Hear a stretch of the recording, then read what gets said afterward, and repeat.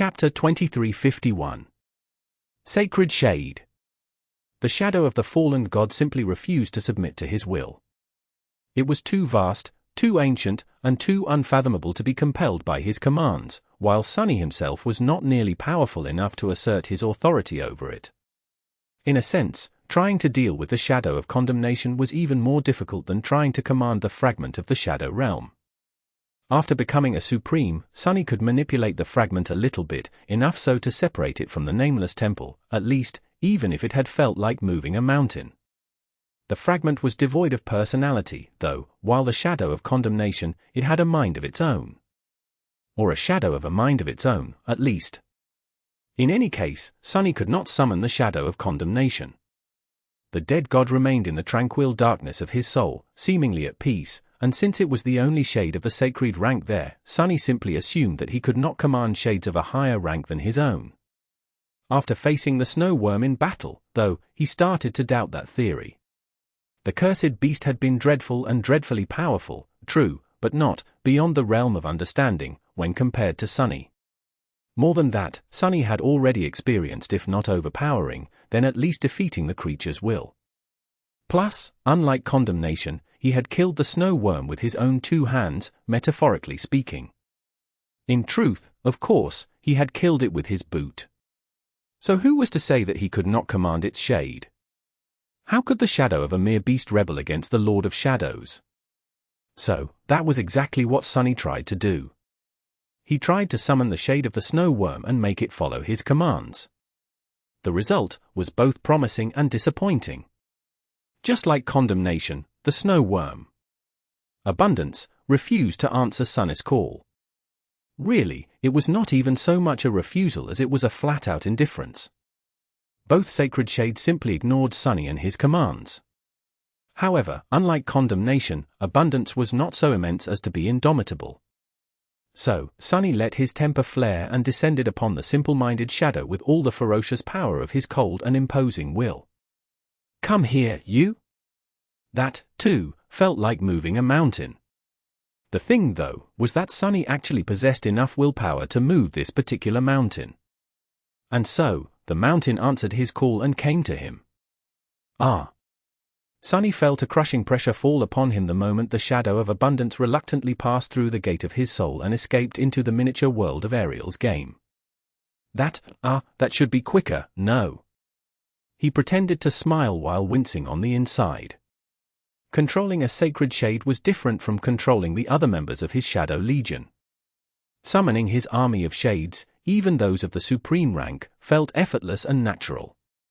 Summoning the shade of Abundance, though, required him to keep overcoming its reluctance both continuously and meticulously.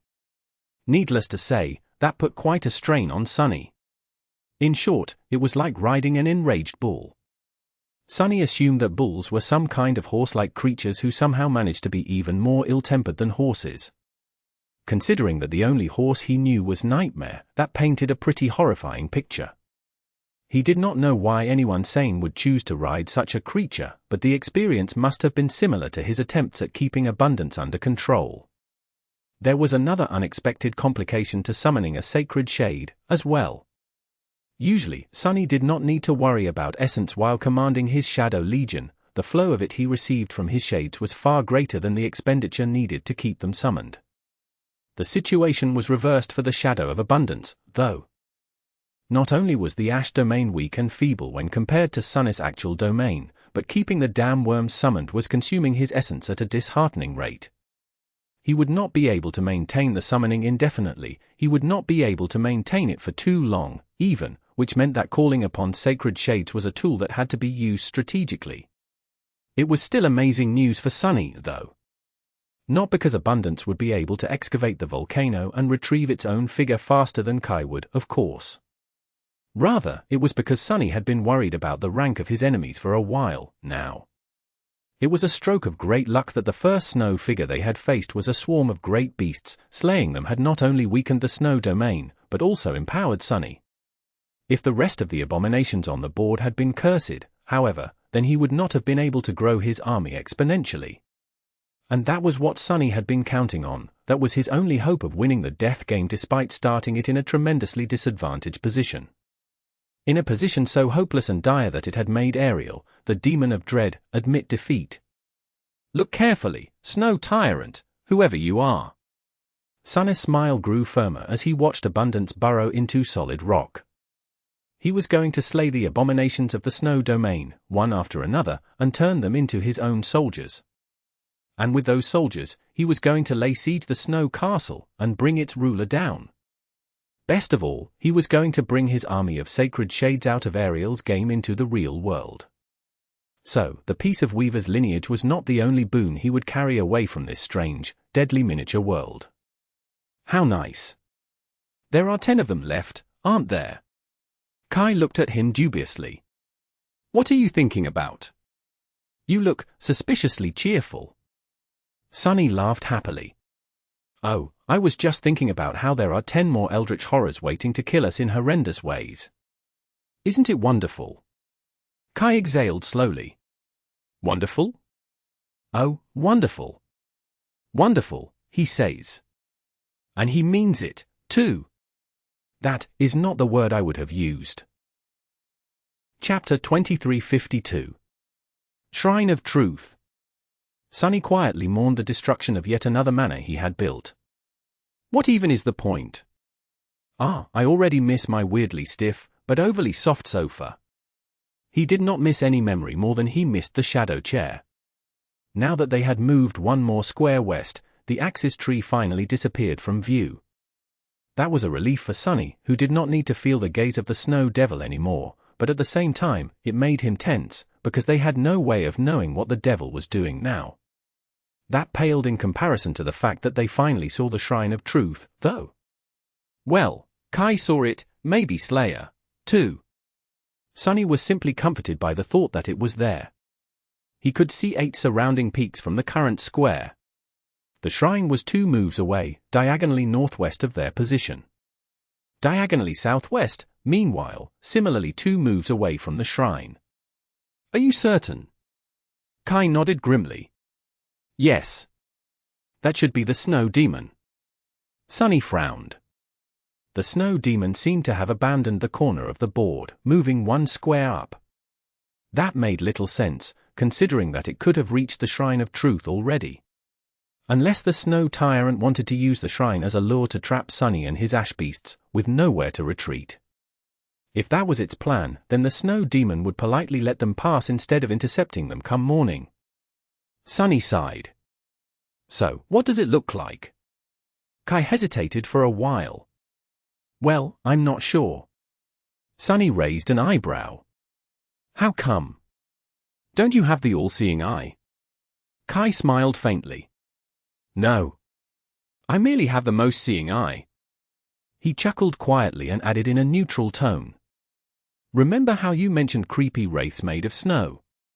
Sunny did vaguely remember suggesting something like that when they had first encountered the snow devil. Don't tell me. Kai nodded. Indeed. The snow demon is a creepy wraith made of snow. There is a blizzard raging on the mountains, and something is hiding in that blizzard. But I'm not sure what it is. Honestly, I only noticed its presence because the currents of snow seem unnatural, as if avoiding something, or someone. Sunny sighed. My damn tongue. Why couldn't I have suggested pretty wraiths made of snow instead of creepy ones? Or better yet, creepy wraiths made of delicious food. That'd be great, too. Kai scratched his head. Can wraiths be made of food? I thought wraiths were supposed to be intangible. Sunny grimaced. You make a fair point. He lingered for a moment, and then added in a disgruntled tone. Have I ever mentioned that I hate wraiths? I once spent a few thousand years with a wraith stuck in my head. It had its uses, sure, but by the dead gods. Having a head wraith is so obnoxious. I do not recommend. Kai stared at him silently for a while. Eventually, he asked in an even tone. Who do you hate more, wraiths or birds? Sunny blinked a couple of times. What an interesting question. He contemplated the answer, then shook his head decisively. Birds are still worse. Definitely. With that, he wandered off to find a place to rest. Sunny had been joking, but hunger was letting itself be known. It was merely a psychological dependency, of course, since he could sustain himself on nothing but his essence. Kai was far from being weakened by the lack of food, as well. Saints could go without sustenance for a long while. But everything was relative, of course.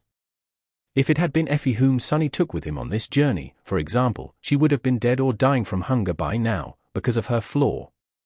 The realization that he could have led one of his friends to their death, and had only been spared that guilt by dumb luck, made Sunny feel enraged. He had not felt that powerless in a long, long while. It was not a good feeling at all, but the truth was both obvious and ruthless.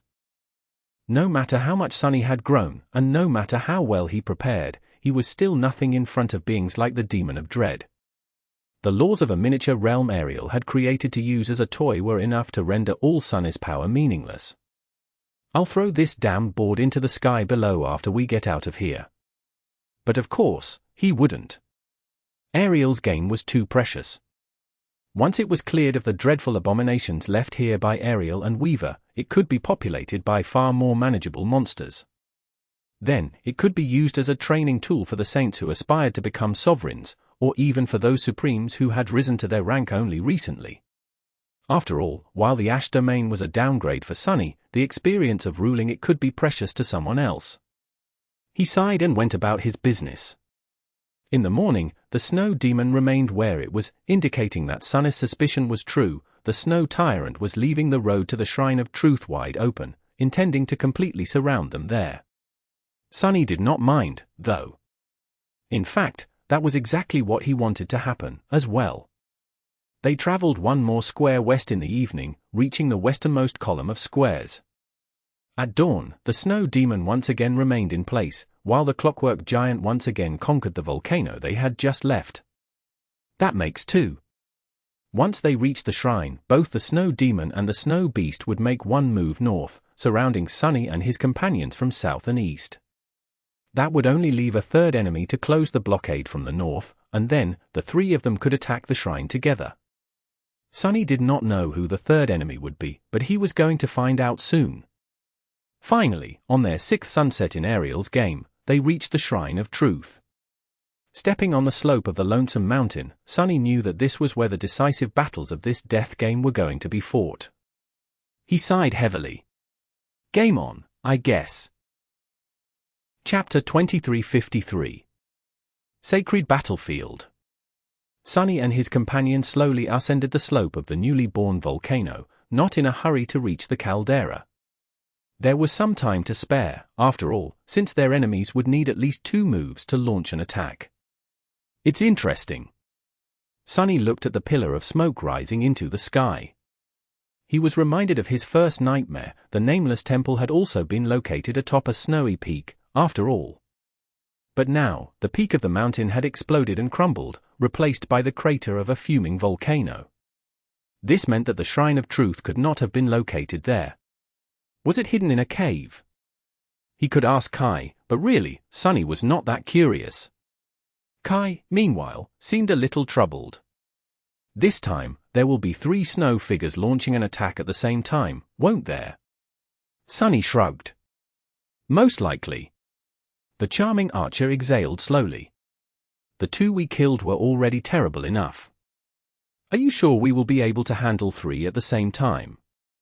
Sunny hesitated for a little while. Well, we also have the Obsidian Hive and the Shadow of Abundance with us now. And we don't need to kill all 3, we just need to hold out until the sun rises. If we fortify this place well, it should be doable. His expression darkened a little. The real problem is that we will have to repel them the day after that, and the day after that, and the day after that, as many times as it takes until one side is entirely obliterated. He smiled faintly.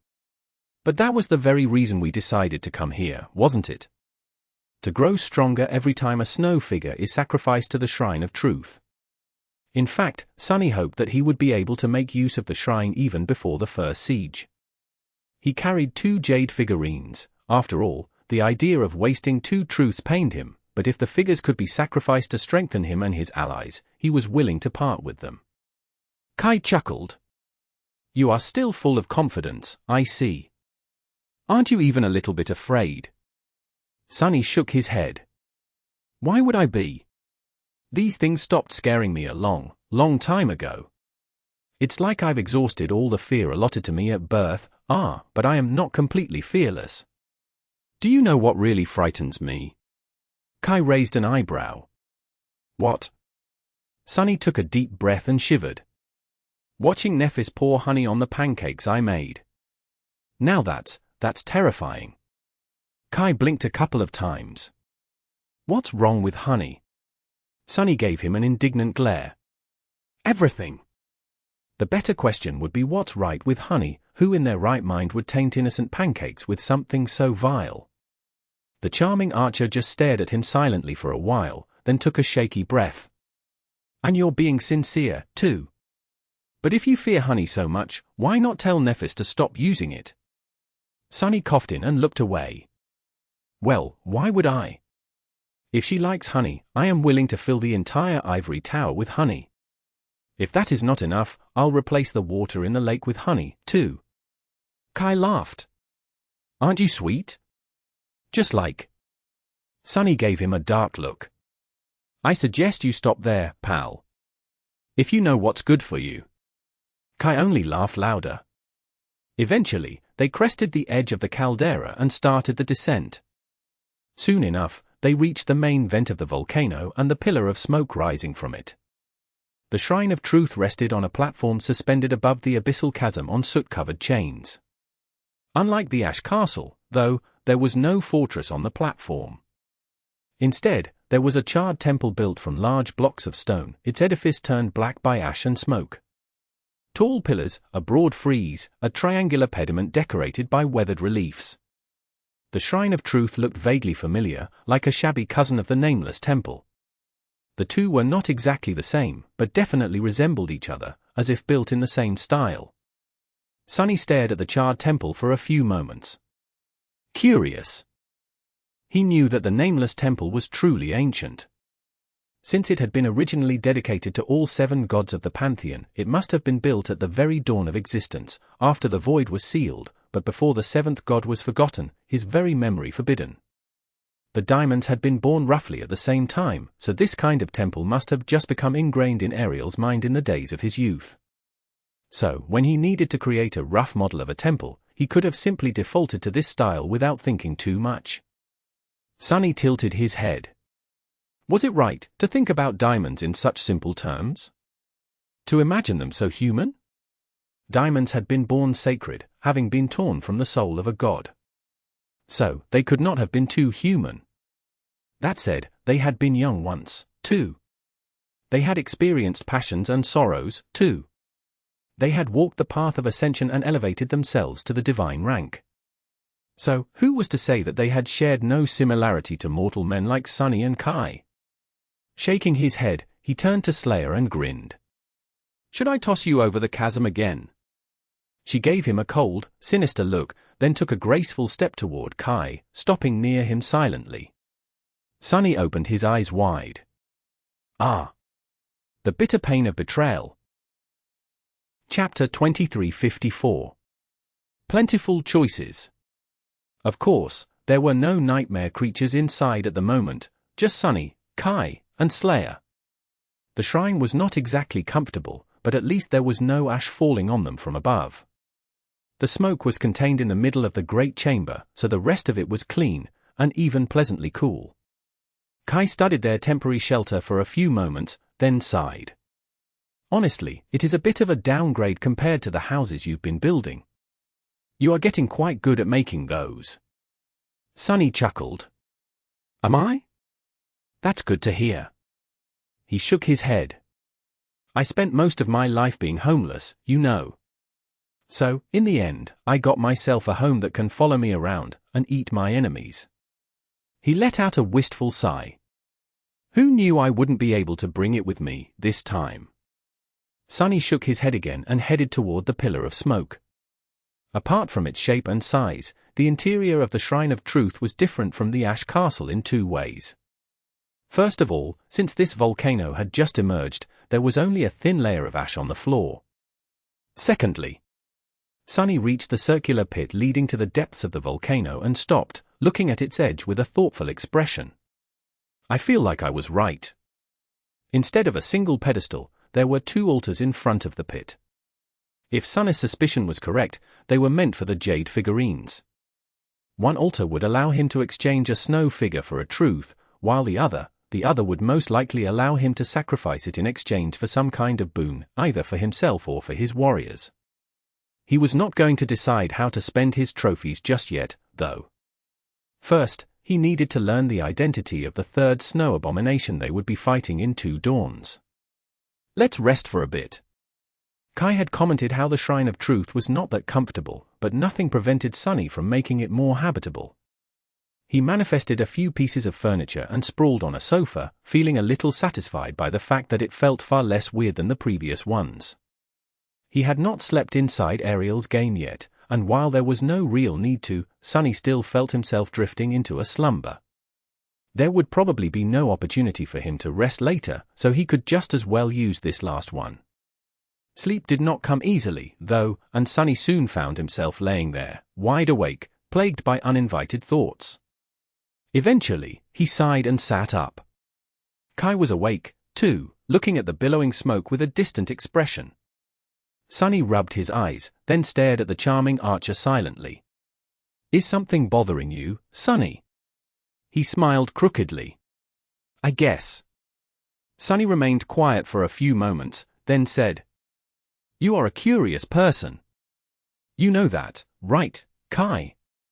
The charming archer raised an eyebrow and turned to look at him. "Me? If anything, I thought that I was quite a boring person. Compared to my comrades, I mean." Sunny scoffed. "Oh, but that is exactly what makes you curious. The fact that you are different from the rest of us." Kai remained silent, as if inviting him to continue. Sunny leaned on the backrest of the sofa and sighed. "This armor I wear was forged by Nether, the demon of destiny. He is also known as the demon of choice. And here we are, searching for a piece of the demon of fate. Fate, destiny, choice, you might not know it, but all these things are of great interest to me." He crossed his arms. It used to be that very few people, apart from the legacy scions, got to choose whether they wanted to be infected by the nightmare spell or not. They were forced to face the first nightmare, and then, they were forced to enter the dream realm come the winter solstice. Some survived, and some didn't. However, once the carriers of the spell awakened, then, they finally got to choose something for themselves. Whether they wanted to challenge the second nightmare, or not. Sunny smiled darkly. At least in theory. In truth, none of us had a real choice in that matter. For Nephis, it was the only way to survive and return to the waking world. For Effie, it was the only way to gain a healthy body. For Cassie, it was a necessary step toward fixing what she had broken. Mordred was a mirror wraith with no vessel to call his own. Jet had to keep growing stronger to survive her flaw. As for me, well, I could not allow myself to fall behind someone. He pointed to Kai. "So, really, out of all of us, only you had that choice, Kai. You could have stayed awakened and spent the rest of your life in safety, living comfortably. And yet, you still chose to answer the call of nightmare. So, I am curious, why?" Kai seemed a little uncomfortable. He lingered for a few moments, then shrugged. "I guess I did indeed have the luxury of making more choices than most of my friends. At first, I did exactly what you said, stayed safe and lived comfortably, closing my eyes to the sorrows of others. That was in the bright castle. But after escaping the forgotten shore, I did not want to live like that anymore." He smiled. "Someone once told me, I don't quite recall who, that strength was the only virtue, while weakness was the only sin. It seemed convincing at first, but then, I changed my mind. Actually, having strength but misusing it felt like a far greater sin than being weak. I had already sinned by being weak, so after awakening, I did not want to sin again by wasting my strength. So, I chose responsibility instead. I also chose to follow my friends, who did not have the same freedom of choice I had." Sunny leaned forward a little. That is exactly it. You had freedom, but surrendered it in favor of responsibility. His eyes grew darker. Don't you ever regret it? Don't you miss the freedom you gave up? Kai simply laughed. His eventual answer made Sunny flinch a little. No. I haven't missed it once. Chapter 2355. Empty vessel. He leaned back a little, frowning. Not even once. Kai shrugged. Of course. This freedom you talk about, well, it is an elusive concept, I guess. It changes depending on how you define it. Are we talking about freedom from responsibility, from duty, from having to act on behalf of others? The charming archer smiled softly. If so, then I see no reason to regret surrendering it. You seem to regard freedom as something inherently positive, but is it, really? To me, it seems that freedom is neither good nor bad, rather, it is like a transparent, empty vessel. You can fill it with good things or bad things, making it either benign or malignant, but the very act of placing something in the vessel breaks it, and you're not free anymore. So, I guess it's a bit of a paradox. He sighed. The only way to remain free, in this context, is to leave the vessel empty. And while emptiness is neither benign nor malignant, it is certainly much sadder than either. Kai shook his head. The things I filled my vessel with suit me fine. So what if it's not empty and transparent anymore? Why would I want to live a life of emptiness, anyway? Sunny slowly shook his head. I guess there's no reason. But, still, doesn't everyone want to be free? Kai considered his question seriously. True, people generally long to be free, free to live their lives the way they want, that is, not to be free for the sake of freedom. So, what they really want is freedom to make their own choices, not freedom from the consequences of those choices. Even if they become bound to something as a result, unable to do as they want anymore as a result. Sunny smiled bitterly. Ah, that old nugget of wisdom. He remained silent for a while, looking into the distance somberly. Someone told me once that no one is really free in this world. Everyone is chained to someone, or something, so, the only real freedom there is the freedom to choose your own chains. He grinned darkly. Of course, I proved this wisdom wrong. Using your metaphor, I put the broken vessel back together and cleaned it until its walls were transparent once again. Kai raised an eyebrow. It's strange. You are telling the truth, and yet, what you say can't possibly be true. Sunny was surprised. Can't possibly be true? How so? Noticing his bewilderment, Kai chuckled. I mean, I might have some responsibilities, but they are really nothing compared to what you, Sunny, have chosen to bear. You volunteered to fight in the domain war despite not having a stake in that fight, carried the weight of countless lives on your shoulders, faced a sovereign in battle, and took his crown. Now, you are one of the two guardian angels of humanity, well. Maybe a guardian devil is a more fitting term. Sunny's face twitched. Please don't mention angels when I'm around.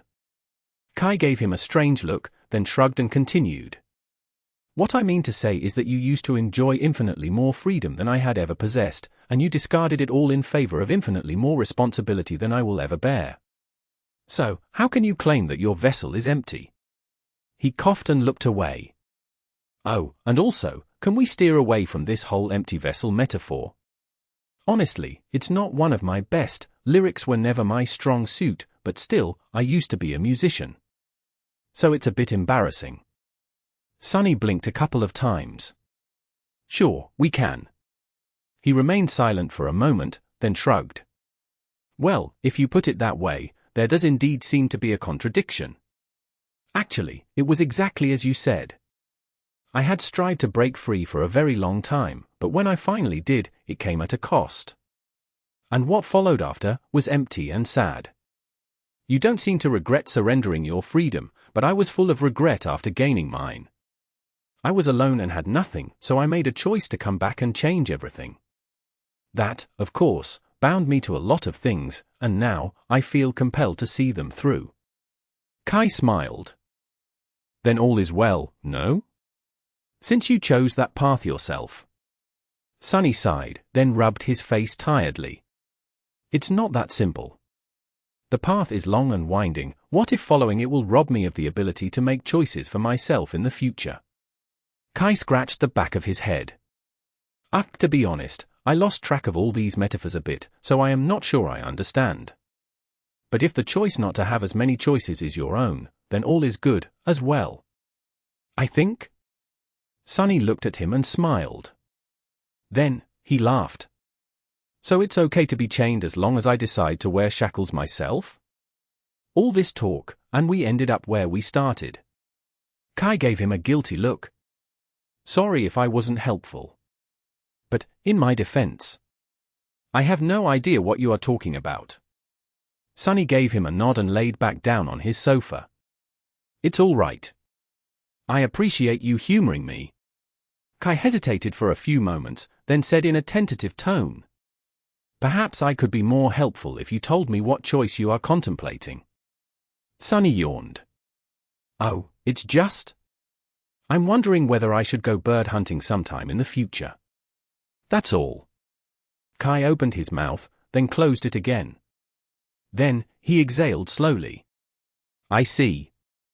Well, good luck with whatever you decide to do. After a few moments of silence, he asked, Are you going to sleep? If so, I can stand guard. Not that nights here are dangerous. Sunny sighed, then shook his head. No. I don't think I'll be able to sleep tonight. So, I'll do something else instead. Kai leaned back. What? Sunny smiled. Being here inside another one of Ariel's dreadful masterpieces has gotten me inspired. So, I am going to do some sorcery. His smile grew darker. I am going to perform sorcery so grand and terrible that even diamonds would have been impressed. Chapter 2356. Grand Design. This time, however, he went a step further. Letting go of the familiar image of himself, he set the shadow free. Unleashed from the confines of a human silhouette, his shadow swelled and surged in all directions, covering the spacious interior of the Shrine of Truth in an instant. Then, it burst from its gates like a dark tide. In a matter of moments, Sunny had become vast enough to swallow the entire volcano, up to the point where its slopes disappeared into the sea of clouds, at least. His shadow covered the colossal bowl of the caldera and the ash-covered slopes, flowing into each crack and crevice. He enveloped the incandescent depths of the main vent, too, as well as the suffocating confines of the secondary fissure vents. Slayer shifted silently and placed a hand on the hilt of her sword. Kai simply looked around, lingered for a few moments, and closed his eyes to rest. Sunny, meanwhile, summoned the Shade of Abundance. The giant worm rose from the depths of his soul and bit into the rock, crawling through the solid mass of the volcano to a wide tunnel through it. The shades of obsidian wasps scurried behind it, clearing the tunnels of debris. Sunny concentrated, and his vast shadow stirred, countless arms growing from its black depths. His essence flowed like a torrent, and his numerous hands wove it into black strings. He had considered for a long time what he would weave for the upcoming siege. In truth, Sunny was not as confident in the outcome of the battle as he had made it look. Fighting 3 snow figures, including a demon, was a perilous task, especially considering how few advantages he had. The crystal wasps had been weakened when they attacked the Ash Castle. But that was because, at that point, the Ash Castles had been bordered by 2 squares of the same color. The Shrine of Truth, however, would be surrounded by the snow domain from all sides during the battle, which meant that the invaders would not be weakened that much, or maybe at all. Sunny and his companions would not be suppressed either, unlike how they had been during the battles against the Ice Hive and Abundance, but that was all there was to it. The odds were not in their favor. So, Sunny needed to prepare. And the sacred soul shard that had fallen into his hands was one of 2 precious resources he had, the other being the jade figurines. What would be the best use for it? Should he create a deadly weapon for himself? A powerful charm that could be enhanced by the jade mantle? A tool that would allow him to pull off some insidious trick? There were too many options, but none of them would be as impactful as he wanted. There was another problem, as well: time. A sacred memory was worthy of a truly sophisticated enchantment, but weaving an intricate enchantment was a long and complicated process. Sunny was not sure that he would be able to complete something so elaborate before the snow figures descended upon the Shrine of Truth. So, the enchantment had to be relatively simple, just scaled to an entirely terrifying level of power. No weapon, charm, or tool he could think of would be able to produce the results he needed while bound by these limitations. So, Sunny decided to do something else. He decided not to create a memory at all. Instead, he decided to enchant the mountain itself. All of it, from the deepest part of the caldera to its steep, ash-covered slopes. The sacred soul shard would serve as the core of his grand enchantment, while the tunnels Abundance created would become channels for the strings of shadow essence, forming the complicated patterns of an enormous spellweave. That spellweave would turn all of the fuming volcano into a magical fortress where Sunny would face the cursed warriors of the snow domain, and slay them all one by one. Of course, creating such a spellweave was not a simple task. The paths carved by Abundance were crude when compared to what Sunny could weave when creating a memory. So, he could only imbue the mountain with a relatively simple enchantment. But that was all right. He had just an enchantment in mind, a perfect solution to many of the problems facing him. The scale of forces involved was so terrifying that Sunny could not be sure that his great masterpiece would survive a single battle. But that was all right, too, as long as it served its purpose. He would have a few more powerful shades to assist him during the next siege. So much work. He sighed silently. Controlling Abundance was difficult, commanding the obsidian wasps on top of that was straining, and he had to weave the strings of essence to boot. I better hurry, though. The night passed swiftly. In the morning, the clockwork giant and the snow demon both moved one square north, just like Sunny had predicted. And at the same time, a third figure arrived at the peak of the snowy mountain to the north, closing the blockade. It was another snow beast, one of the two who had been protecting the snow castle, it seemed. Ignoring the newcomer for the time being, Sunny concentrated on excavating the volcano and forming the grandiose spellweave. He had to control the flow of lava to prevent it from flooding the network of tunnels, but that had proven easy enough to accomplish with a bit of foresight. In the end, he managed to finish the enchantment with just a few hours to spare before the next dawn. Assuming the human form for the first time since his candid conversation with Kai, Sunny let out a long sigh and wiped the sweat off his brow. He was terribly tired. But there was no time to rest. Standing up, Sunny lingered for a moment, and then took out the two jade figurines from inside his armor. They lay on his palm, feeling cold to the touch. Sunny exhaled slowly. Let's deal with you too, then. Chapter 2357. Second Altar. Of course, Sunny could see in the dark, so she could not hide from him. He sighed. Slayer was a strange shadow. She had been a shadow of a mortal woman once. That woman perished, and her shadow traveled to the shadow realm like all shadows did. However, once there, she refused to be destroyed like the rest of them and persisted, hunting down others like her to sustain herself. Whether it was because her sense of self was especially strong or for some other reason, Sunny did not know. In any case, her stubborn refusal to succumb eventually bore fruit. Slayer ceased to be a mere shadow, and was reborn as a shadow creature instead. The passage of time had erased what little remained of her original self, turning her into the feral, ruthless huntress Sunny met. She did not even remember her own name, by then, let alone her past. She was killed once more, and reborn again, this time, as his shadow. So, Slayer was neither human nor a creature, but something in between. She did not possess an aspect like humans did, but she was also far more intelligent and deadly than a beast was supposed to be. Which was to say that she did not possess any special powers. All she had was her skills, her sharp intelligence, her frightening killing intent, and her stubborn will. It was with these tools that she had endured thousands of years of surviving in the shadow realm, crafting weapons and arrows from pieces of obsidian, preparing traps for her enemies, and hiding when an essence storm passed nearby. Perhaps that had not always been the case, though. She was a strange shadow full of soul essence instead of shadow essence, after all, not quite transcendent, but but not quite supreme either. Maybe Slayer had indeed wielded some kind of power, or even an aspect, before her radiant soul deteriorated and lost its initial form. Maybe her aspect could be recovered one day. In any case, Sunny was not going to think less of her, or consider her less of a threat, simply because Slayer did not have any special powers. She was incredibly menacing even without them, after all, to which he could personally attest. Still, he was very curious to see how the Shrine of Truth would make her stronger. The same held true for Kai. In fact, Sunny had no idea how the Shrine of Truth was supposed to work.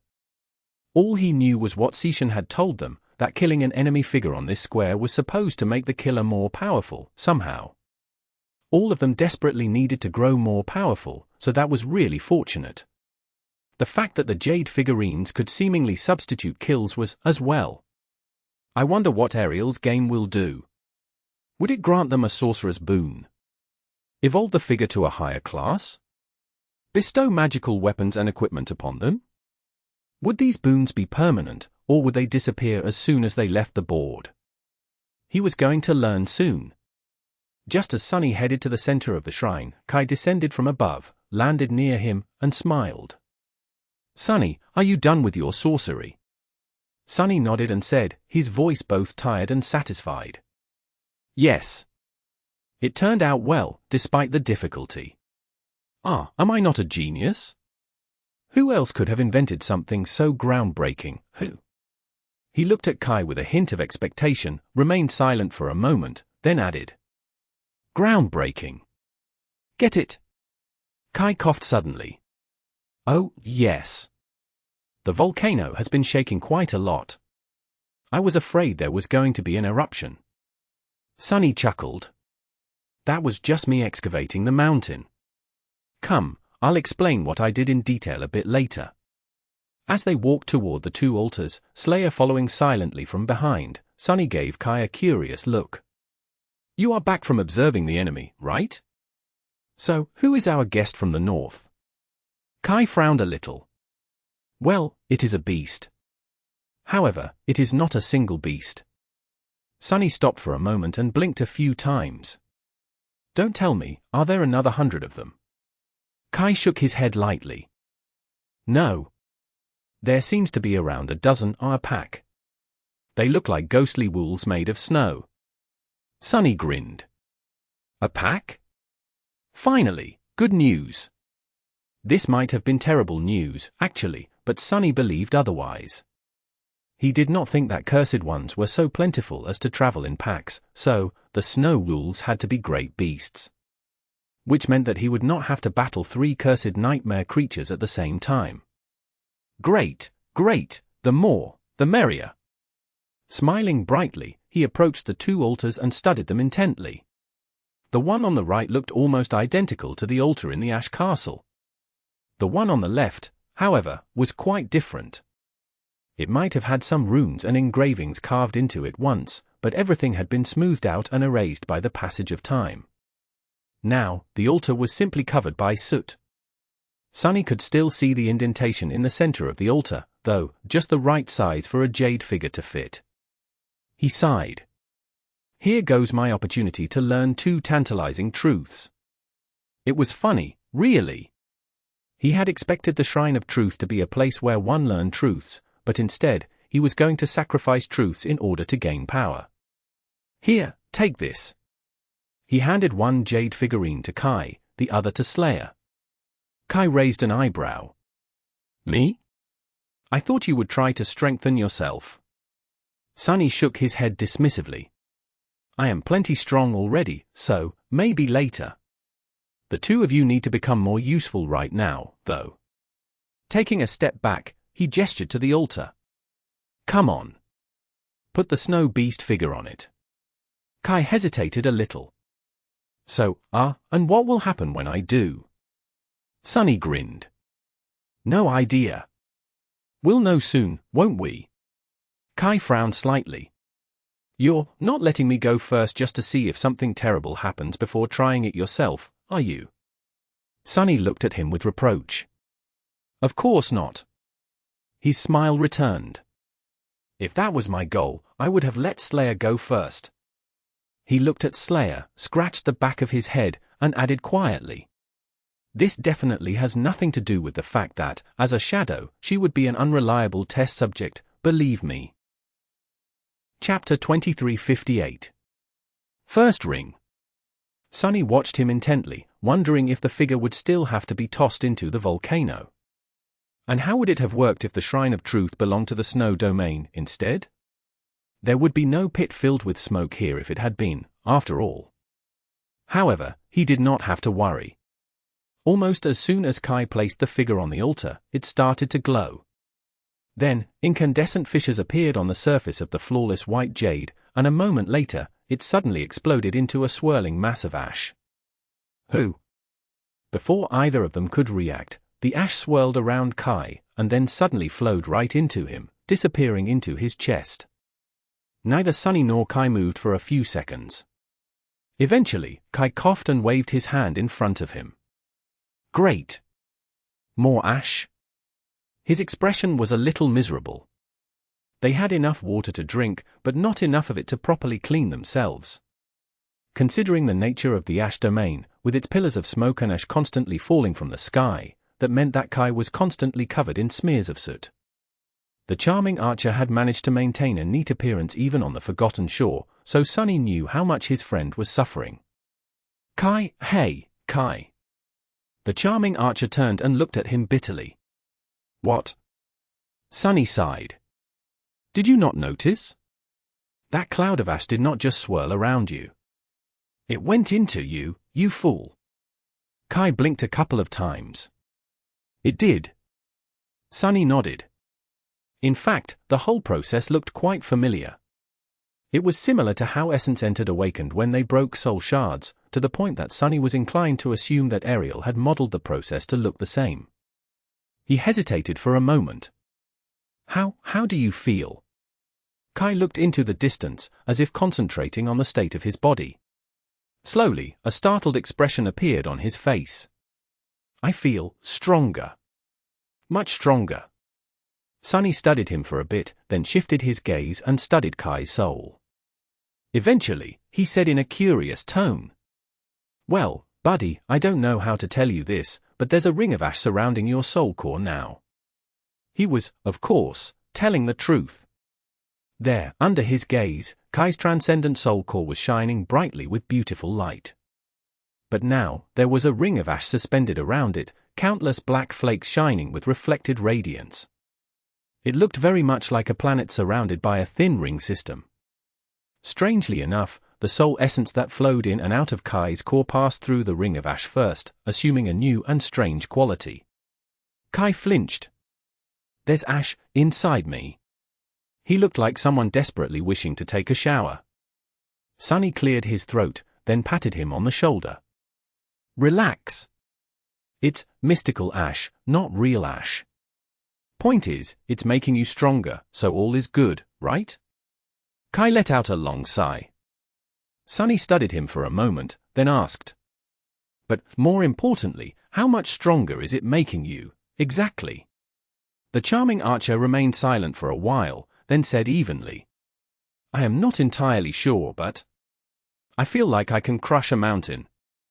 Sunny grinned. How about you try crushing me, first? He summoned a pedestal made of shadows and put his elbow on it, inviting Kai to an arm wrestling match. After a brief struggle, the back of the charming archer's hand slammed into the pedestal, and he took a step back, massaging it with a pained expression. Ouch! Sunny contemplated for a bit, then smiled. You're not exactly as strong as a supreme beast, but you are way stronger than a transcendent should be now. Your essence has become more potent, and even your will seems to be receiving a boost. I can understand the former, but how the hell does the latter work?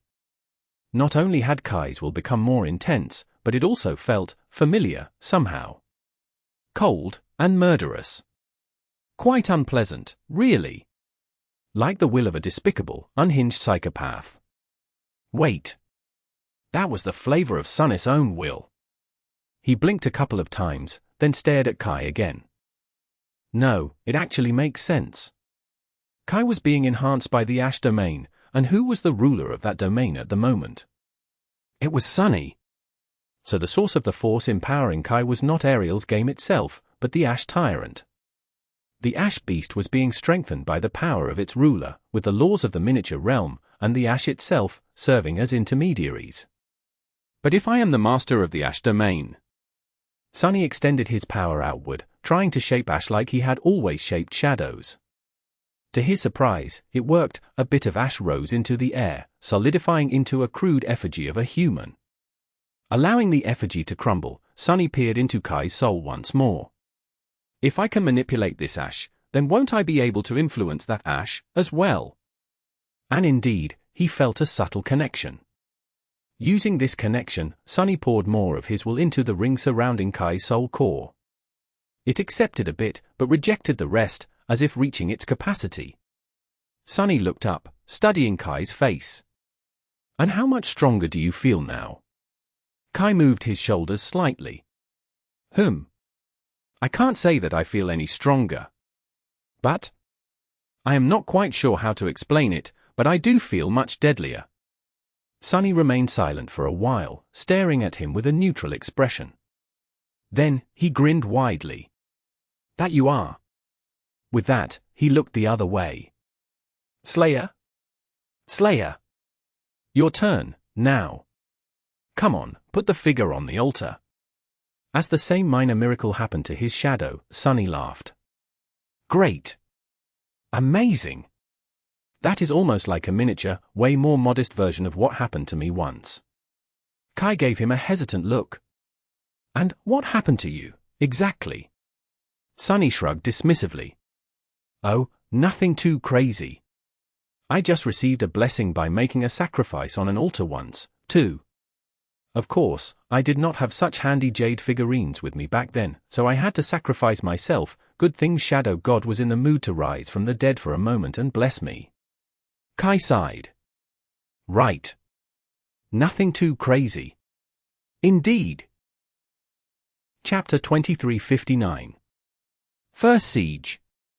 Then again, she wasn't very expressive, so it was hard to tell what was on her mind. Why am I always surrounded by stoic women? Sunny chuckled.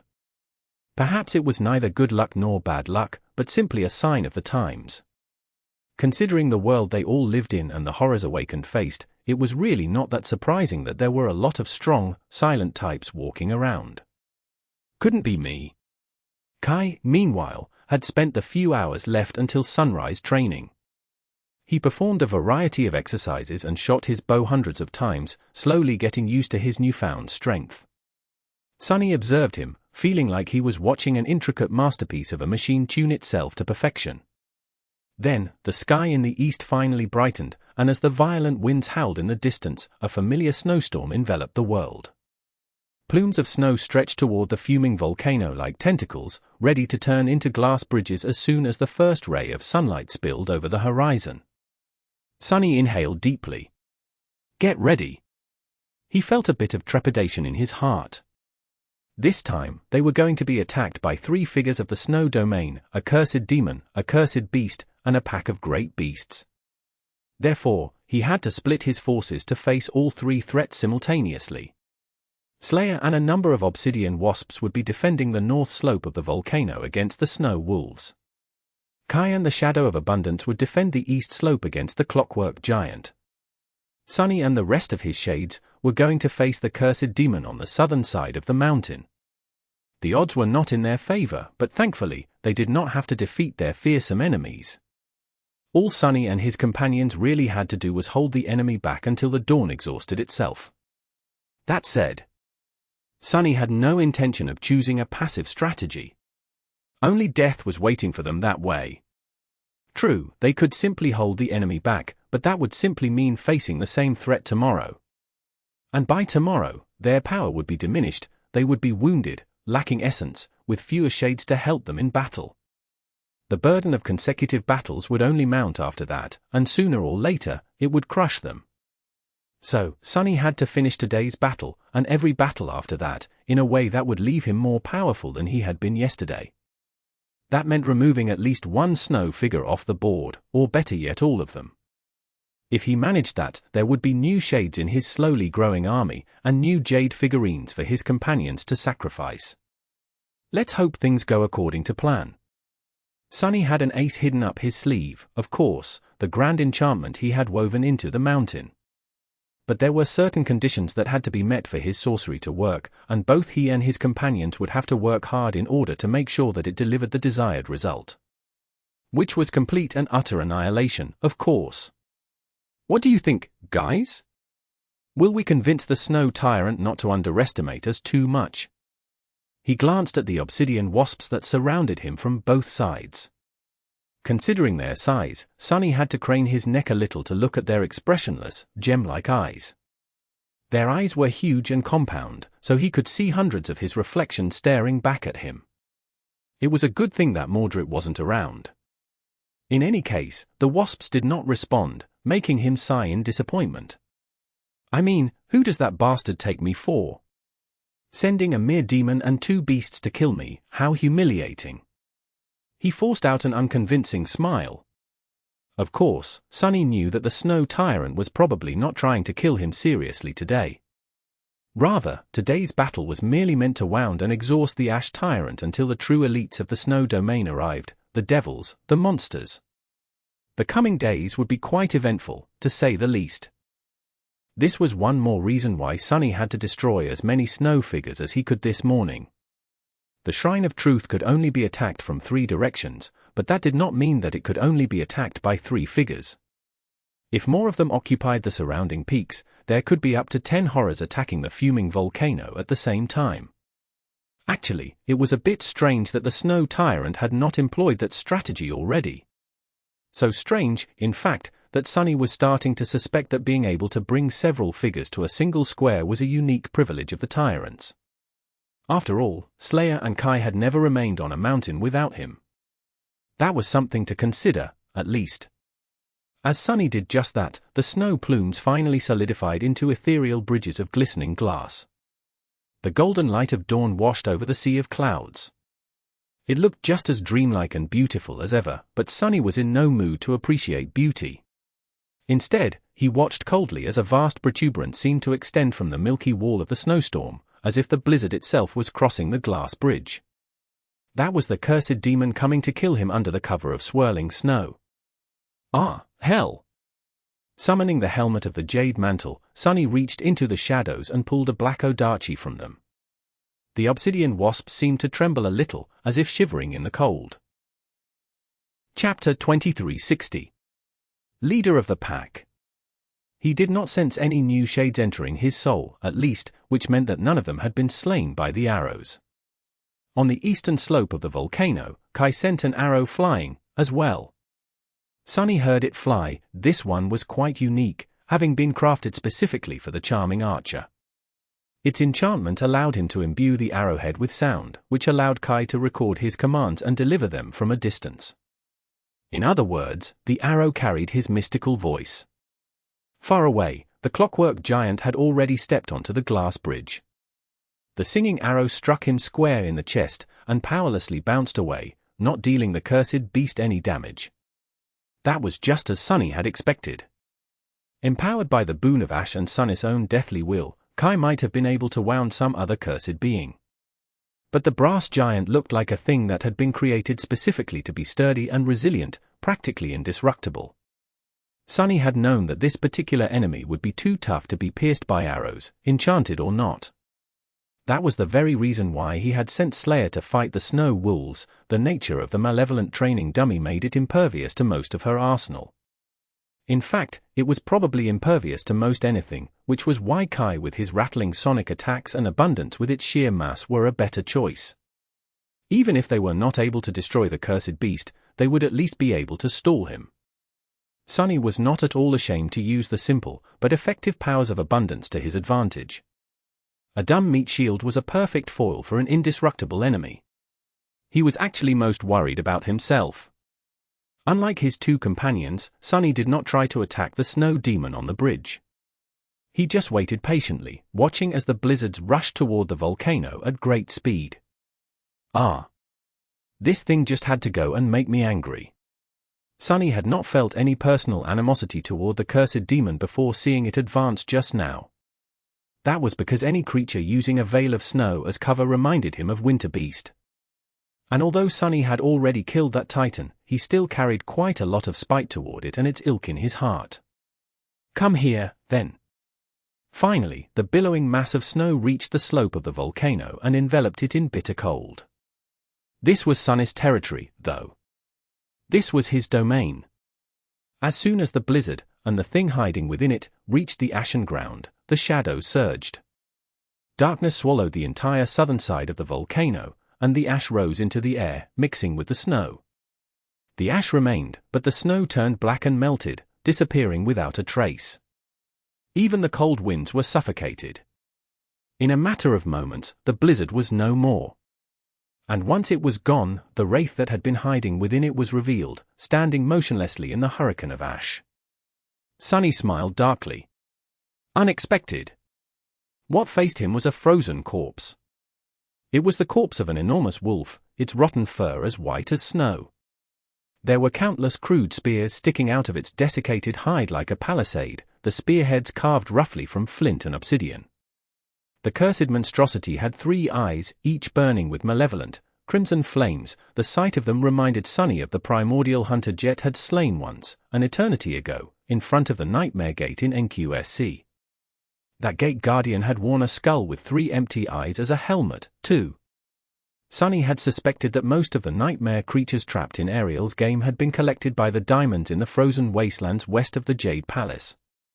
If so, he could imagine the corpse of the monstrous wolf being encased in ice after dying to the spears of the primordial humans of the bygone era, only to become possessed by a malevolent spirit thousands of years later and emerge from it as a vengeful wraith. Had it been a monstrous predator who hunted primal humans and feasted on their flesh? Had it been a guardian spirit of a human tribe whom the hunters from a different one had slain to eradicate the enemy? Had it hunted alone, or had it led other predators like a bestial deity? Slayer was fighting the pack of wolves on the northern slope of the volcano right now, but this one might have been the leader of the pack. Or maybe their god. In any case, Sunny was going to have to face this primordial horror in battle. The 3 dreadful eyes of the wolf looked at Sunny, and he felt his very soul shiver and shudder under their gaze. The pressure that descended upon him was suffocating, and he felt something that he had not felt in a long time. A primal, utterly irrational, overwhelming fear rising to drown his wildly beating heart. The fear that prey instinctively felt when facing a predator. Sunny scoffed. Hey, you, who do you think you are? He took a step forward, walking between the obsidian wasps. Then, he pointed to the ground with the tip of his odachi. This here is my volcano. So, I suggest you tuck your tail and run. Instead of answering, the cursed demon lowered itself to the ground and let out a chilling growl. Sunny felt a cold shiver run down his spine, and his very soul trembled, as if straining to remain intact. He was quite certain that this malevolent growl alone could have snuffed out the souls of countless humans of a lesser rank, mundane people, awakened, maybe even masters. Saints would be left paralyzed and writhing in agony after being exposed to this malice. He grimaced. Very well. Come closer, then. I'll give you the honor of becoming the second god I've slain. Chapter 2361. As old and as true as the sky. As it did, the world itself seemed to crumple and shrink, the space folding on itself as the cursed demon tore through. Sunny felt it in his bones, an alien, violent presence invading his domain, its boundless ferocity pushing against the brittle walls of his authority, making them rattle and crack. Not so fast. Sunny gritted his teeth and pushed back, asserting his will over the dark expanse of the towering volcano. As he did, the surrounding space became less pliable and more indomitable, as it was meant to be. So what if the snow demon was a god? Sunny was a sovereign within the bounds of his domain. He was the ultimate authority here, and a mere cursed one was not powerful enough to assert dominance over his kingdom. The 3-eyed wolf might not have been weakened by the ash domain because the Shrine of Truth was surrounded from all sides by snowy peaks, but it was still an invader here. The rules of Ariel's game were not helping Sunny, but the laws of existence were, any enemy would be at a great disadvantage when attacking a supreme within their domain. Especially if that supreme was a titan. As Sun's titanic will clashed with the will of the snow demon, the harrowing advance of the latter slowed down, enough so, at least, for the obsidian wasps to rush down the slope and intercept the wolf before it could leap at Sunny. The shades moved in harmony with each other, assembling into a crescent phalanx as they scurried down the slope at great speed, some moving on the ground, some jumping into the air and unfolding their translucent wings to fly. Sunny was getting better and better at commanding his shades, so this kind of intricate control was not beyond him anymore. The wasps were meant to break the snow demon's momentum, stall it, and attack it from both sides, opening it up for the punishing attack by Sunny himself. However, before they could descend upon the monstrous fiend, the figure of the giant wolf suddenly burst into a hurricane of snow. The billowing white wall swallowed the front rows of the shades and simply erased them from existence, each snowflake cutting into glossy obsidian like a razor-shaped blade. Sunny lost dozens of his obsidian wasps in an instant. Feeling somber, he swiftly called the rest of them back and thrust his Odachi deep into the ground. A web of fractures shot through the slope of the volcano from the point where the black blade pierced the rock, and in the next moment, roaring geysers of incandescent lava shot from under the ground, making the raging snow shine with a beautiful red glow. The snow demon coalesced into its bestial form once more, jumping over the fiery fissures to tear into the retreating shades.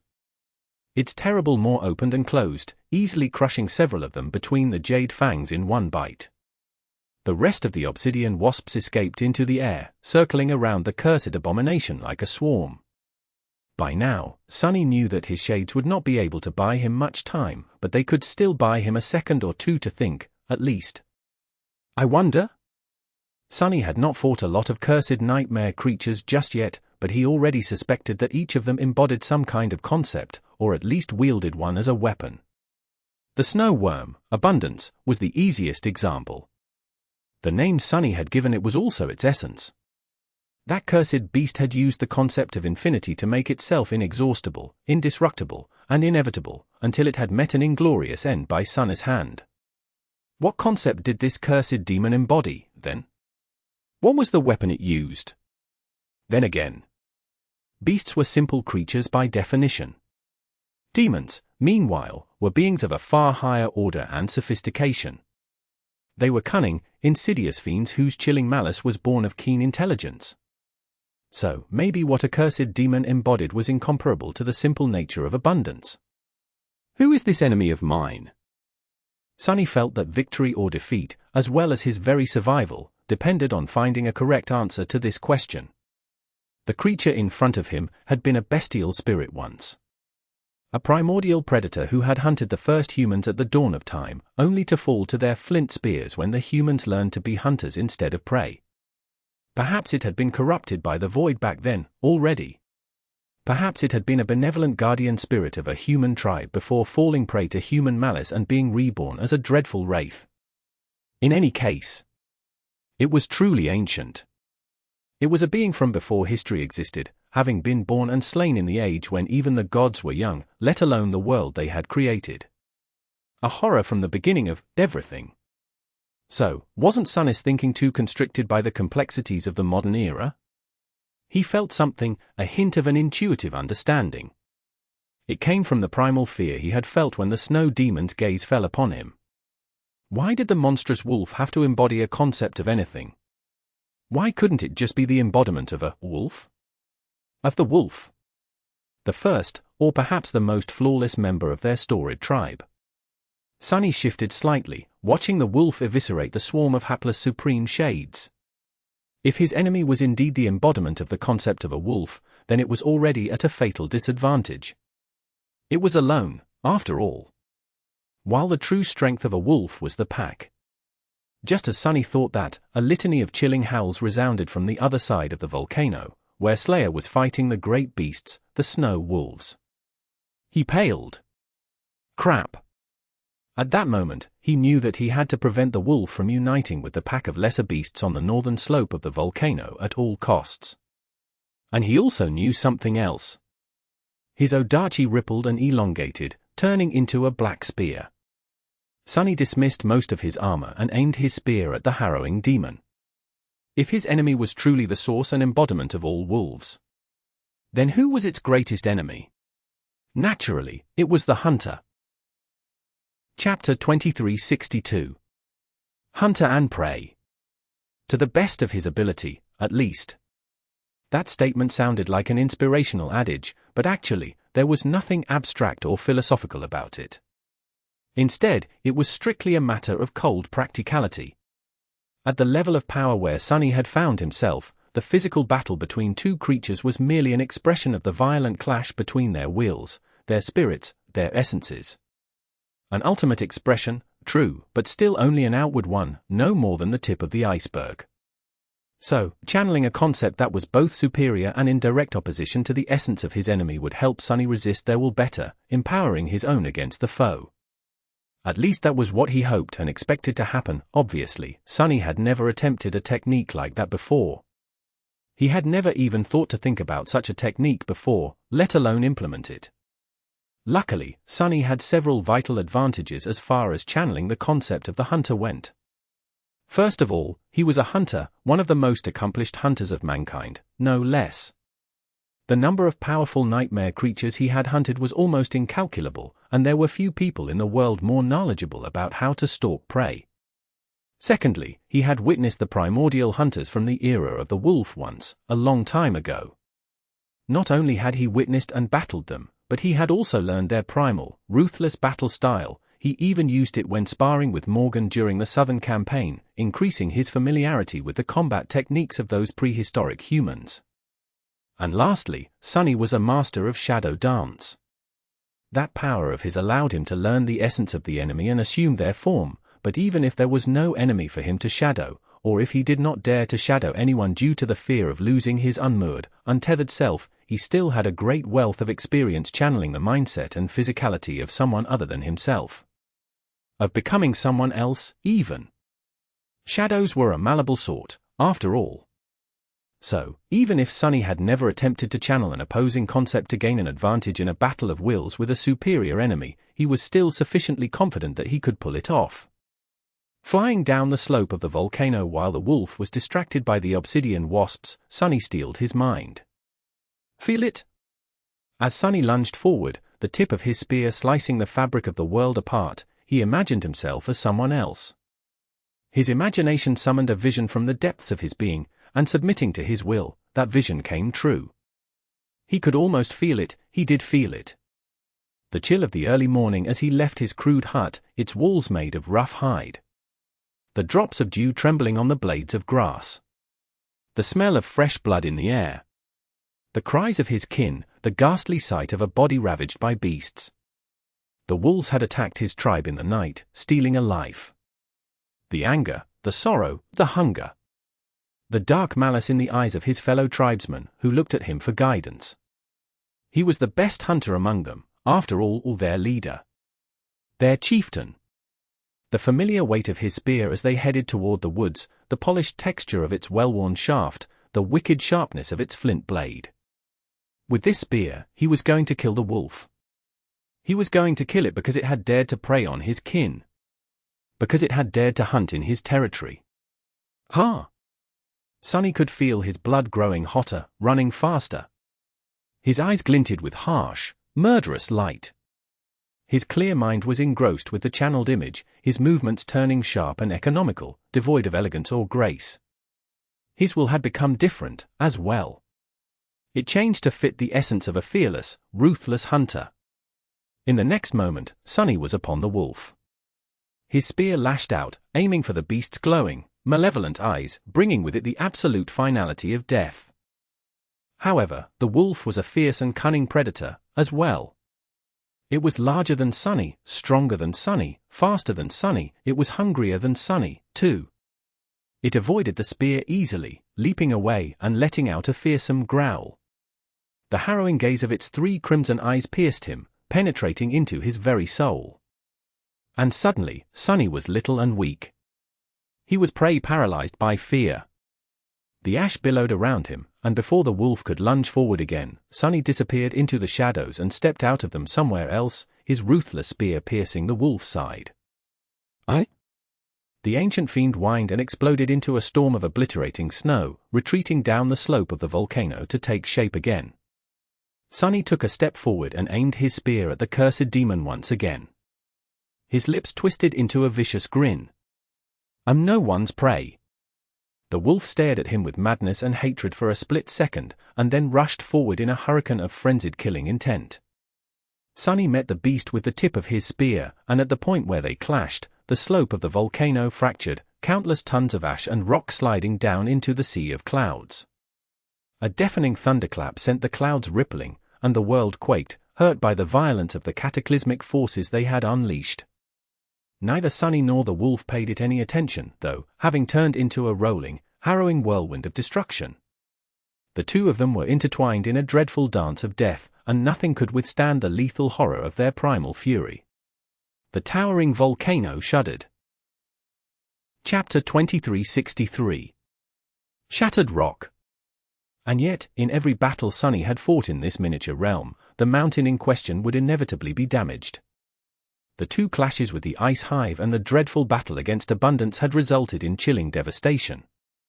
But even that level of destruction paled in comparison to what was happening to the Shrine of Truth volcano now that 6 figures, 3 figures of ash and 3 figures of snow, had collided on its slopes. The unimaginable scale of the unraveling calamity contrasted strangely against the dreamlike, glowing beauty of the gilded clouds below. The billowing black veil of ash above was illuminated by the golden glow of the rising sun, as well, contributing to the striking sight. Between the beautiful white gold of the clouds and the elegant black gold of the ash, a scene of utter devastation was taking place. On the southern slope, an immense mass of shattered rock had collapsed into the sea of clouds. The ground was torn by wide fractures, and rivers of lava were flowing down the weathered stone, spilling into the milky veil of swirling mist. The calamity was only just beginning, as well. Sunny and the wolf had intertwined into an obliterating whirlwind, slowly moving toward the caldera as they left a trail of destruction in their wake. On the northern slope, the snow wolves had reached the end of the glass bridge. This was the natural bottleneck they had to brave if they wanted to step onto the ash-covered surface of the volcano, so that was where the phalanx of the obsidian wasps met them, scurrying forward to keep the enemy away from Slayer. The snow wolves were quite cunning, though. Instead of colliding with the orderly battle formation of the insect-like shades, they turned into a rushing mass of snow and tried to bypass them. These great beasts were intelligent enough to know that the deadly archer hiding behind the obsidian wasps was the true threat, and so, they were determined to deal with Slayer first. Their attempt had been spoiled, though, when the wasps unfolded their translucent wings. A hurricane wind was raised by the beating of the obsidian wings, pushing the avalanche of snow back and arresting its advance. The snow wolves had no choice but to assume corporeal forms and descend upon the shades in all their bestial fury. Scarlet eyes glowed fiercely as they bit into the glossy obsidian and shattered it with their paws, shattering several wasps in an instant.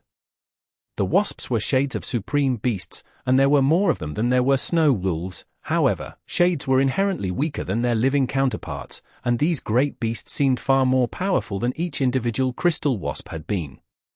Still, the clash of so many beings of the supreme and great ranks was nothing short of harrowing, producing almost as much violent destruction as the battle between Sunny and the wolf did. The northern slope quaked almost as much as the southern one, and sharp pieces of stone flew in every direction like shrapnel. Fissures and cracks appeared on the surface of the weathered rock, and the mountain seemed to groan.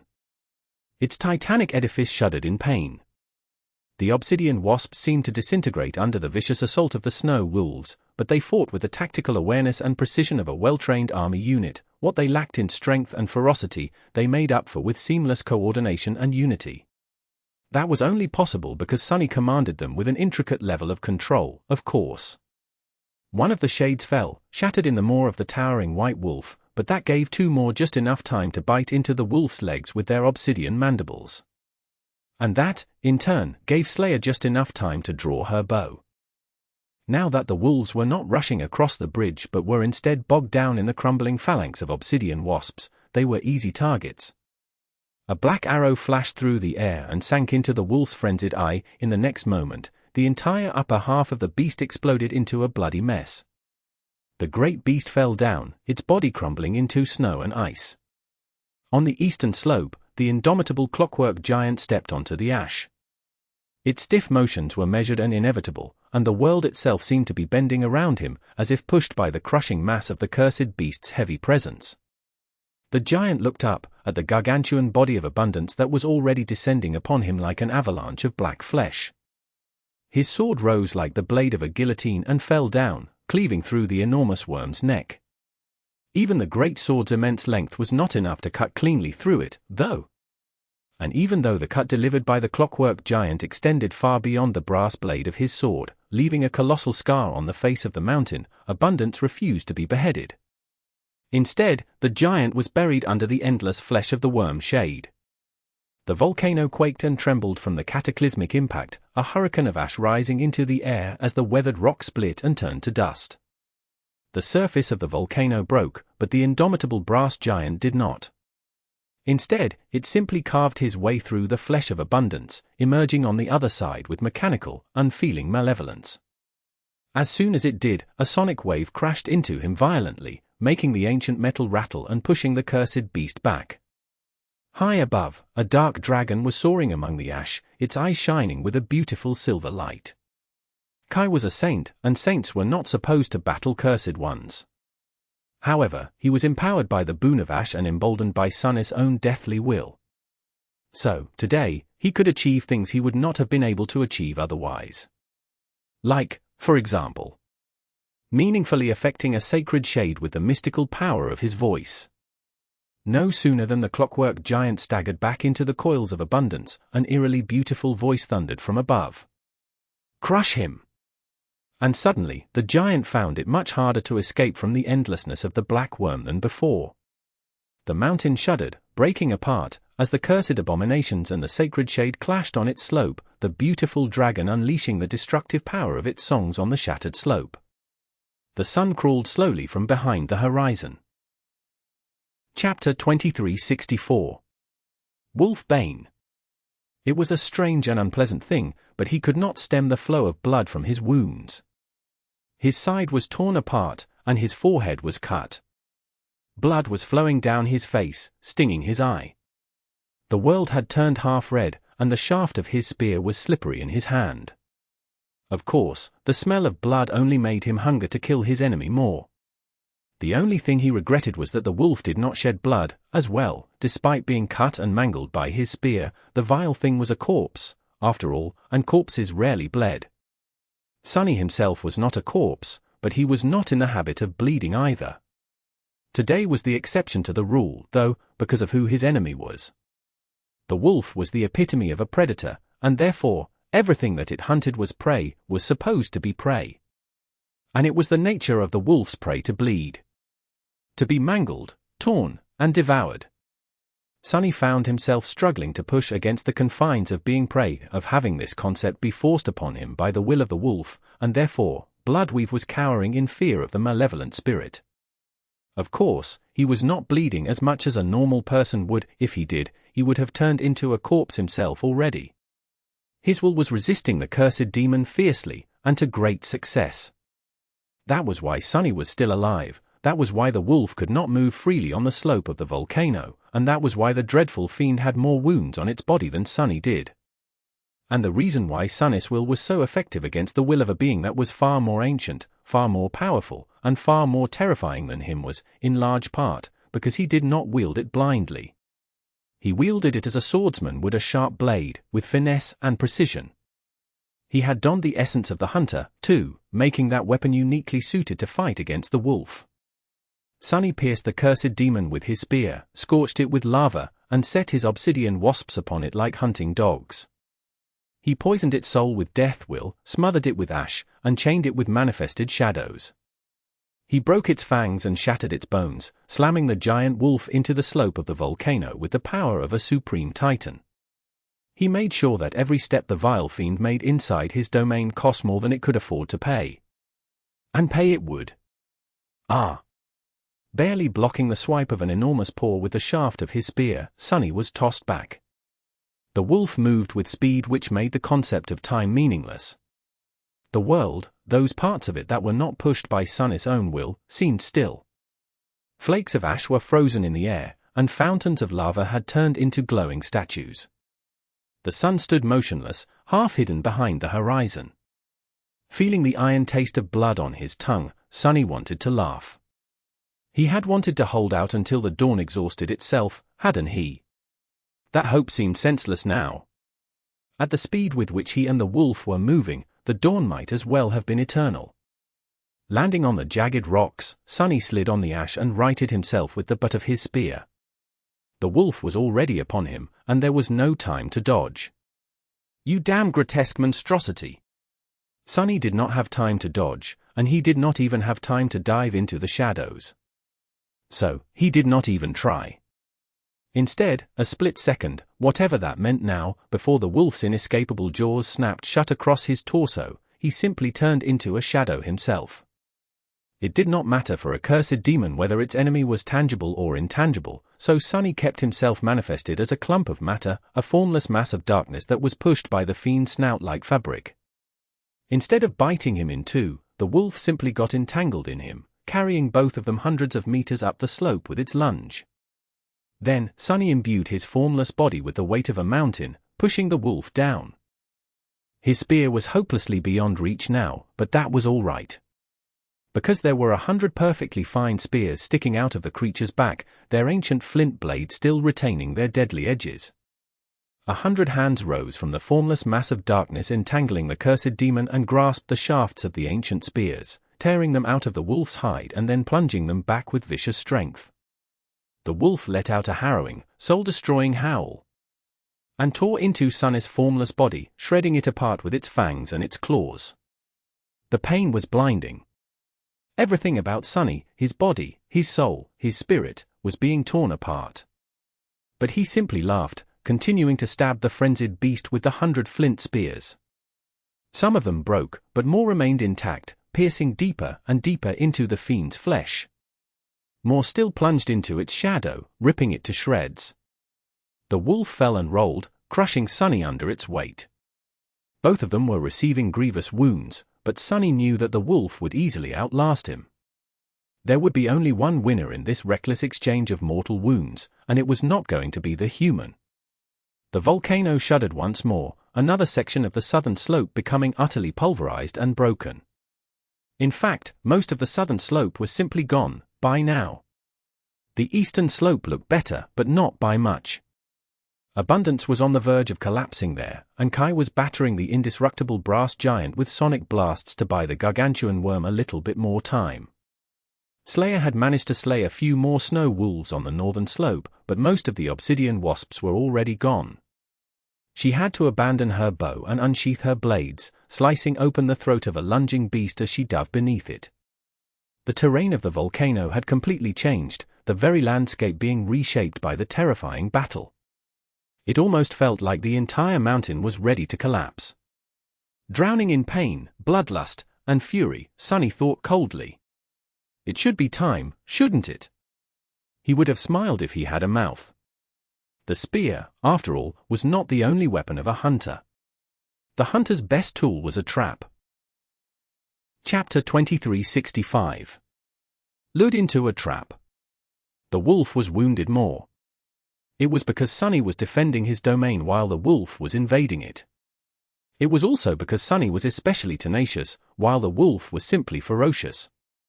Plus, Sunny fought with a spear, the purpose of which was to keep the fangs of the enemy away from his body. The wolf, however, fought with its body, so, naturally, its body had received more damage than Sunny's own. But that was not going to last much longer. At the end of the day, even though the time seemed frozen and the day showed no sign of ever progressing, let alone coming to an end, Sunny was still much weaker than the cursed demon. He could have defeated it in combat, perhaps, if there were no other figures attacking the Shrine of Truth at the same time. But as things stood, his temporary advantage was swiftly coming to an end. Soon enough, the balance of power between them would be broken and reversed, and when that happened, Sunny was going to be ripped apart by the fangs of the dreadful wolf. He would become its meal. So, there was no point in continuing their calamitous fight. Luckily, he had accounted for his lack of strength in advance and prepared a trap.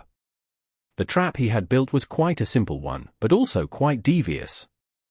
While designing his grand enchantment, Sunny knew that he was going to be weaker than his enemies. Even his sorcery would be weaker than them, no matter how intricate of a weave he wove. So, he needed to borrow power from somewhere to deal with his enemies. But where would he borrow power to kill cursed abominations? After thinking for some time, Sunny had decided to borrow that power from the cursed abominations themselves. There had been no time to create a truly complicated spell, but the one he wanted to enchant the mountain with was relatively simple. All Sunny had to do was scale it to titanic proportions and invent a way to etch the spell weave into a towering volcano instead of a memory. The enchantments he wove belonged to a shield he had received as one of the Dream Tournament rewards courtesy of its sponsor, the Great Clan Veiler, only to use it later to kill one of the Veiler Knights in the Night Temple. Both Sunny and Saint had used that shield well in the Kingdom of Hope. Later, it was inherited by Quentin, whom it served faithfully in Antarctica and the Second Nightmare. The gallant master was still using it, in fact. That shield was no other than Patient Avenger, and its enchantments were called Burning Heart and Cold Steel. Burning Heart, enchantment description: this shield can store a portion of fire damage it receives to augment another weapon of its wielder or unleash a devastating shockwave. Cold Steel, enchantment description: this shield can store a portion of impact damage it receives to augment another weapon of its wielder or unleash an immolating wave of fire. As Sunny had already noted, the mountains of Ariel's game were incredibly sturdy. And yet, they were on the verge of toppling after each titanic battle, since the forces unleashed by the clashing figures were simply too terrible. How could they not be when literal gods were fighting on the weathered slopes?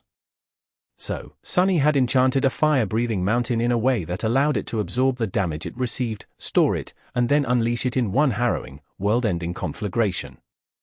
To be precise, he had enchanted the volcano to incinerate everything and anyone touching its surface. Ha! As the wolf shredded Sunny's formless body ferociously, repeatedly slamming it into the fractured, crumbling slope, he exhaled slowly. Am I not a genius?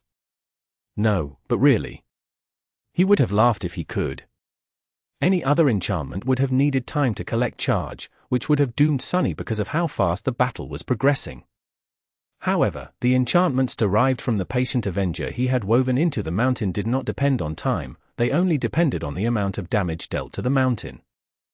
The faster the wolf, the pack of its lesser kin, the Clockwork Giant, as well as Sunny, Slayer, Kai, Abundance, and the Obsidian Wasps, moved, the fiercer their battles were, the more damage they dealt to the volcano.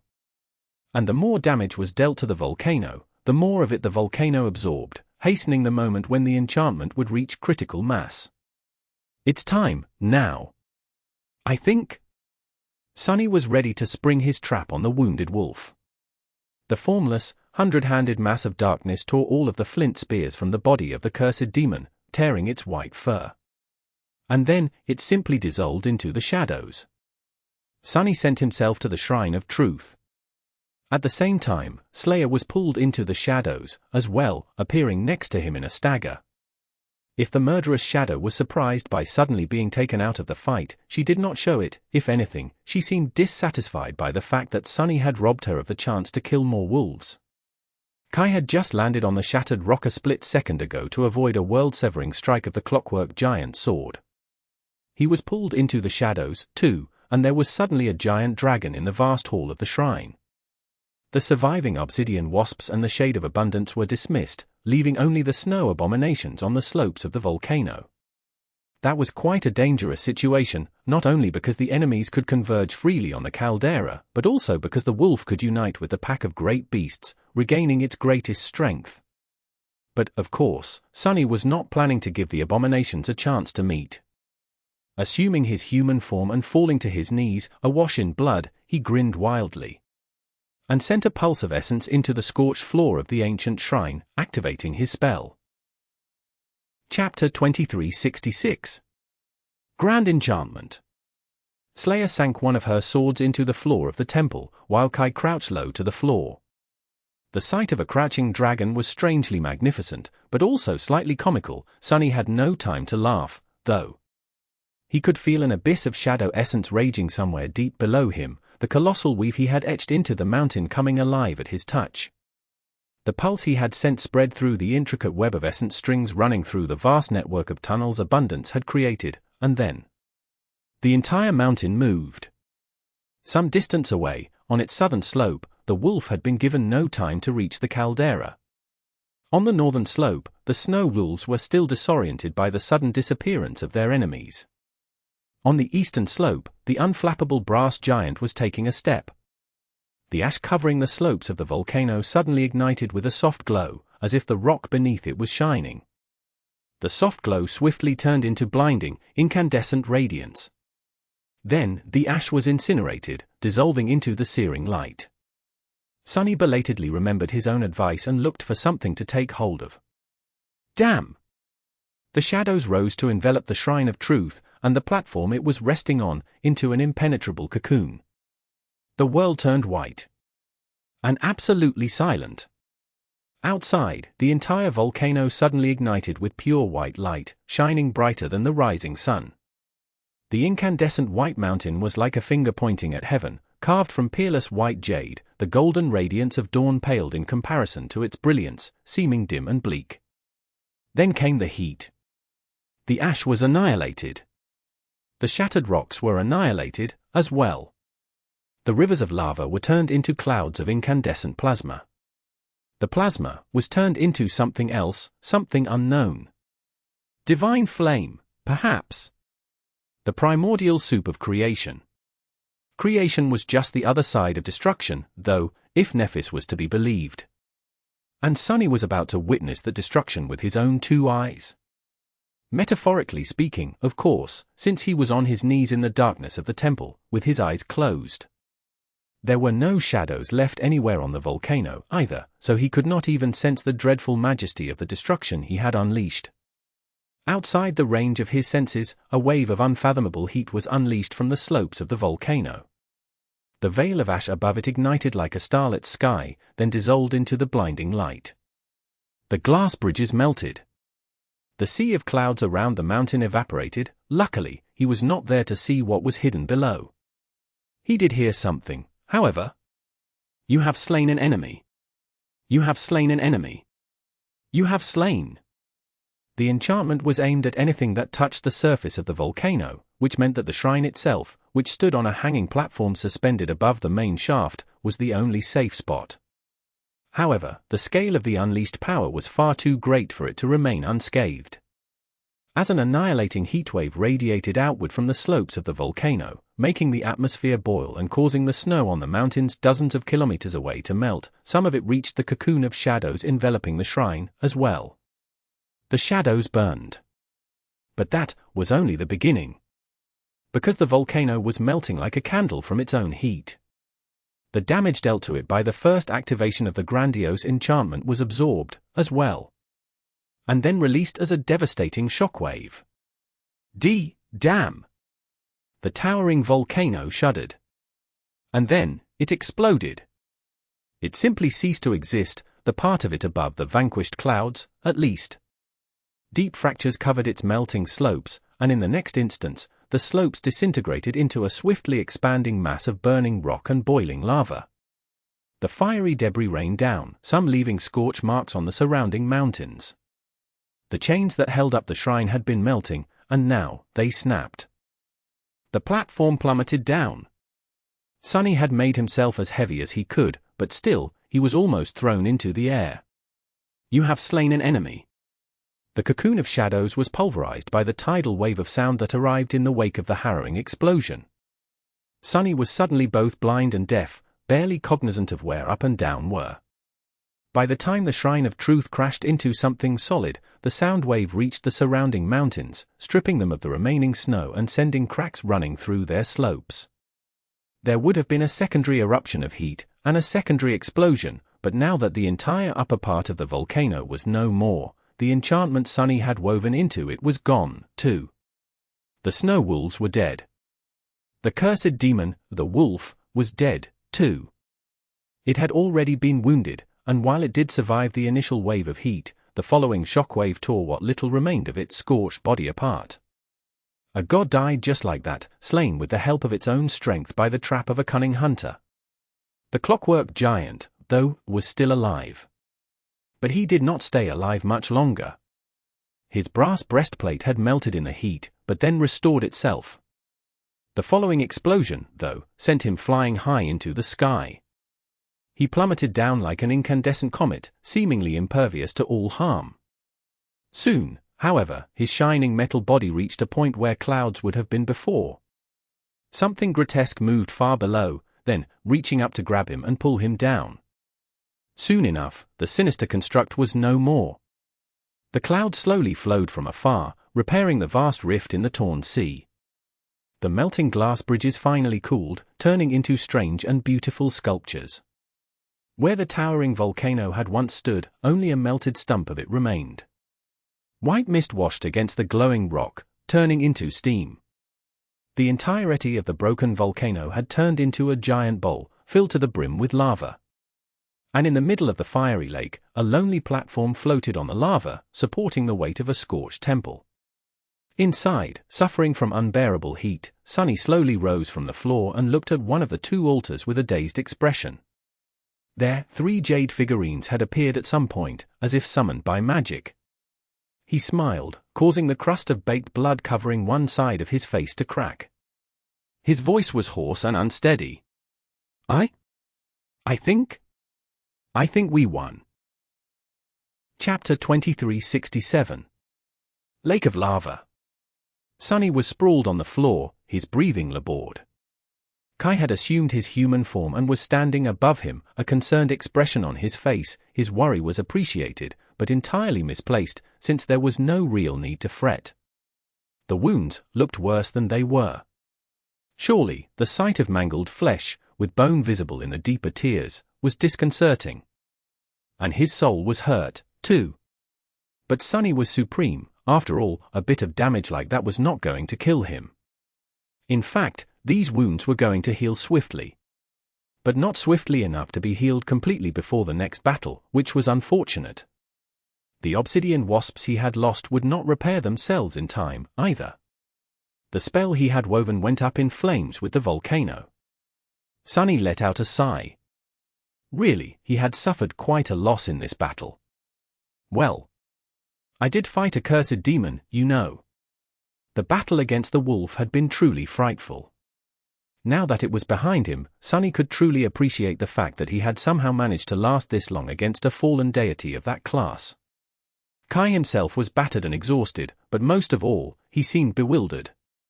A cursed demon, yes. I still can't believe that you killed it so quickly. Sunny let out a hoarse laugh, then winced and thought better of it. Quickly? It might have felt quick to you, but I had been wrestling that fiend for an eternity. It wasn't quick at all, far from it. Time itself had fallen victim to their battle, so measuring how long exactly he had been trading blows with the wolf was a fool's errand. Groaning, he turned his head and looked at the 3 jade figurines standing on the altar, as if wanting to make sure that the feral fiend was truly dead. Then, Sunny sighed again. You've done well yourself, though. How many saints are there who can boast battling a cursed beast? Kai smiled. Not too many, I hope. By which he meant that he hoped that as few saints as possible would find themselves in a position to fight a cursed abomination, of course, not that there would be few who could match his glory. That guy. Kai's gaze shifted back to Sunny's blooded form. Kneeling beside him, the archer spoke firmly. Heal. And, obeying his command, both Sunny's body and soul began to heal faster. It was not quite as effective as what an actual healer could do, especially not a transcendent one, but still quite miraculous. Sunny let out a weak laugh. Wow! You are a real magician. Then, he closed his eyes. I'll rest now, if you don't mind. I am a bit spent. As Kai nodded tiredly, beads of sweat running down his soot-covered face, Sunny released his manifestation and turned back into a shadow. Since his soul was wounded as well, not just his physical form, the pain did not disappear, but at least he did not have to feel the damn heat anymore. Damnation! Why couldn't I have become the snow tyrant, instead? Enjoying the cool embrace of shadows, Sunny slowly collected his thoughts. The battle might have been over, but that did not mean that the death game was. He had to start preparing for the enemy's next move. First things first. Now that dawn had run its course and the sun was climbing the vast dome of the sky, Sunny allowed his shadow sense to spread across what remained of the volcano. There wasn't much left, really, just an enormous stone bowl containing a lake of lava, and the Shrine of Truth floating in its middle. Sunny did not try to explore how deep the lake went, since that would mean catching a glimpse of what hid beneath the clouds. For now, it was enough for him to know what the next battlefield he would have to fight on looked like. He was sufficiently certain that all three of the snow abominations were dead, but it was a relief to confirm that no trace of them was left. Sunny remained motionless for a while, coming to terms with the fact that he had, indeed, won. He had slain the wolf. That primordial fiend was the most powerful enemy he had killed to date. The battle against the ancient fallen deity had without a doubt been chilling and tremendously dreadful, and yet it had not been as desperate as Sunny expected it to be. But that was simply because he was too used to utter desperation. In truth, the battle had ended the way it had because he entered it sufficiently prepared. He had understood the nature of the enemy and devised a strategy according to that knowledge, executing the plan splendidly. The beast had died in the hunter's trap. And now, no trace of the beast remained. Sunny groaned. Actually, he would have preferred it if some trace of his enemies had remained.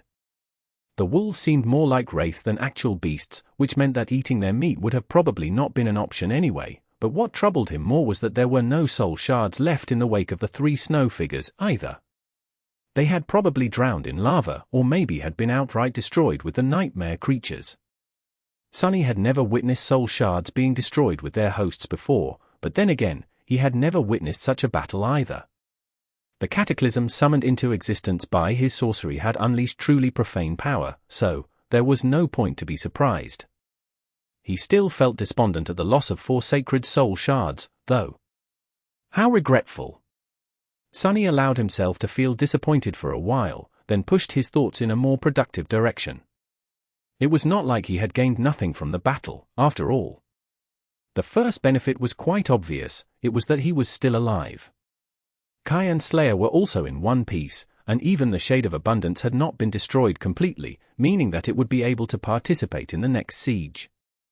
The second benefit was the 3 jade figurines standing on the altar of the Shrine of Truth.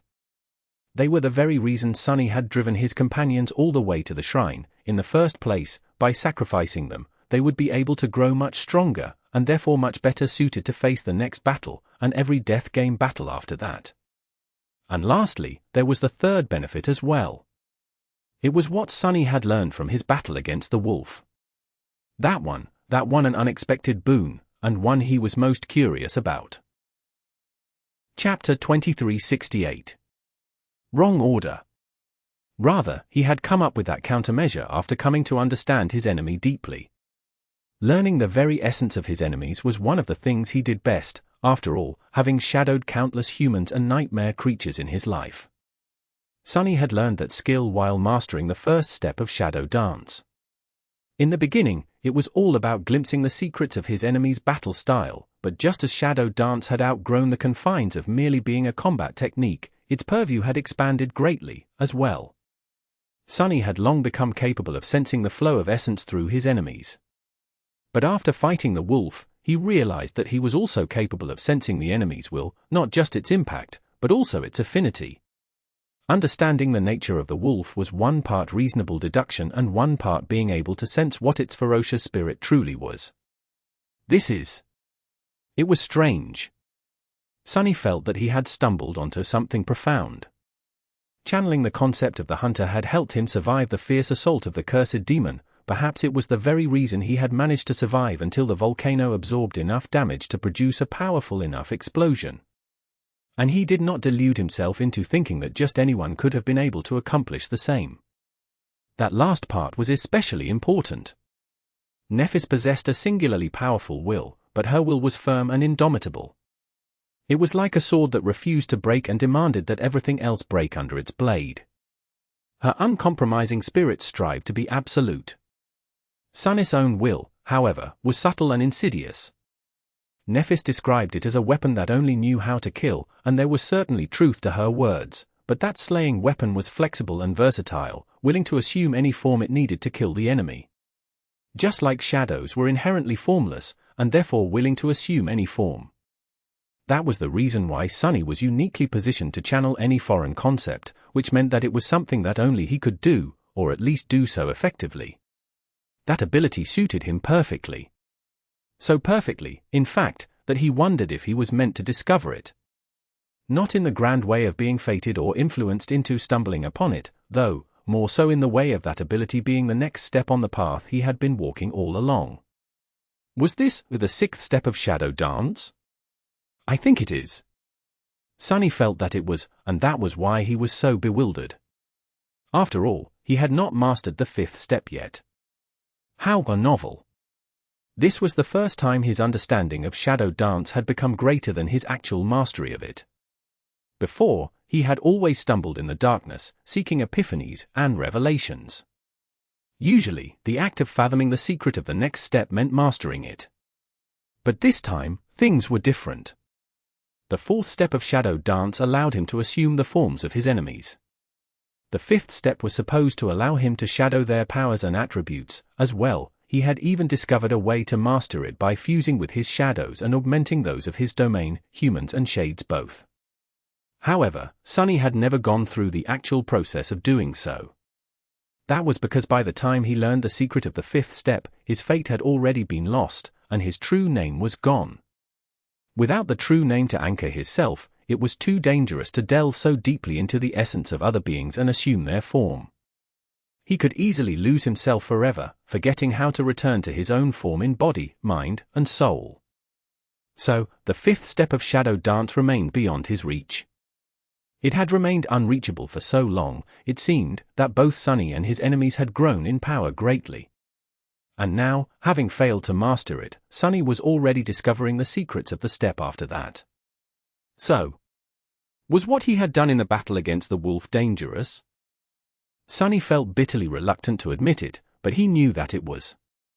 The absence of a true name was once again holding him back. Everything had gone smoothly this time, but that was only because the concept Sunny had channeled was not inherently foreign to his own spirit. It was the concept of the hunter, after all, and Sunny was himself a greatly accomplished hunter.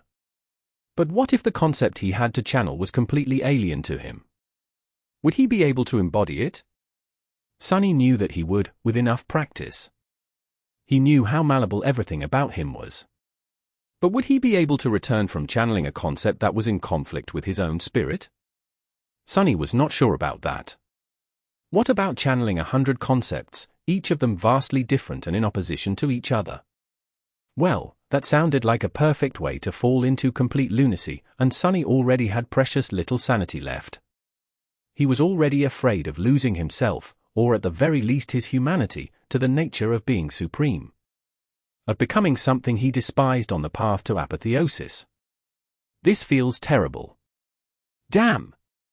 Sunny felt like he had found a shiny weapon only to discover that he was incapable of picking it up. Like he was denied something he was owed. He stayed nestled in the shadows, hidden in the darkness of the shrine of truth, unseen and motionless. His wounded soul was once again being ravaged by the scathing feeling of regret. If only he had chosen differently, if only he had not surrendered to his desperate wish, if only he had not betrayed his friends, and still possessed his true name. But Sunny knew that these thoughts were meaningless. There was no way to turn back time, and even if he could, regret would have been eating him alive all the same, just for a different reason. For a far worse reason. No matter how much he regretted what he did, it was better than regretting something that he had never dared to do. Which was not to say that he could not correct his mistake and be rid of all this regret altogether. All he had to do was make a choice and get his fate back. I've already killed a cursed demon, now. Killing a cursed terror did not seem so impossible anymore. But Sunny still had doubts.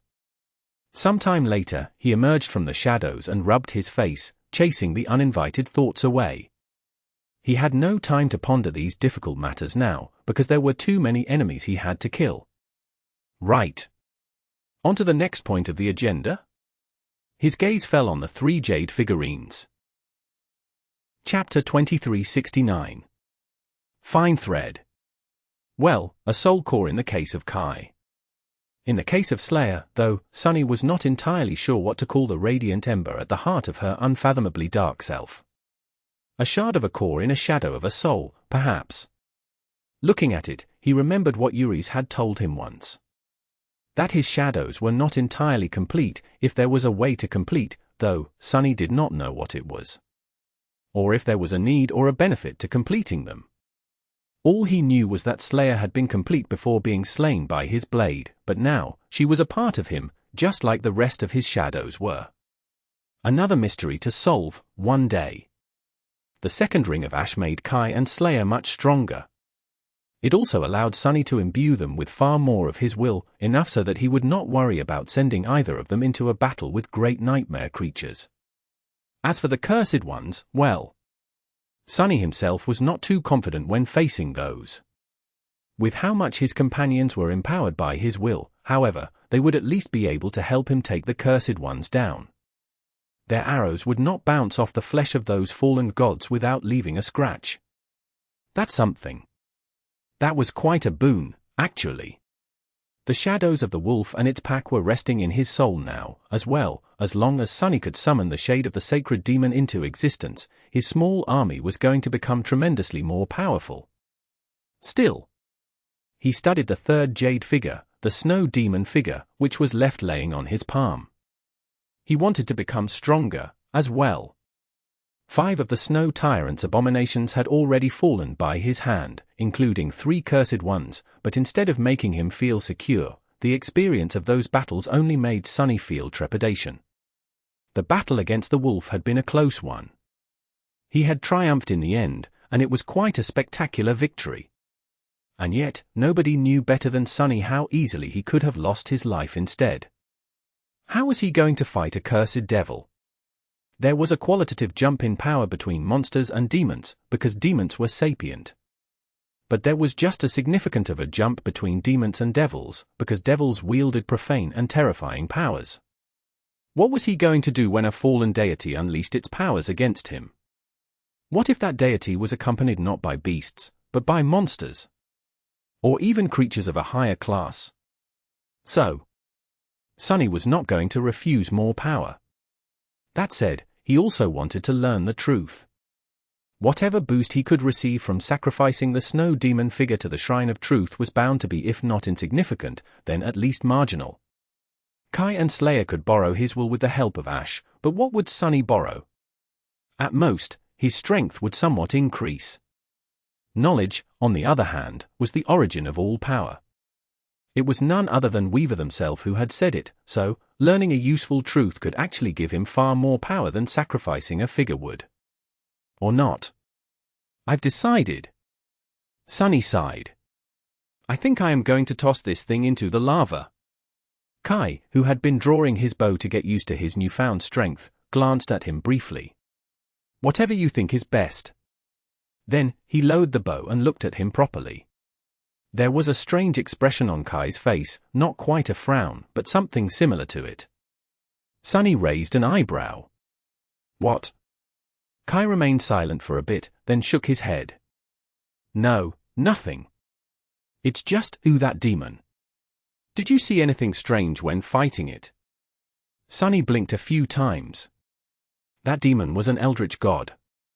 Everything about it was strange. What do you mean exactly? Kai hesitated a little, then shrugged. It's just... I think I saw something, when I was fighting the brass giant. Helping that worm of yours fight him, I mean. His expression soured a little at the mention of abundance, prompting Sunny to grin. What is this I'm sensing? A bit of repulsion toward abundance? Come on now, Kai, it is just a worm, a truly enormous, sacred worm. Actually, it is practically a WYRM. Dragons and WYRMs are kin, so doesn't that sort of make the two of you siblings? Kai shuddered. No worm is a sibling of mine, thank you very much. Please don't say such terrible things, Sunny. Sunny laughed. Well, all right.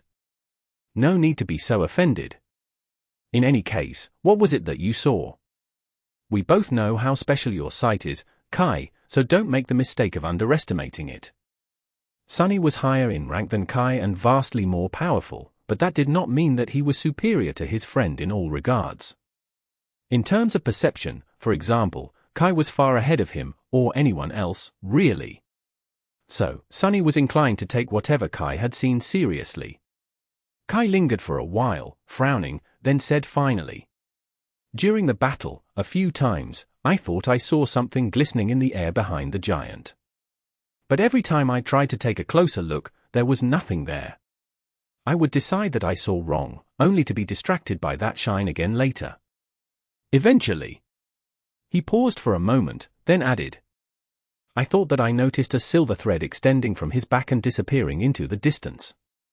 It was so thin and fine as to almost be non-existent, so even I could not see it clearly. Then, it was gone in the blink of an eye, so I can't be sure that I did not simply imagine the whole thing." The battle was quite hectic, after all. Sunny remained silent for a while, looking at him. "Didn't you say that there was something strange about all the snow abominations? Could they have strange threads extending from their backs as well?" Sunny himself had not seen or sensed any threads. But if these strings were as infinitely thin as Kai had said, there would be no shadows left by them on the ground, and therefore, there would have been nothing for him to sense. It sounded quite suspicious, though, summoning imagery of puppets being pulled by puppeteers' strings. The snow tyrant had to be controlling its figure somehow, so Sunny responded to that imagery strongly. Kai shrugged. "I don't know." Sunny let out a sigh. "Keep an eye out for these threads in the days to come, then. If you do notice another, let me know." With that, he headed away and left the temple. Walking over to the edge of the platform, Sunny looked across the lake of lava. The heat here was almost unbearable, so he did not loiter around and directly tossed the jade figure into the lake. As it was swallowed by bubbling lava, he took a few steps back and sat down. "Let's see." Sunny concentrated on the questions he wanted answered the most, hoping that it would affect what truth he received this time. How had the world ended? How had the gods died? What had Weaver? Then, suddenly, he was somewhere else. Chapter 2370. A Cruel Fate. The blood-red cloaks of the Imperial soldiers were like a crimson tide as they marched forward, sunlight glistening on the tips of their spears. Far above the sea of marching warriors, a hawk was gliding on the gentle winds. It opened its beak and let out a cry, then moved its wings to fly away. It was just in time. A moment later, a golden arrow flashed past it, tearing the sky apart. The hawk folded its wings and plummeted down, then spread them again to glide and escape the cold gaze of the unseen archer. It flew away, across the rolling hills of olive trees and beautiful cities. Across the wine-colored sea with islands where vibrant flowers bloomed among white rocks. Across deep forests teeming with wildlife, where holy beasts rested in the shade of emerald canopies, deep quarries where precious marble was being mined, and tranquil shrines. Across a peaceful realm that was about to be devoured by the jaws of war. Eventually, the hawk reached a vast city that sprawled around a tall hill and landed in the courtyard of a humble manor, turning into a woman who wore a deer hide around her shoulders. Her olive skin was covered in sweat, and her breathing was labored, her face showing fatigue from having crossed such a great distance in such a short time. "My lady!" Handmaidens rushed to offer her water and fresh fruit, their eyes gleaming with awe and veneration. The woman drank deeply from a beautifully painted amphora, then waved the young girls away. When she looked at them, her own eyes became full of sorrow for a brief moment. Then, she hid her sorrow away. "No time for that. Where is the prince? I must see him." The handmaidens looked at each other, prompting her to frown. "What is it?" They looked in the direction of the hill, where an ancient temple stood, its white pillars weathered from the passage of time. "It is the oracle. You have been summoned. The prince, as well." The woman sighed bitterly, then wiped the water off her lips. "Now they are speaking. Who?" She closed her eyes for a few moments, then straightened and looked at the young handmaidens one more time. The girls giggled in embarrassment under her gaze, which made the woman's face harden. Turning away, she left without looking back. The atmosphere in the temple was strange when she arrived. It stood empty most of the time, but now, there were people. She recognized most of them. There was a noble young man with calm and wise eyes. A boy with red hair, an unusual color in this land. A scholarly woman with a long black braid, her graceful beauty both subtle and bewitching. There was also a tall warrior with broad shoulders, his towering height making the others seem puny. A slender man in elegant clothes who looked like a sculptor. A ship captain whose rough skin had turned bronze in the sun, his eyes the same color as the sea. A blind poet whose songs were renowned across the realm. A woman who was either a priestess or a courtesan, or maybe both. Each and every one of them, except the boy, was famous for one reason or another. Some of them were immensely powerful, while some were only slightly so, but all were outstanding. All in all, it was a strange crowd of people. As the woman wearing a deerskin around her shoulders arrived, there were now 9 of them. She looked at the gathering with a frown, but chose to say nothing. The warrior spoke, instead, his booming voice echoing under the roof of the ancient temple. "What news?" The woman answered curtly. "It is as we expected. The Imperials are already on the march." The warrior clicked his tongue. "Curses! I should be gathering citizens into an army, not wasting my time here." The noble young man looked at him calmly. "We were summoned." Despite the difference in their height, the tall man seemed taken aback. He lowered his head. "I am sorry, my prince. I spoke out of turn." Soon, they were ushered into the inner sanctum of the temple. There, 3 figures sat behind a veil. A young girl, a mature woman, and an old hag. All 3 of them were blind, but saw much more than anyone with sight could. They were the oracle. The young man kneeled before them. "I, Eerie, greet you. We have arrived to answer your call." The 3 women smiled and answered, their 3 voices becoming one. "Greetings, brother. Greetings, my son. Greetings, child." The young man, Prince Eerie, took a deep breath.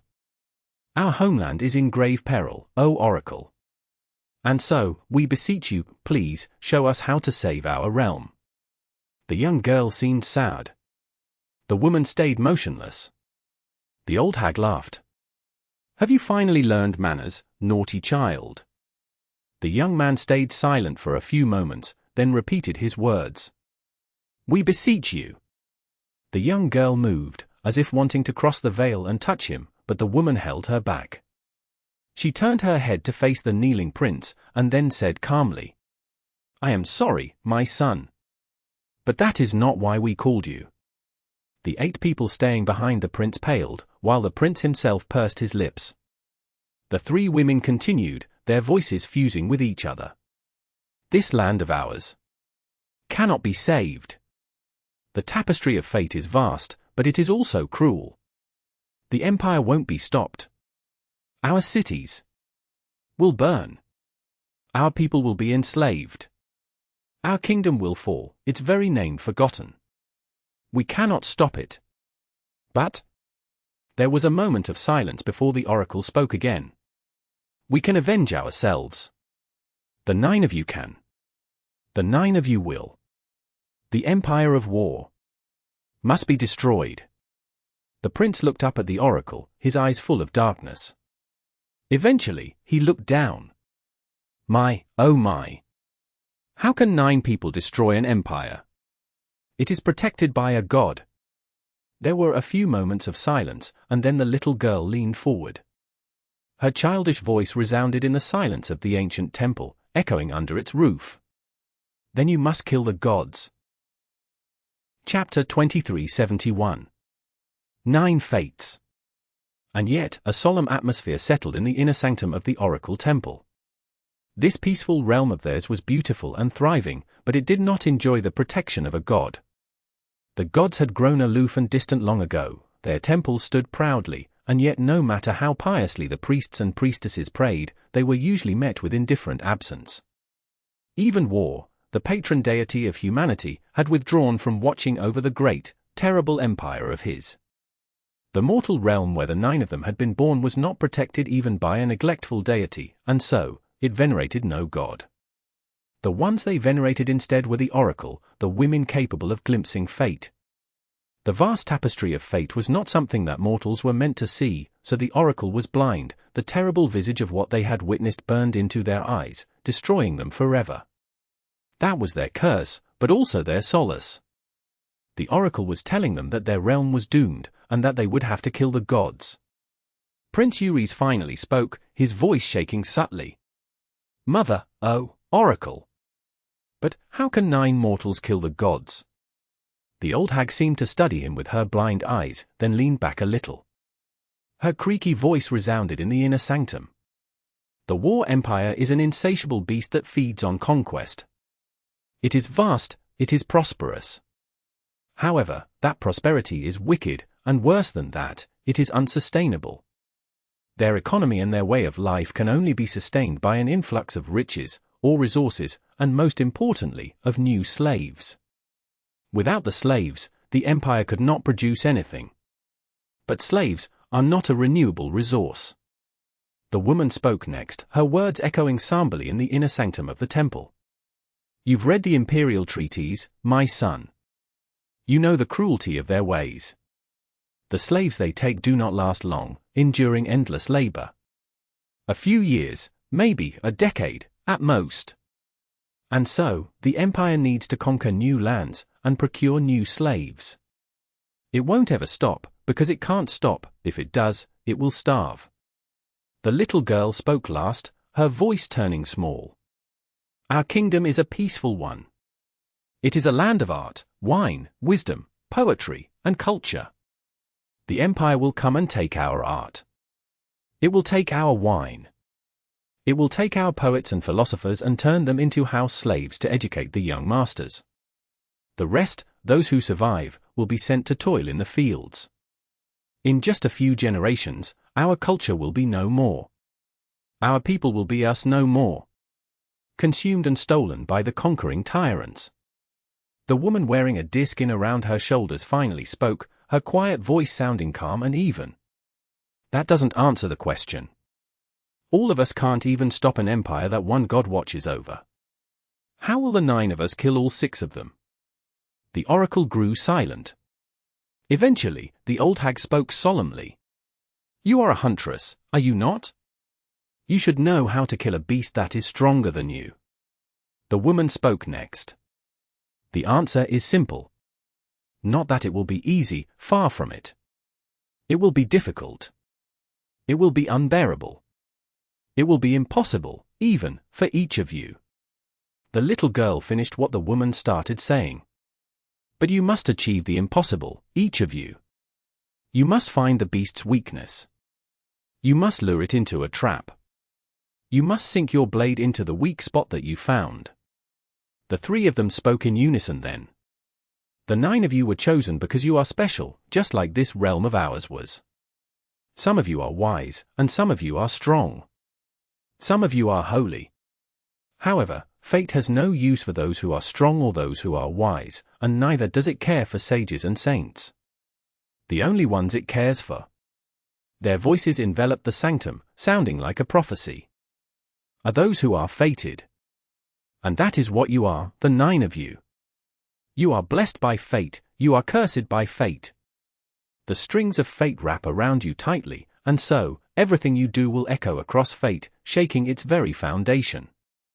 The old hag opened her mouth to continue, but at that moment, the prince who was kneeling on the floor interrupted her.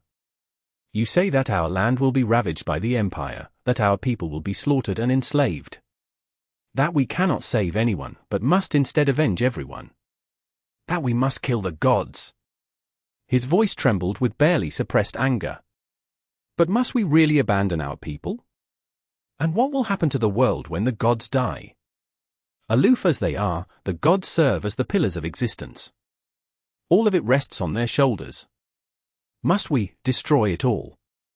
Instead of the oracle, it was one of the 9 who answered, a tall warrior with broad shoulders, his face as pale as ash, his eyes brimming with sorrow and darkness. "If everyone we know and love will not exist anymore, then what is the worth of that existence? You are young and noble, my prince. You have no wife, no lover, no children. You will not have to watch them die or be taken by war. There is only one thought more terrible than knowing that our everything is doomed, the thought that those who bring us doom will remain unpunished. So, yes, if the oracle speaks the truth, we shall destroy it all. We must. Why would we not? The young prince gritted his teeth. Because we will be destroying our own people, as well. Those who will survive the slaughter and be taken by the empire. His words seemed to cool the inner sanctum. The faces of the 9 people fell, and hints of doubt found their way into their eyes. They fell into a somber silence. And in that silence, the courtesan wearing the clothes of a priestess spoke quietly, her voice resounding with the darkest kind of resolve. It is better to be dead than to be a slave. It is better to be killed than to be shackled. I will welcome death before I welcome chains. Those I loved will mourn me, but they'll know.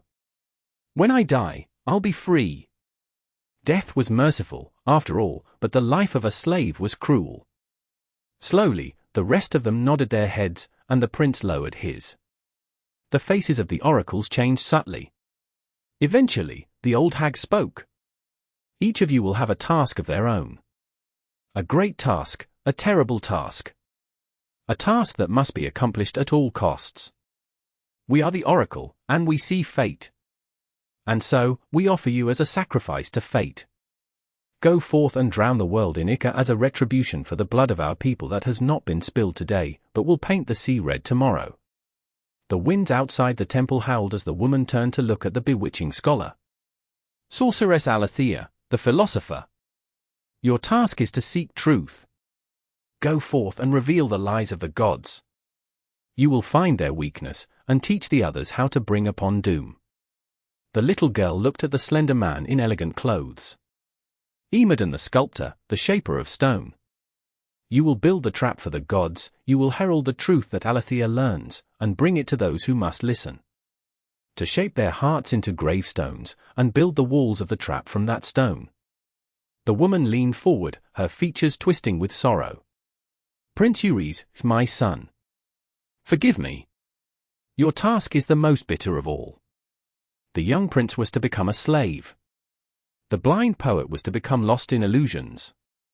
The woman wearing a deerskin around her shoulders listened to what the oracle ordered the others, her expression turning somber and pale. The task entrusted to the young boy, Oro, was especially harrowing. She shuddered when the little girl spoke the terrible words.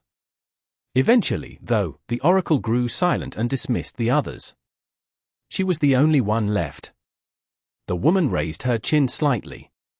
What of me, then? What is the task that I must accomplish? Despite her questions, the oracle remained silent. After a while, the old hag let out a long sigh, so ancient and frail that it seemed like she would fall into pieces the next moment. Her voice sounded hoarse, tired, and scared. You, oh, brave huntress. Your task is the gravest. Your task is the most important of them all, as well as the most fearsome. The little girl continued.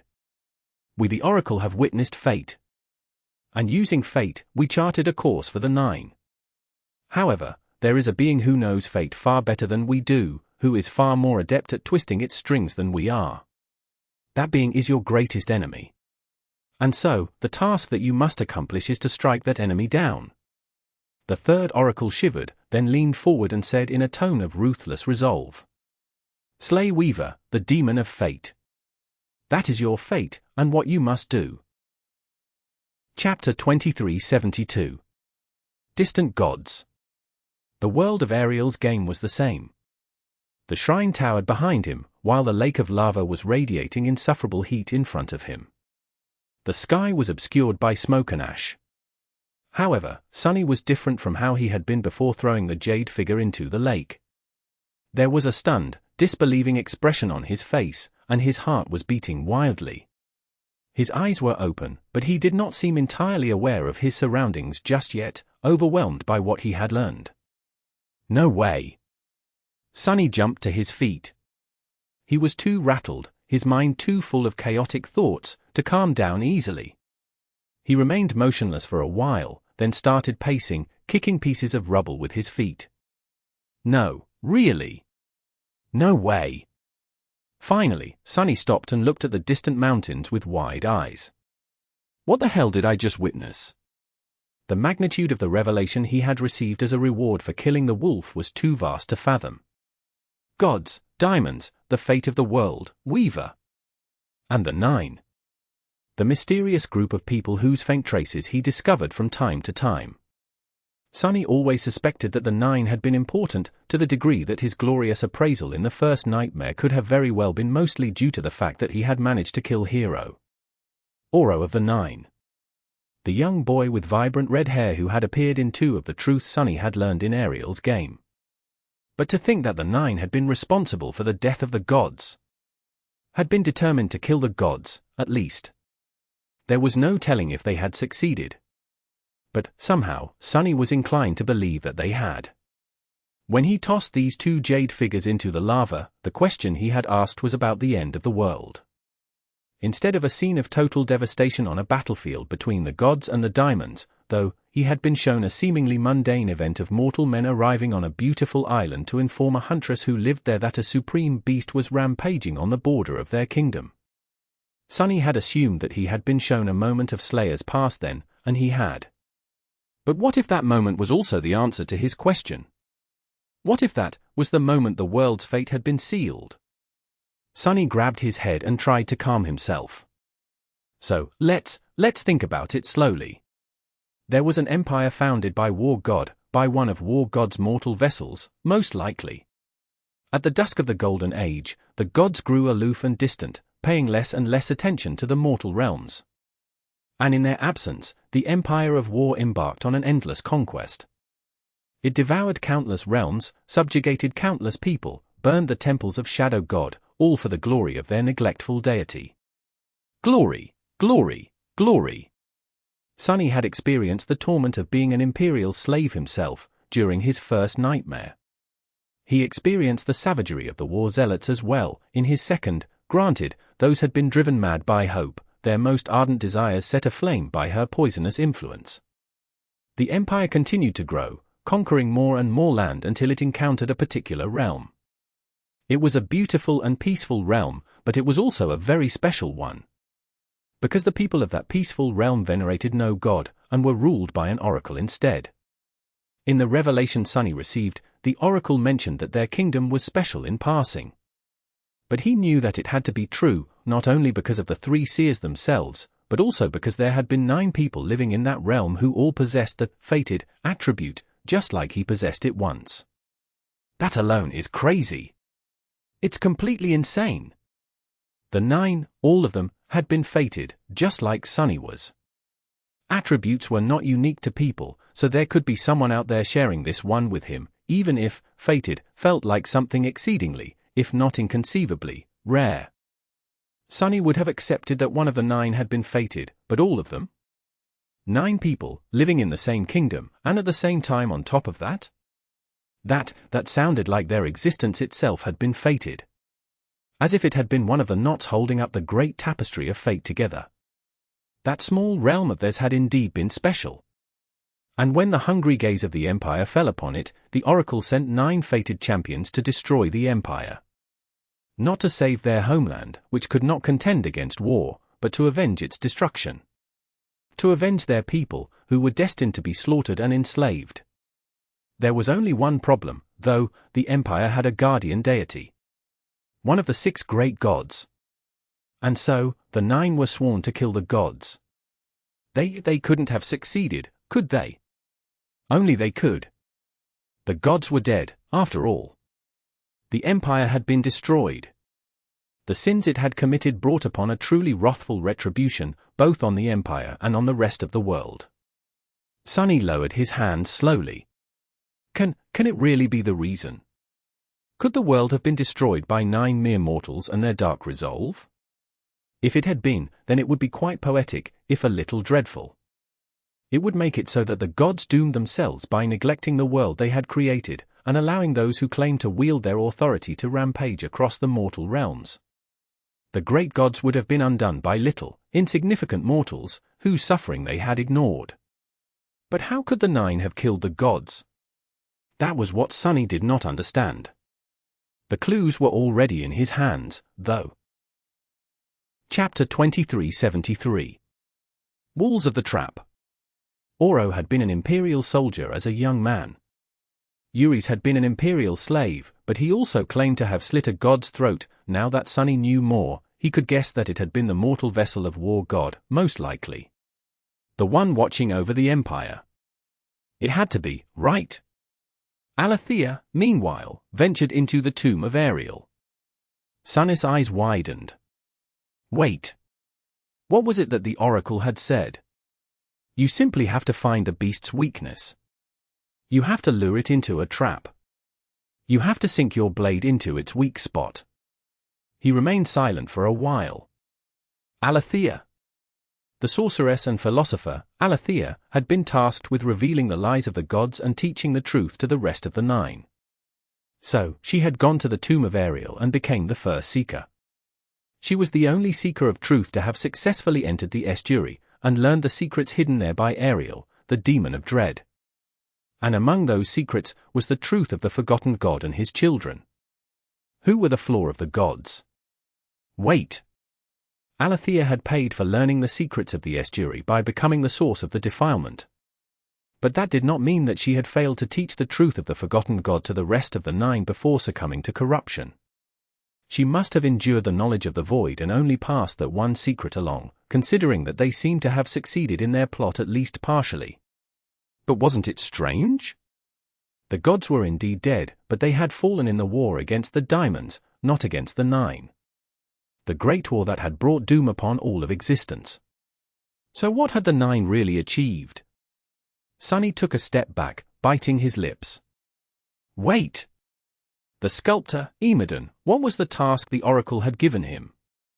You will build the trap for the gods, you will herald the truth that Alethea learns, and bring it to those who must listen. To shape their hearts into gravestones, and build the walls of the trap from that stone. This was the answer. Alethea had learned the weakness of the beast, but it was Imodan who had been tasked with building the trap. It was a trap meant to bring about the death of the gods, though, so it would be strange to assume that the oracle meant a literal contraption. Instead, it was a trap built from the hearts of living beings. And who could it have been whose heart was supposed to become a gravestone for the gods? Bring it to those who must listen? To whom was Imodan meant to deliver the truth Alethea learned? Who had to listen? Sunny's eyes glistened darkly. Why, it was quite obvious, wasn't it? Considering what had happened next. It was Nether, the prince of the underworld. The demon of destiny, the demon of choice. He suddenly clenched his fists and shook them in the air. You damn spell! The description of the mantle of the underworld clearly said this about Nether. He wasn't the first to lead his army against the gods. However, he was the first to shed their blood, as well as learn the secrets of his own. But it was a blatant lie. Well, maybe it wasn't. But it was entirely misleading. There were runes written by Nether on the walls of the Ebony Tower, which had been constructed after Hope was imprisoned by the gods. He had been wondering if the diamonds were forbidden from siring offspring because they were of the Forgotten One, who slumbered in the void. That indicated that he had known about the connection between the 7 diamonds and the Forgotten God. However, he must not have known the whole truth. Otherwise, he would not have been asking the question. Weaver knew, probably because Weaver had ventured into the void and beheld the Forgotten God in person. Ariel knew, as well, because he knew everyone's fears, including that of the gods. But he chose to bury that knowledge in the tomb, where Alethea found it. And then? Imodan delivered that truth to the underworld, and gave it to Nether. And Nether made his choice. Hell! That was the inception of the Doom War. Imodan of the 9 had indeed built a trap for the gods. The walls of the trap were the hearts of the diamonds, and he was the one who had shown them the way. Sunny let out a laugh of disbelief. How do you kill a beast that is stronger than you? You could, for example, sick another dreadful beast upon it. The 9 were not powerful enough to kill the gods, so they gave Nether the last push he needed to rally his siblings into rebelling against the heavens. That was how the world had ended. Or rather, that was how its end had begun. Of course, the Nine did more than just give the world the initial push to send it rolling into the abyss. After all, Sunny had only considered the terrible and, quite honestly, unbelievable feats of 2. There were 7 of them left. The blind poet had probably gone to the demon of imagination. The seasoned sea captain, the vision had not revealed his task, but Sunny could easily imagine him having something to do with the demon of repose and night garden. Eerie's had been a spy in the heart of the Empire, most likely, eventually ending up in the demon army. Oro, his task had apparently been the most harrowing of them all, even if Sunny had no idea what it was. There was also the courtesan and the tall warrior.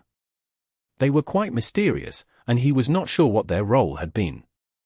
And Slayer, of course. That one, he was not ready to contemplate yet. But what had they done? What had their in-game been? Sunny took a deep breath. Find a weakness. Build a trap. Sink your blade into the weak spot of the enemy. The weakness of the gods was the existence of the forgotten god, and therefore the diamonds. The trap itself was the Doom War.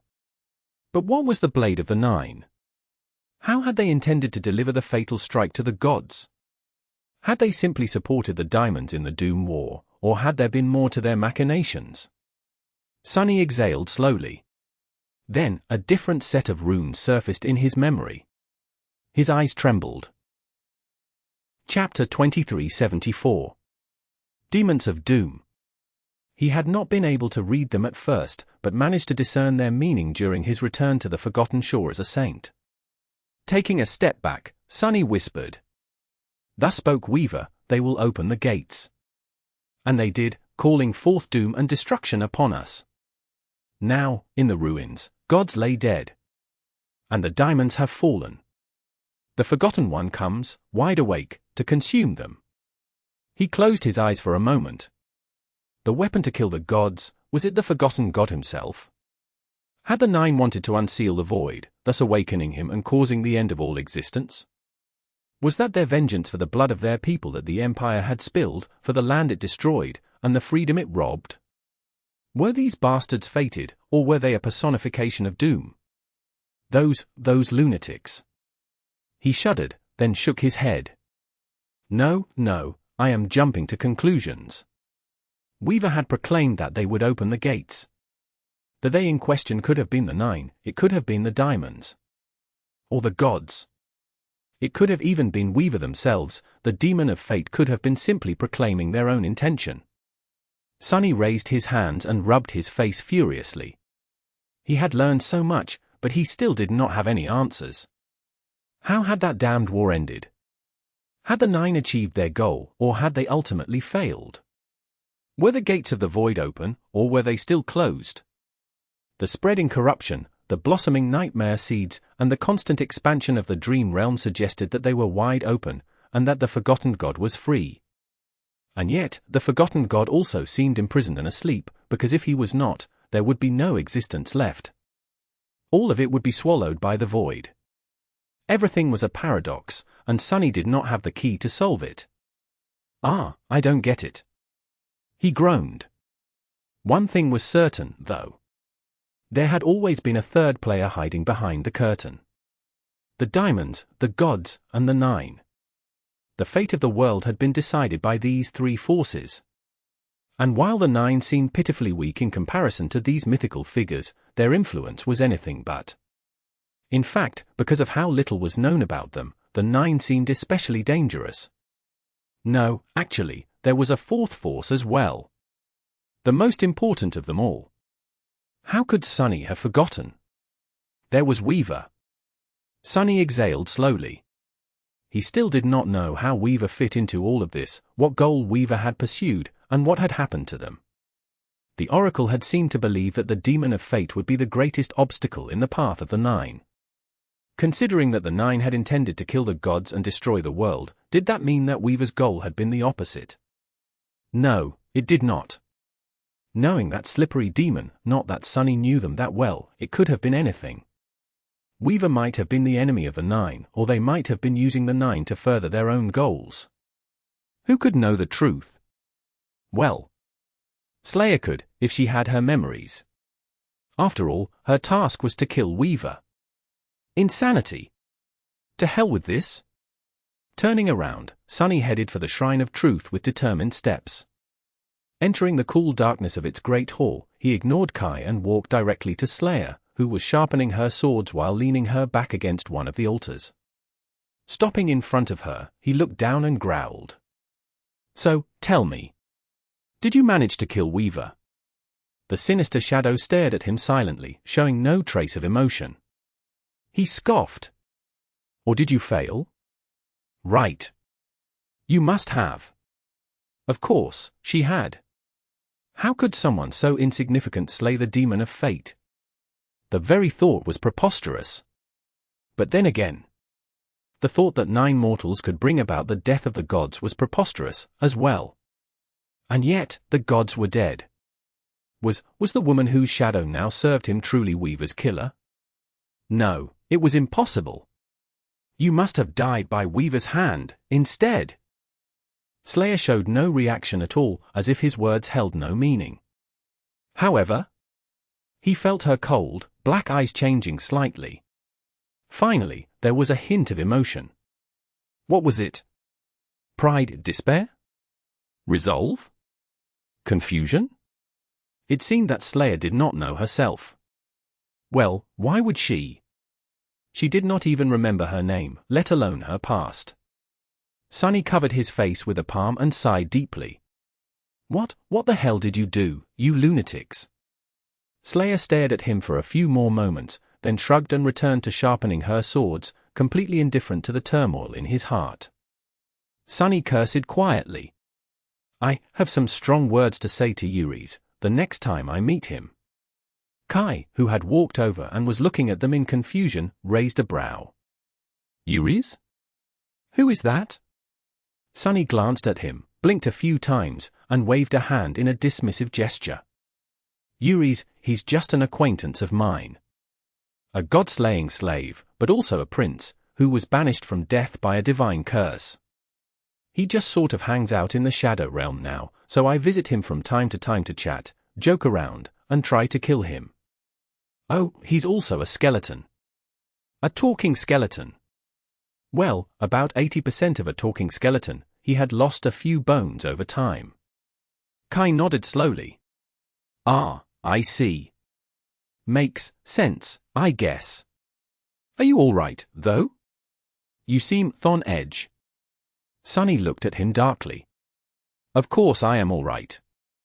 He smiled and pointed at himself with a thumb. I am perfectly all right being on edge. Kai coughed. Oh. That's good, then. Next morning, 3 new snow figures arrived to surround the destroyed volcano. Chapter 2375. Hear no evil. By then, the lake of lava was already starting to cool. It slowly lost its incandescence and dimmed, solidifying into a vast plain of ash-grey rock. However, Sunny knew that the solid nature of this crust was merely an illusion. It was like a thin layer resting atop a scorching abyss of magma, too easily broken by the forces that a battle between deific figures would unleash. Actually, he was considering using the treacherous nature of the thin crust as a strategy. Cursed nightmare creatures would not be seriously harmed by something as trifling as taking a plunge into a pool of lava, and they were not going to drown in it, either. However, he could still gain an advantage by pulling them into the depths of the volcano. Just not too deep, since he was wary of descending lower than the sea of clouds. Cursed nightmare creatures were not as bound by the mundane logic as lesser beings were, but some things were still dictated by their nature. For example, creatures that were meant to walk the earth would grow weaker if forced to fight in the water. Sunny himself, however, did not have that problem. He could change his form freely, and so, any battlefield was his home. The form of the onyx serpent was one he was attuned to the most, as well. Or rather, would it be the jade serpent now? In any case, he had battled Daeron the Serpent King while using this shell, and many abominations since. So, if he managed to pull the new snow demon into the lava, There, in the depths, he might actually defeat it. But Sunny did not feel confident. In fact, he was overcome by a feeling of unease. He felt like a rat that had been pushed into a corner. The battle against the wolf had already been perilous enough. It had been a close call. Now, however, Sunny's wounds, both physical and unseen, were quite severe. They had healed somewhat, but not enough to allow him to enter the battle at his full strength come tomorrow. So facing a cursed demon, even in the depths of the volcano, did not seem like a winning bet. Far from it. If Sunny was honest with himself, he had to admit that he would not be of much use as a warrior in the upcoming battle. Luckily, there was a different strategy he could use, considering that there were no better options. Instead of participating in the battle himself, he could turn into a shadow and augment someone. Kai and Slayer both received 2 boons of Ash. They were already far more powerful than transcendent beings were supposed to be, and while Sunny could not augment Kai, his friend was neither part of him nor a subject of his domain, he could augment Slayer. That was not an optimal use of his power, though. The optimal use of it would be to augment one of his most powerful shades. The shade of the wolf, for example. The shadows dwelling in his soul were not alive and did not possess the sense of self. As a result, they could not really wield the will, which was of paramount importance in a battle between deities. So even the sacred shades were not too different from immensely powerful, but ultimately mundane beasts. That was unless Sunny wrapped himself around them. If he did, not only would their power be amplified, but he would also be able to substitute their absent will with his own. That way, a sacred shade would become much closer to the glory of its former self. If Sunny augmented the shadow of the wolf, the 2 of them together would stand a decently good chance of slaying a cursed demon. That was something to consider, at least. That was the best strategy he could come up with in the absence of sacred soul shards to cast some powerful spell, or any other material and resource to pull off a daring trick. It should be good enough, right? If Sunny and the wolf faced the cursed demon, Slayer, Kai, the Shadow of Abundance, the pack of shadow wolves, and the remaining obsidian wasps would have to deal with the 2 cursed monsters. Could they? Alternatively, he could take a risk and concentrate all his forces on one of the enemies first, gambling on the chance of slaying it swiftly. There was a lot to consider. But he could only consider it after learning more about his enemies.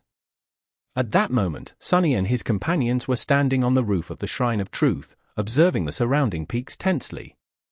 The sun was rising above the miniature realm of Ariel's game, and the glass bridges were collapsing into plumes of snow. Sunny sighed and looked at Kai. "Are you sure?" Kai nodded. "Quite sure, yes. It should be a demon." Kai could see further and better than Sunny, but he could not see the souls of living beings like Sunny. That said, awakened possessed senses beyond that of mundane people, and these senses developed the more experienced they became, and the higher their rank was. Saints would rarely be mistaken about the class and rank of an enemy even without gazing into the enemy's soul. Sunny remained silent for a few moments, then asked somberly, "So what kind of abominable horror is it?" Kai raised a hand to shield his eyes from the rays of the rising sun and looked east, at the distant snow-covered peak. His expression changed subtly. "I see it." "It?" His voice changed, too. "It is looking back." Then, Kai fell silent, his body trembling slightly. Sunny frowned.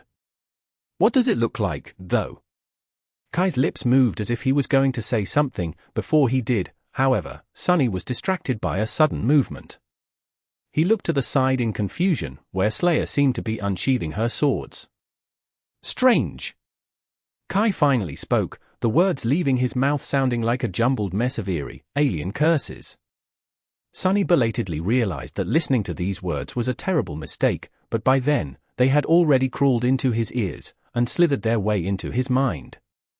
Not good. Then, everything turned dark. Chapter 2376. Missing time. The first thing Sunny felt was pain. He was supposed to be in pain, considering that both his body and soul had been ravaged by the wolf. But the mild suffering he had been enduring without even paying attention to was gone, replaced by a new and unfamiliar agony. His entire body was in pain. The pain was not concentrated in one spot, but instead emanated from a dozen different sources, fusing into one odious sensation. Therefore, Sonny had to conclude that he was seriously hurt. Since it hurts, I'm still alive. That was good news, at least. He opened his eyes slowly. The black sky hung above him at an angle, terribly close. It was also made of scorched stone, with deep cracks running through its broken surface. Additionally, it was moving. No, it was not the sky. He was staring at the ceiling of the Shrine of Truth. Or was it a wall? In any case, neither the ceiling nor the wall of the shrine were moving. Instead, it was Sonny himself. He was being dragged across an uneven stone surface, its ridges biting into his back. What the hell? The last thing he remembered was asking Kai to describe the snow demon. How did he end up back in the shrine? More importantly, why was he being dragged, and who was dragging him? Craning his neck, Sonny looked up. Someone was holding his wrist in a vice-like grip, using it to drag his body across the stone like a sack of synth paste. That someone was shrouded in a veil of ghostly smoke, which made discerning their shape and form difficult. Sonny recognized them instantly, of course. It was Slayer. However, Slayer looked much worse than she had before. Her light armor was torn and scorched, dark smoke was seeping from countless ghastly wounds on her ebony body, and one of her arms was hanging limp, seemingly broken. What happened to Slayer?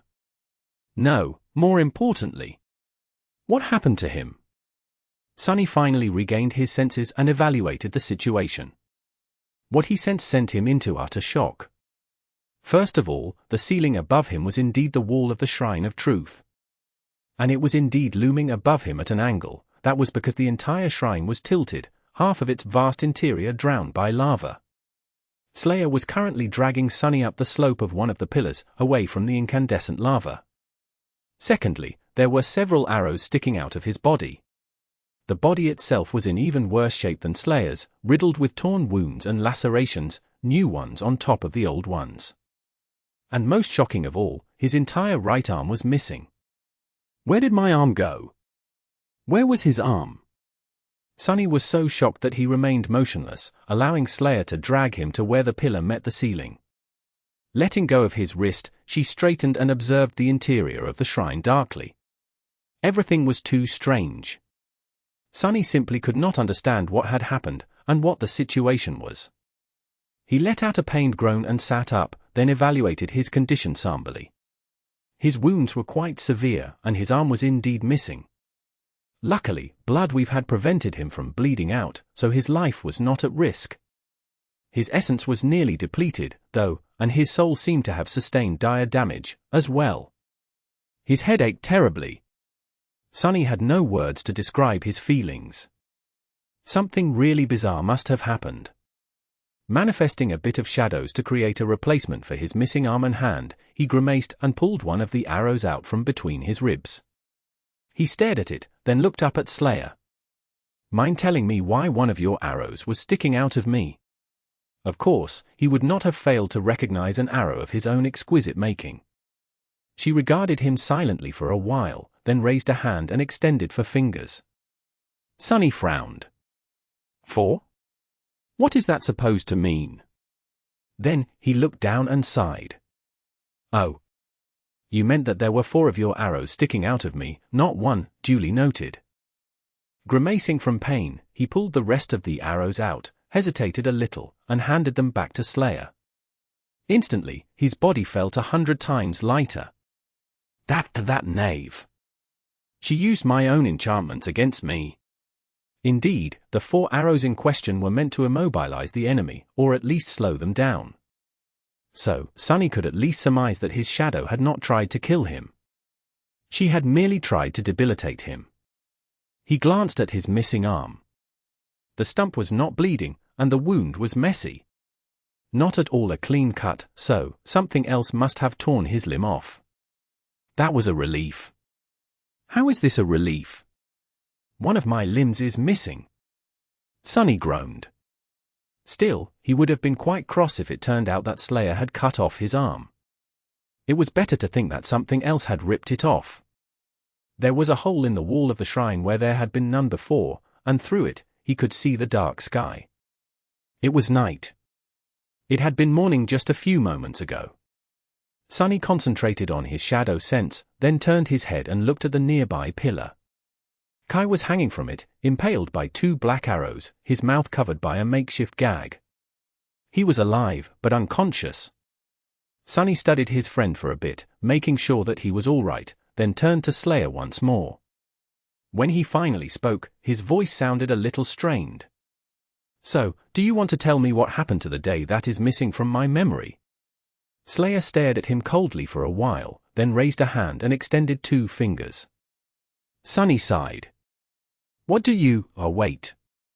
2 days that are missing from my memory." She nodded silently and sat down, tiredly leaning her back against the wall. Sunny paled. 2 days. If 2 days had passed. Then the snow demon and the 2 snow monsters had already launched their attack. The battle was over? Chapter 2377. Oblivious victors. Someone had stopped them. But who? Sunny studied his own pathetic state, then glanced at Slayer. Finally, he looked at Kai. A few moments later, he muttered a stifled curse. His thoughts were in disarray. What the hell? He had been saying that a lot after entering Ariel's game. So, he had to be careful not to say it again, unless he wanted to get stuck with another catchphrase. And he had plenty of those already. In any case, it seemed like Sunny and Kai had fallen victim to some kind of mind attack while observing the snow demon, and then. Something happened, but the snow demon failed to conquer the shrine and kill them. From what Sunny had seen so far, that something seemed to have been Slayer. That did not make much sense, considering that Slayer was not nearly powerful enough to defeat a cursed demon, let alone one accompanied by 2 cursed monsters. And yet, the evidence was hard to deny. The evidence being that they were still alive. Sunny sighed deeply. Slayer was not going to talk, so he had no choice but to try to deduce what had happened slowly. But first, I should probably take Kai off that wall. His friend did not look very comfortable, pinned to a pillar by arrows and gagged. Granted, Slayer must have gagged him for a reason. I'll take it slow. ******. Some time later, Sunny and Kai climbed out of the tilting shrine and observed the scene of utter devastation outside. Both looked rattled and confused, not to mention battered, and seeing the lake of lava did not make them feel any better. Slayer had stayed inside, seemingly too tired and wounded to move. What the? Sunny stopped himself from finishing the sentence, raised his hands, and rubbed his face furiously. One of his hands was made of flesh, sinew, and bone. The other was entirely black, manifested from shadows. The platform on which the Shrine of Truth stood had split in 2. One half of it was entirely gone, the other was partially submerged in lava. The ancient temple itself was tilted on the side, half drowned in the lake. The layer of cooled lava that had formed a crust atop the lake was almost entirely gone, shattered and swallowed by the scorching crucible. Still, some of it remained. Grotesque silhouettes formed from volcanic rock protruded from the incandescent depths, reaching toward the sky with eerily shaped fingers. They looked like unfinished creations of a mad sculptor, and simply looking at them made Sunny's skin crawl. It was as if a swarm of indescribable beings had tried to form themselves from fiery lava, but were frozen solid midway, failing to take shape. Now, only their empty husks remained, soulless and twisted in agony, like a legion of sinful souls who had failed to escape hell. Or maybe someone had just wanted to create a garden of creepy statues. Either version could be true. Kai opened his mouth and whispered, "What the hell?" Sunny looked at him with gratitude. "My thoughts exactly." His friend was in rough shape, but far better off than Sunny and Slayer were. Apart from the wounds caused by the arrows, he was relatively unscathed, and those weren't a threat to a transcendent being. He had no memory of what had happened in the past 2 days, either. The last thing he remembered was catching a glimpse of the snow demon, and yet, he did not remember what the creature looked like or what it was. Sunny felt deeply unnerved. He would have been frightened, really, if not for the fact that they had found 3 jade figurines laying in the ash near the altar, just a few meters away from the lava. The snow demon, whatever that thing had been, was dead. The monsters were dead, too. Sunny, Kai, and Slayer were alive. Somehow. That should have been good news, but Sunny only felt more disturbed, not knowing how their enemies had died. Humans feared the unknown the most, after all. He looked down with a grimace. Well, let us see what we do know. Even if his memory of the past 2 days was gone, he could deduce some things from the clues left behind by the missing time. As the two of them flew to the edges of the volcano, the night sky rippling with shimmering starlight above them, Sunny went over all these clues. First of all, Sunny and Kai were missing their memories. They had been affected by some kind of mental attack, while Slayer had seemingly resisted it, or had been incapable of being targeted by that attack, to begin with, due to her inherent difference from them. It was easy to deduce that Sunny and Kai had not remained passive and motionless while under foreign influence, too. In fact, they seemed to have involved themselves in all kinds of activity. Their wounds were solid proof of that. Additionally, their behavior in the past 2 days had to have been different from what they would usually do. In other words, they had not been acting as themselves, otherwise, Slayer would have no reason to debilitate them with arrows or gag Kai. Sunny could not be sure, but after studying Kai's wounds, as well as his own, he suspected that the two of them had not only fought Slayer, but also other powerful beings, as well as each other. That was quite a disturbing theory, and although Sunny could not thoroughly prove it, he could not confidently refute it either. This is the worst. If they had indeed suffered a mental attack, this would be the worst crisis of that nature he had encountered in a long while, maybe even ever. After all, he had retained at least some senses even at LO49 or on the Ashen Barrow, but now, he could not even remember what he had done. That should not have been possible. His mental resistances were extremely formidable, and even if his other incarnations were not here, he still possessed the will of a supreme titan. No mental attack should have been able to enthrall him so thoroughly. It was the fact that something that should have been impossible had happened that was driving Sunny mad. Just what kind of creature had that cursed demon been? The worst part of all was knowing that now with the creature gone, there was a high possibility that Sunny would never find out. It could all remain a mystery, forever. Looking around, he wondered if that was a mercy, instead. Chapter 2378. Eerie clues. His own state, for example. Quite a lot of his essence was gone. Not only that, but he could not summon any of his shades, which meant that they all had been destroyed in the battle and were currently repairing themselves. The Shadow Wolf and its pack, the Obsidian Wasps, and Abundance. Had I actually implemented the shade augmentation strategy? It was possible. But had he implemented it against the enemy, or against one of his companions? There was no answer to that, although Sunny doubted that either Slayer or Kai could have survived his assault. The 3 snow figures were dead, and he was missing an arm. So, unless it was Kai who had bitten it off in his dragon form, Sunny was inclined to believe that he had clashed with the cursed demon and the 2 monsters, instead. He looked at Kai strangely. Kai noticed it and forced out a smile. What? Sunny lingered for a while, then shook his head. Nothing. Just wondering how sharp your teeth are. Kai touched his lips, then blinked a couple of times and looked away. The problem was that the shades of the 3 snow abominations were not in Sunny's soul. Which meant that, although they were dead, he had not killed them, and neither had Slayer. So how the hell had they died?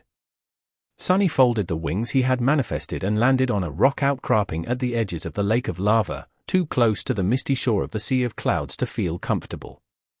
Kai landed nearby, and the 2 of them stared at the enormous corpse in front of them. Or rather, a half of it. The cursed monster was unmistakably dead. It was an indescribable monstrosity that was vaguely humanoid in shape, with countless eyes littering the malformed dome of its hideous head. It had a gaunt, pale torso and too many arms, each ending in a set of terrifying claws. As for the lower part of his body, there was no saying how it looked. It was missing. Sunny could swear that the appalling face of the fallen deity had frozen in a grimace of horror. He glanced at Kai and shivered. Any idea how it died? Kai remained silent for a moment, then said stiffly, "Well, I am pretty sure that it died from being torn in half." That was pretty indisputable logic. Well, actually, it wasn't. A cursed monster would not have been killed by something as mundane as being torn in half. Neither would it have been terrified in its last moments. Feeling a cold shiver run down his spine, Sunny forced out a pale smile. "Are there soul shards inside?" Kai nodded slowly. "I see one. But if you don't mind, I'd prefer it if we don't try to dig it out just yet." Sunny scoffed, then grimaced and pressed a hand against his wounds. "Yeah. Let's not, just yet." There was another corpse they had to take a look at, almost exactly on the other side of the shattered volcano. Flying there took them a little bit of time, and when they reached the massive remains, Sunny just stared at them with a strange expression. The second corpse had turned out to not be the second corpse. Instead, it was the lower half of the cursed monster they had already investigated. There was no explanation as to how it ended up all the way on the opposite side of the lake of lava, and no additional clues as to how the creature had died. Neither was there any trace left of the second cursed monster. It had simply vanished, as if it had never existed at all, just like the snow demon had. Perhaps their bodies had drowned in the lava, perhaps they had fallen into the sea of clouds. Perhaps they had simply ceased to exist for some unknown reason. Anything could have happened, really. Sunny took a shaky breath. Let's explore more. We might find something else." And so they did. In truth, he did not really hope to find more clues. He simply wanted to get away from the mangled remains of the cursed monster and do something to occupy his rattled mind. Sunny and Kai spent some time exploring the lake of lava. They studied the eerie, half-formed sculptures of volcanic rock protruding from it here and there. Being close to them gave both an eerie and unpleasant feeling, so they proceeded to investigate the shores of the lake instead. Eventually, they did find something. Well, what would you know? Sunny landed on a small island of cooled lava and looked down incredulously. He seemed to have found his missing arm. It was still encased in the black carapace of the jade mantle, laying in the middle of a vast web of cracks that stretched from one edge of the small isle to another. The hand was missing a couple of fingers, but those that remained were still clenched into a fist. His severed hand was holding onto something. Sunny crouched near it and tried to pick up an impossibly thin piece of torn string that protruded from the mangled fist. He failed at first, and only succeeded after putting some will into his touch. The string was infinitely fine, but also unbelievably durable, almost impossible to tear or cut. It resembled a single thread of black silk, or maybe a single string of a terrifying spider web. All he knew was that at some point in the past 2 days, he had lost an arm while trying to cut that thread. Looking at Kai, Sunny remained silent for a while, and then asked in a subdued tone, "So, what do you think happened to us?" Kai's expression was deeply disturbed. He shook his head slightly, then said quietly, "I don't know." Sunny let out a long sigh. "Well, I have a couple of ideas." But really, he was in complete darkness, just as full of doubt as Kai. That cursed demon, it must have been some kind of mind demon, if such things existed at all. Whatever Kai beheld on the snowy mountain might have been simply its vessel, while the demon itself might have been a being of neither flesh nor spirit. It might have been like an idea, instead. At least that was what Sunny imagined after witnessing all these unexplainable things. In any case, Sunny and Kai had fallen under the influence of the demon, had maybe become its new vessels, even. They would have been simply debilitated at first, then fully taken once the morning of the attack came. Slayer must have restrained them before that, but that was as much as she could do. How had she defeated the demon and the 2 monsters, then? Sunny did not know. He vaguely suspected that the strings Kai had seen were how the snow tyrant controlled the rest of its figures. So, by severing one of those strings, Sunny must have liberated one of the abominations, the cursed demon itself, perhaps, from under the tyrant's control. which meant that he had been resisting whatever had happened to him at least to some degree. Maybe? He must have. And then? There was no knowing what had happened then. Perhaps the demon itself had killed the monsters. Perhaps Slayer had somehow incited and evaded it until the sun rose above the horizon. If the demon had failed to eliminate the ash figures and stayed on a black square after the end of its move. Who knew what could have become of it? Nobody did. It was a complete mystery, and a frightening one, at that. Sunny was in pain, tired, and deeply disturbed. He did not even want to admit how disturbed he was. It was to the point that missing an arm seemed a minor thing in comparison. Picking up his arm from the stone, he turned and looked at Kai with a somewhat lost expression. You know, I have never lost a limb before. This is a first. Kai smiled weakly. Really? I would have thought. Sunny shook his head. He wanted to add something like, well, unless you count the head as a limb, but remained silent instead. He was not in the mood for that. Eventually, he said in a somber tone. Really? I guess we've won, though? Should we be happy? Kai did not answer. Sunny did not speak for a while, either. Somehow, this particular victory, if it could even be called that, made him feel more troubled than any defeat. Chapter 2379. No way back. The mystery of the snow demon remained unsolved, and he suspected that he might never find out what that creature had been and what it had done to him and his companions. Maybe they would meet again, one day, in the dark reaches of the Shadow Realm. But since Sunny did not even know what the Eerie demon had looked like, or if it had even looked like anything at all, they would not recognize each other. So, he could only console himself by the fact that the mysterious abomination was dead. Disheartened, Sunny and Kai returned to the Shrine of Truth. Slayer was still leaning against the wall atop the sloping pillar, seemingly asleep. Sunny had never seen a shadow sleep before, so she must have been truly exhausted by what transpired during the 2 missing days. He could summon her back into the nurturing darkness of his soul, but that would mean not being able to summon her again until her wounds were entirely healed. And that was a luxury he could not afford at the moment. After all, 3 more snow figures were going to surround the Shrine of Truth come morning, most likely. Now, there were only 5 of them left on the board, 2 beasts, 2 devils, and the tyrant itself.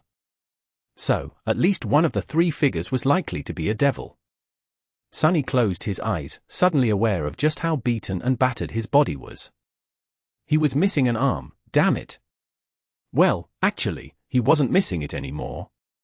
He had found his arm, it was just not attached to his body. That's a bit funny. Gritting his teeth, Sunny dismissed the jade mantle and the surrogate arm he had manifested from the shadows. Then, he pressed the severed arm to the mangled stump and cursed quietly, concentrating on controlling the flow of his blood. Kai observed him with a strange expression. What are you doing? Sunny glanced at him and smiled darkly. Trying to regrow an arm. In truth, even some saints could regrow missing parts of their bodies, it just took a lot of time. Supremes were even more tenacious, but Sunny naturally did not have a lot of insight into how long it would take a sovereign to regrow a limb. There was simply no data on that issue. He healed a lot faster than most due to the blood weave, but still, reattaching a severed arm was going to waste much less time than cultivating an entirely new one. Plus, he was attached to his arms. They had gone through a lot with him.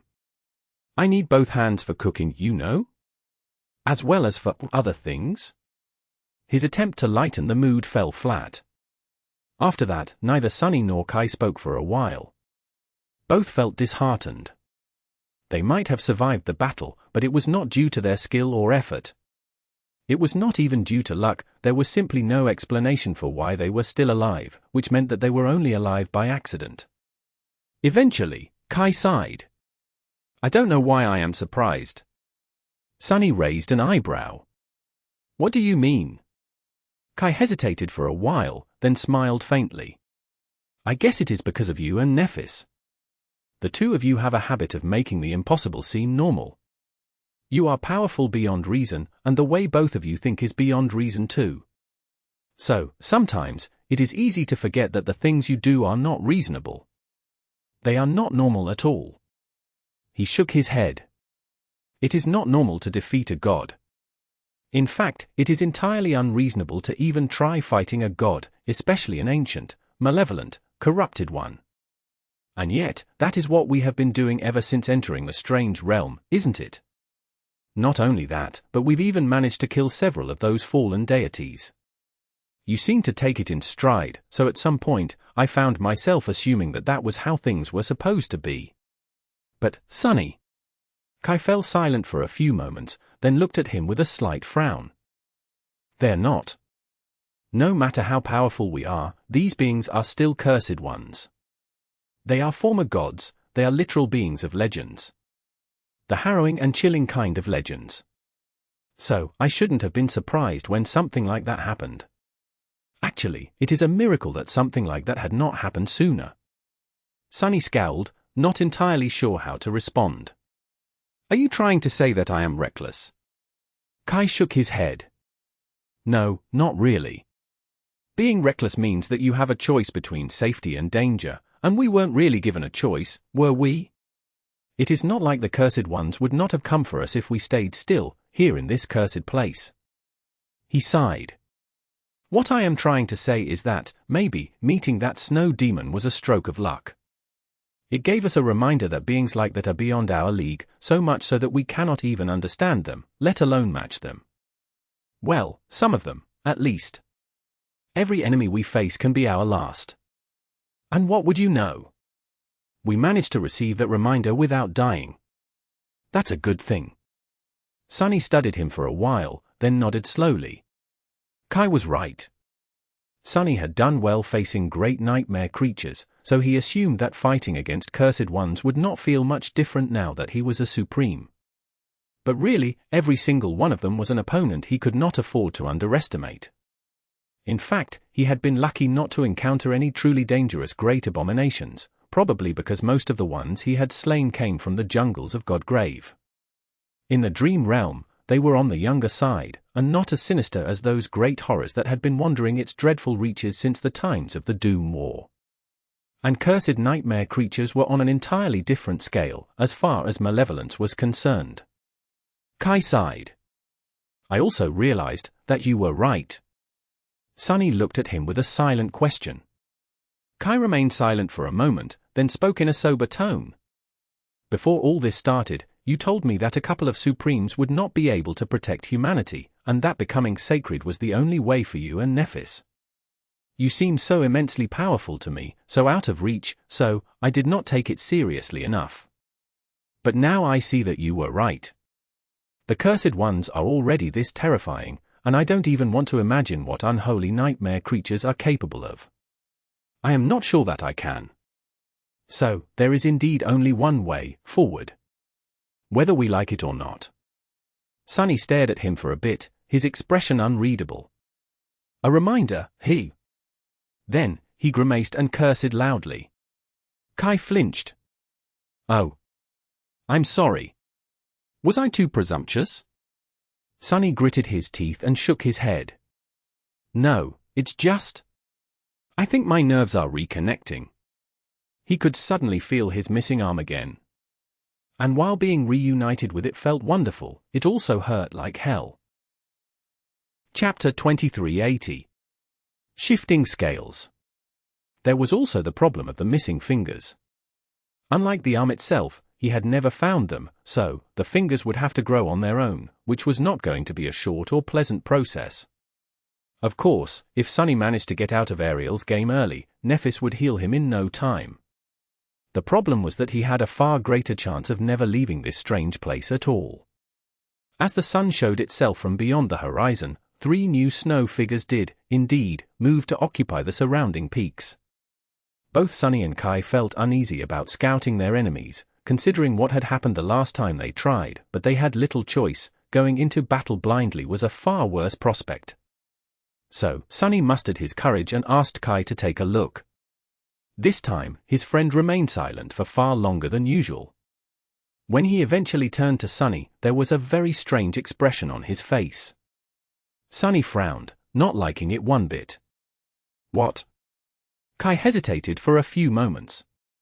Listen, Sonny, before I say anything. I feel that I need to mention that I have nothing. Sonny pursed his lips. Stop stalling. Out with it. Kai cleared his throat, then pointed at the northern peak. Well, there is no other way to say it. But there's a dragon on that mountain. Sonny blinked a couple of times, staring at his friend in disbelief. After a few moments, he asked evenly. A dragon? Kai nodded. Yeah, it's a white dragon. It's very beautiful, actually. Sonny stared at him some more. Are you kidding me? Kai chuckled nervously. No. Why would I joke about something like this? Sonny raised a trembling hand and pulled on his hair. No, really? What the hell is this? How come? Listen here, you. He pointed an accusing finger at Kai. Let me tell you, I've been around the dream realm and back. And never, not once, have I met a dragon without you around.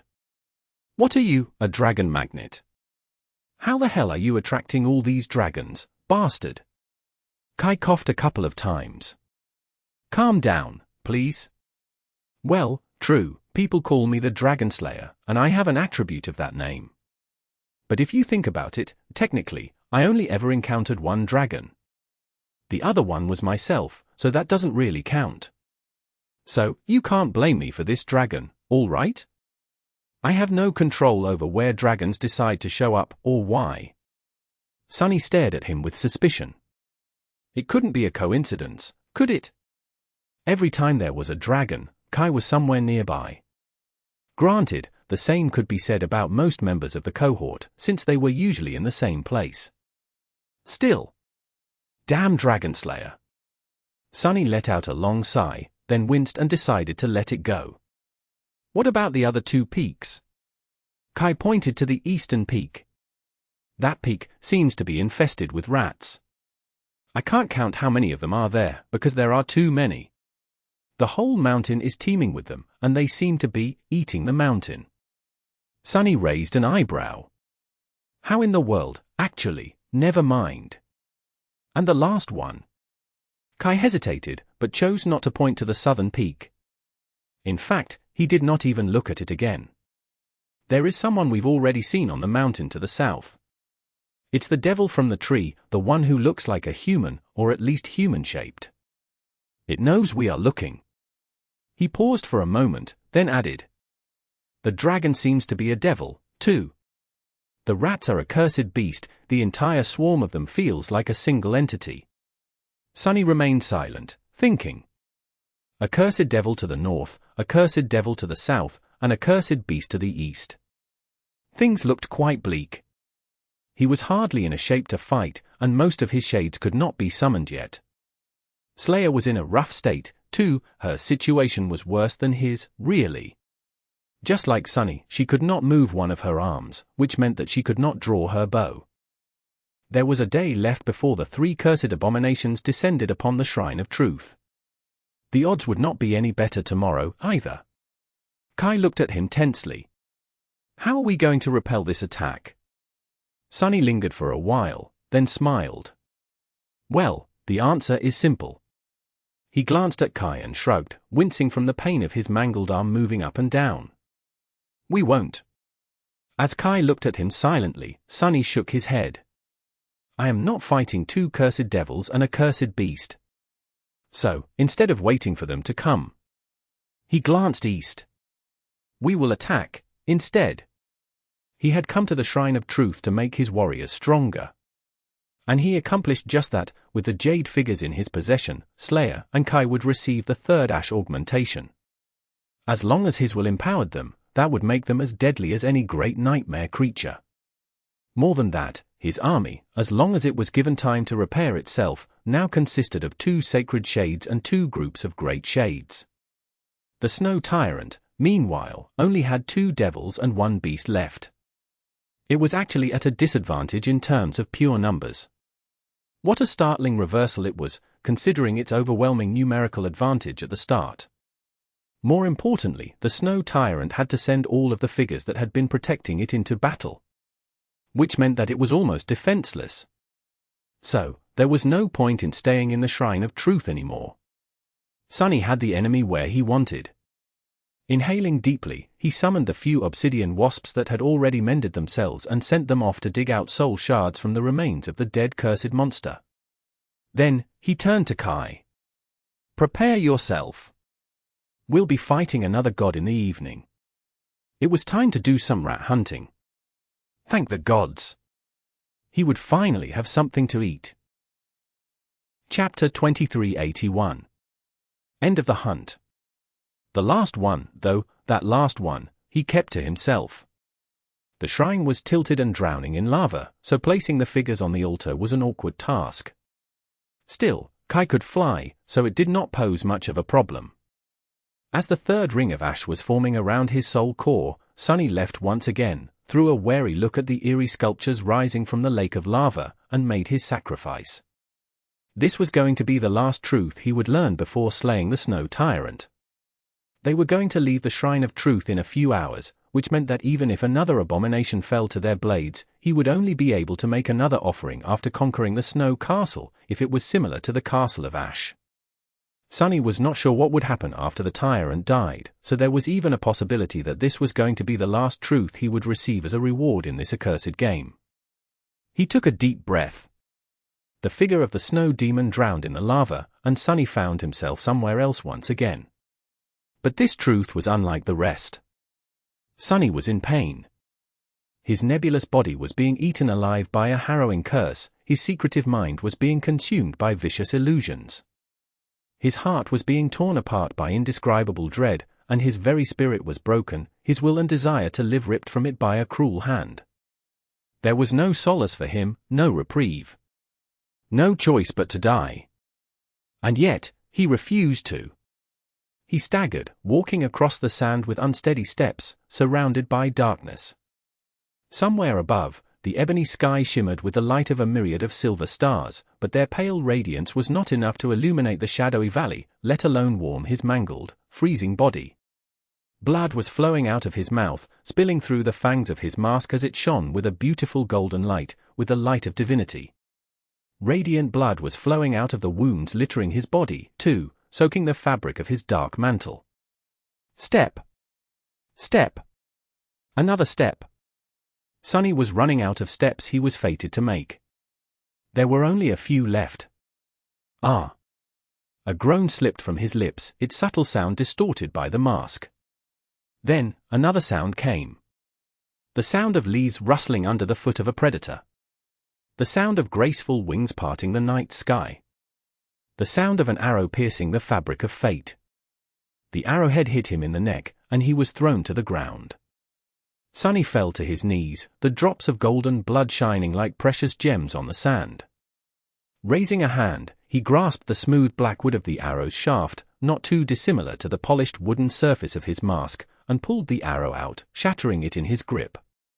The firm hand of the archer who had sent the arrow flying was much too weak to harm a being such as him. It only managed to pierce his flesh because there had already been a wound there, on his neck, left by a far more dreadful foe. The arrow was of no consequence. The legendary poison smeared on its tip, however, was anything but. It was a poison that was not supposed to exist in the world anymore, and yet, here it was. A chilling cold spread through his body with harrowing speed. Then, it invaded his soul, his mind, and his spirit. Suddenly, Sunny felt weak. He even found it difficult to keep his eyes open. His broken body shuddered. Cold, cold. He was cold, and alone. He was going to leave alone, unwitnessed, just like he had lived. No one would even remember that he existed at all. Death was coming. It came in the sound of soft steps, taking the form of a woman who walked quietly out from the darkness. The woman wore battered dark armor and a veil that covered her beautiful face, her long, luscious hair tied into a braid. The starlit night cast a deep shadow onto her, but he could see her cold eyes clearly. He could see his reflection in them, too. A nebulous figure shrouded by a tattered mantle, a mask of black polished wood covering its face. He was Weaver, the demon of fate. The mighty, terrible demon. That mighty demon was now kneeling in front of a mortal huntress. A stifled laugh escaped from the demon's lips, made strange and elusive by the mask. "You ninth are, how we loathe you." The demon of fate knew the endless despair of struggling against fate better than anyone else. The 9 were nothing but pitiful mortals, but they were also fated. Their lives were a convergence of fate. To anyone else, they would seem tiny and pitiful, no more than vermin, but to Weaver, who could see the great tapestry of fate, their figures towered like those of giants, looming above, oppressing Weaver with their crushing weight. The woman looked down at the demon silently. The demon smiled behind the mask. "It was your doing, wasn't it? Oh, what a wicked trap you set for us. We have escaped our siblings, but it seems that we failed to escape you, in the end." The demon knew the woman well. She had been stalking Weaver for a long time, this mortal with a pure soul.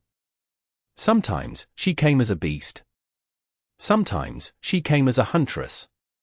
The demon had not seen her moving stealthily across the realms, enduring battle after battle all in order to grow stronger, but they had felt her figure growing closer and closer in the tapestry of fate, constricting them like a serpent. Until they could not move at all, and there was nowhere to go. Finally, the woman spoke. The demon had thought that her voice would be triumphant, but it was simply tired. "I know what you are." The demon was tired, too. "If you know what we are, then you know what destroying us means. There is a price that has to be paid for slaying a demon. Are you prepared to pay that price?" The woman did not answer. The demon let out a long, sorrowful sigh. "You know nothing, child. You poor girl, it is too late. Please forgive me, if you can." The woman unsheathed her sword then and plunged it into the demon's chest in one fluid, swift motion. There was no hesitation in her strike, and no mercy. That nebulous figure fell to the ground, lifeless. The black mask stared blindly at the starlit sky, then fell apart into a hurricane of sparks. The huntress sighed deeply and looked at the sky. At long last, her task was finished. She swayed lightly and raised a hand, touching her veil in confusion. Her lips moved subtly, producing a barely audible whisper. "What task?" Chapter 2382. Wrath of Mortals. Lady Slayer has received the 3rd boon of the Ash Domain. "We seem to be ready." Sunny nodded slowly, a distant expression on his face. "Has she now?" Kai nodded. "Yes." "Why?" "Your voice, it sounded a little strange." Sunny remained silent for a while, then sighed. "She is set to play a decisive role in this battle. I've just been wondering about how capable she truly is." Kai studied him a bit. "What is on your mind?" Sunny smiled faintly and looked at the towering mountain to the east, its peak covered in snow. "Eventually," he said. "Well, the cursed beast we'll be fighting tonight is a swarm of rats. They are infected by corruption now, but that means that they weren't at some point. Which means that there was a swarm of sacred rats once upon a time. Isn't it strange?" Kai blinked a few times, prompting Sunny to chuckle quietly. "I mean, it's one weird deity, don't you think? Who would want to worship a swarm of rats?" His friend tilted his head a little. "Actually, you are right. I have not considered it from that point of view." Sunny shook his head. "But then again, who said that sacred beings have to be worthy of worship? Conflating divine power and benevolence is a very modern way of thinking about things. Actually, for most of history, people had not worshipped gods out of love or gratitude. Rather, they did so to placate and mollify the deities, hoping to avoid drawing their ire." He smiled. "After all, mortals can't survive the wrath of gods. Not the other way around." At that moment, Slayer emerged from the shrine, still shrouded in ghostly smoke and cradling her mangled arm. Sunny studied her with a dark expression. "Or at least it's not supposed to be. This shadow of his, she was definitely an overachiever." Sunny had a lot to think about and a lot to say, but he did not have any time for that at the moment. Instead, he looked at Kai and said, "Prepare yourself to feel weaker than you are now. We'll be invading the snow domain once again, after all. You remember the plan, right?" Kai nodded somberly. "I do. Leave it to me." Sunny looked west, where the sun had just touched the horizon, painting the sea of clouds in a million shades of crimson. "Let's go, then." The volcano, what was left of it, shuddered. The fantastical scene of ethereal obsidian bridges forming from the plumes of ash played out once more, just as breathtaking and beautiful as it had been in the past. But after seeing it so many times already, Sunny paid little attention to the great bridges that spanned the sea of clouds. Instead, he turned himself into a shadow and wrapped himself around Slayer. Immediately, he felt himself fusing into her ragged, battered form. A sense of ferocious power and cold confidence filled him, as well as of a sharp and merciless killing intent, much similar to his own, but also different. Subtle, determined, inescapable. He could vaguely sense Slayer's thoughts and emotions, all of them painted in hues of grey by her sinister, dark resolve. There was a certain purity to her feelings that he did not share. Her black heart might have been filled with nothing but malice and desire to kill, but that malice and that yearning were pure, unblemished, and pristine. Sunny could not really read the thoughts of his shadows when fusing with them, but he could usually sense fragmented echoes of what they were thinking about, sometimes even see glimpses of their subdued, distant, dreamlike memories. In the case of Slayer, though, he could sense none of the latter. Just a vague impression of a vast emptiness, impenetrable darkness, and of an imperative need to hunt, to kill. The sound of the wind howling across the obsidian dunes, the deadly beauty of annihilating essence storms. As if Slayer had only ever existed in the shadow realm, and that was the only thing she had ever known. On a purely physical level, fusing with Slayer was an exquisite experience. She was different from both the indomitable saint and the mighty fiend. Hers was a graceful, subtle kind of strength. She was nimble and agile like a dancer, but at the same time ruthless and ferocious like a prowling predator. Sunny himself followed a somewhat similar path. The origin of his battle art had been a beautiful dance, after all, so he could appreciate Slayer's deadly grace and fierce litheness. As soon as Sunny took Slayer into his dark embrace, he could feel a raging torrent of power flow into her body. This shadow of his had already been enhanced by 3 consecutive infusions of mystical ash, and now, she was augmented by the power of shadows, as well. The result was quite frightening. That said, Slayer was still not in her best shape. She was severely wounded, and Sunny was as well. Neither of them made for a good fighter at the moment, but together, they could easily pass as one. That was why Sunny had decided to guide her in this battle instead of participating in it himself. "Well, good luck to us, I guess." Behind them, Kai's voice boomed, as if commanding the world. "Be strong." And with it, Slayer and Sunny suddenly felt empowered even more. There was no time to waste, so Sunny did not waste any by sending her running across the obsidian bridge. Instead, he commanded the shadows to open before Slayer, and as she stepped forward, the 2 of them emerged from the darkness directly on the slope of the distant mountain. One of Slayer's swords left its sheath with a quiet hiss. In the next moment, the pristine white snow around them boiled, and countless feral rats rushed at them like a writhing avalanche of rotten fur and sharp, needle-like fangs. Chapter 2383. Lord of Rats. Slayer's senses were difficult to get used to. Each of her 5 senses was vastly superior and far sharper than his own, except for his touch, which had been elevated by Boneweave a long time ago. Fusing with Slayer was like stepping into a world overflowing with an endless complexity of sounds, scents, flavors, and starkly vivid images. It would have been overwhelming if not for the fact that Sunny had developed a staggering capacity to grasp and absorb new information over the years, as well as while rising in rank. Still, Slayer possessed more senses than the mundane 5, as well, a primitive version of shadow sense, for example, and others that Sunny could not even name. And there were a myriad of abominable rats moving simultaneously all around them now. There was the will of a cursed beast bending the world, and the rules of Ariel's game sapping Slayer of strength. It was enough to send Sunny reeling for a split second. So many. Slayer, however, was already moving. As an avalanche of writing rats descended upon them, she bared her teeth behind her torn veil and dashed forward to meet them. Her black eyes glistened with the cold bloodlust of a merciless predator, and ghostly smoke trailed behind her like a billowing mantle. At that moment, Sonny felt something strange, something he had never felt before while embracing Slayer as a shadow. The flow of her essence changed, moving awkwardly in a way that was not supposed to be possible, but also purposefully, as if she was remembering something that had been second nature to her once, but was then covered by rust as the years passed. Like she was attempting to channel her radiant soul essence into the sharp blade of her sword, not to satiate its spellweave and activate its enchantments, but simply to saturate the cold steel with it as she would her body. She failed to achieve whatever it was she was trying to remember, but just barely. So, Slayer activated the enchantment woven into her sword instead. Sonny had crafted 2 short swords for his murderous shadow, one from the metal of the great chains holding up the chained aisles, one from a splinter of bone from Godgrave. Both were enchanted to be chillingly sharp and incredibly durable, as well as to return to her hand if she ever lost them.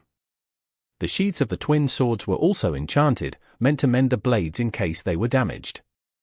There was a difference between the 2 swords, though. The active enchantment of the one carved from bone coated the blade with an invisible layer of penetrating force, which was meant to allow it to pierce the toughest of armors. The active enchantment of the one forged from metal, on the other hand, was not meant to pierce. It was meant to sever. The enchantment generated a field of fearsome force and then folded it into a razor-thin plane that extended forward along the path the blade traveled. Unlike his other shadows, Slayer could not change her size at will. Compared to the gargantuan nightmare creatures Sonny routinely faced, she was entirely tiny. So, he had thought of giving her a blade to cut down giants. Its blade was short, but the invisible severing field would be as immense as Slayer could muster. The enchantment was meant to be used against titanic foes, but it was quite useful against vast swarms of vermin as well. As the short sword cut the air with a hiss, the fabric of the world seemed severed along its path. Empowered by Slayer's raging, radiant essence, the cut cleaved a 100-meter gash into the descending mass of rats, obliterating thousands of them. Blood, viscera, and pieces of pulverized bodies were sent flying high into the air, and a crimson haze suddenly enveloped the slope of the mountain, painting the snow red. Each of the rats was technically a part of a cursed being, but there were 3 rings of ash around Slayer's incomplete core now, fully saturated by Sunny's supreme will, while Slayer herself was augmented by his dark embrace. So, even while weakened by the snow domain, she had no trouble destroying the small creatures. That was the result of coming to the shrine of truth. There was something wrong, something deeply wrong, happening to the rat swarm, though. Sonny sensed the eerie, unfathomable will of the cursed beast swelling for a moment, and then, he sensed something that sent a chill running down his spine, metaphorically speaking. Sonny did not possess a spine at the moment, and Slayer was not the kind of being to be disturbed by anything. There were countless rats on the mountain. They had been gnawing on it, slowly eating away at its stone roots, before rushing to devour Slayer. The rats were countless, and yet, Sonny had still expected to feel their number lessen a little when Slayer destroyed a few thousand. And yet, he felt the opposite. In place of the thousands of slain rats, even more seemed to suddenly appear out of nowhere. The remains of their fallen kin were instantly consumed, and the swarm swelled, increasing in number. It was then that Sonny intuitively confirmed the essence of his foe. He had harbored a suspicion even before stepping on the snow-covered slope of the mountain, but now, he was sure of it. And that only made him feel more wary. So I was right, after all. Damnation! In a sense, the rat swarm, the Rat King, was similar to abundance. It also pursued endlessness, but while abundance did so by wielding infinity, the Rat King did so by wielding propagation. The concept the Rat King personified was numerousness. Perhaps there had been a single sacred rat once, a long time ago, but as time went on and it was consumed by corruption, there were many. And then, there was a myriad. In short, for every rat Slayer and Sonny destroyed, 2 were going to take its place. Ah, that doesn't bode well. Chapter 2384. Rat Legion. Disgusting. Sonny did not really have any negative feelings towards rats. In fact, he found them to be quite admirable creatures, kindred spirits, even. Abominable rats whose flesh and souls were twisted by the appalling darkness of corruption, though, were an entirely different issue. Currently, an avalanche of these repulsive vermin was about to swallow him and Slayer, and worse of all, there was no obvious way to defeat them. Luckily, Sunny always planned contingencies, and today was not an exception. His plan A was to simply annihilate the swarm of rats in battle. His plan B, though, had been developed precisely in case the swarm of rats proved to be too immense to be eradicated with pure violence. I hope Kai does well. The avalanche of cursed rats was almost upon them when Slayer slashed her sword again, cleaving a wide path through it. She dashed forward, moving through the crimson haze as the rats flowed past them on both sides. The murderous shadow remained calm, gleeful, even, but Sunny felt a strong desire to shudder. There were too many rats rushing down the slope of the mountain for each of the vermin to run on the ground, so they simply climbed atop of each other in a demented frenzy. Their mass formed towering walls on both sides of Slayer, rolling past her like a real avalanche of writhing grey bodies, frenzied eyes, and needle-sharp teeth. The worst part of it all was that the breach created in the rat swarm by Slayer's strike was swiftly closing as the old rats mindlessly pushed forward and the new rats came into existence, threatening to bury her under their squirming mass. And since the whole mountain was infested by the innumerable swarm, there was nowhere for her to escape. At that moment, an arrow struck the mountain higher up the slope, instantly causing a titanic explosion. A devastating mixture of light, heat, and sound pulverized countless rats, clearing a wide circle of bare rock from them. As countless tons of snow were displaced by the explosion and an actual avalanche rolled down, Sunny opened a path through the shadows for Slayer. Before the wall of rats looming above them toppled and buried her, she stepped through the shadows and escaped into the safe circle created by Kai's arrow. The shallow crater left by the explosion was surrounded by the walls of frenzied rats, as well, and was only destined to exist for a few moments. Before it was erased by the carpet of grey bodies, Slayer cleaved a path through the rats again. And before that path was swallowed by the swarm, a second arrow fell some distance away, causing another explosion and clearing another patch of empty land. The carnage continued. The writhing mass of grey bodies flowed like a flood, devouring the entire mountain, while Slayer moved through it and brandished her sword. Arrows rained down on the quaking peak like a heavy artillery bombardment, pulverizing countless rats. Slayer's blade cut down even more, and the stench of blood permeated the air. The mountain would have become like a hideous, dreadful slaughterhouse if not for the fact that torn, bleeding remains of countless rats were immediately devoured by their numerous brethren, who only grew more numerous as moments flew by, enraged and emboldened by the nightmarish carnage. Sunny was, honestly, at a loss. He had rarely encountered an enemy who grew exponentially stronger the more it was slaughtered, eviscerated, and killed. Slayer and Kai were dealing grievous wounds to the swarm, but the more wounds they dealt, the vaster the swarm became. What a vicious little menace. He was not sure what role he was supposed to play in this battle, apart from opening paths through the shadows for Slayer. Abundance had possessed a singular vessel, at least. Sunny had not been able to suppress its will, but he managed to slowly poison it with his own. Additionally, he prepared tools to disarm the gargantuan worm in advance. The rats, however, were countless. There was no single vessel for him to target, and therefore, he was not sure how to suppress the concept of ceaseless propagation that the swarm embodied. Neither did he know what opposite concept he could have channeled if not for his role of augmenting Slayer. And he did not have much time to think. Time was not on his side, after all. Not only would Sunny have to retreat once the sun disappeared beyond the horizon, but the swarm would simply become so vast as to be inescapable long before that. He even considered using that very power of the Rat King against it. What if he inflated the number of rats on the mountain to such a degree that the entire mountain collapsed under their weight?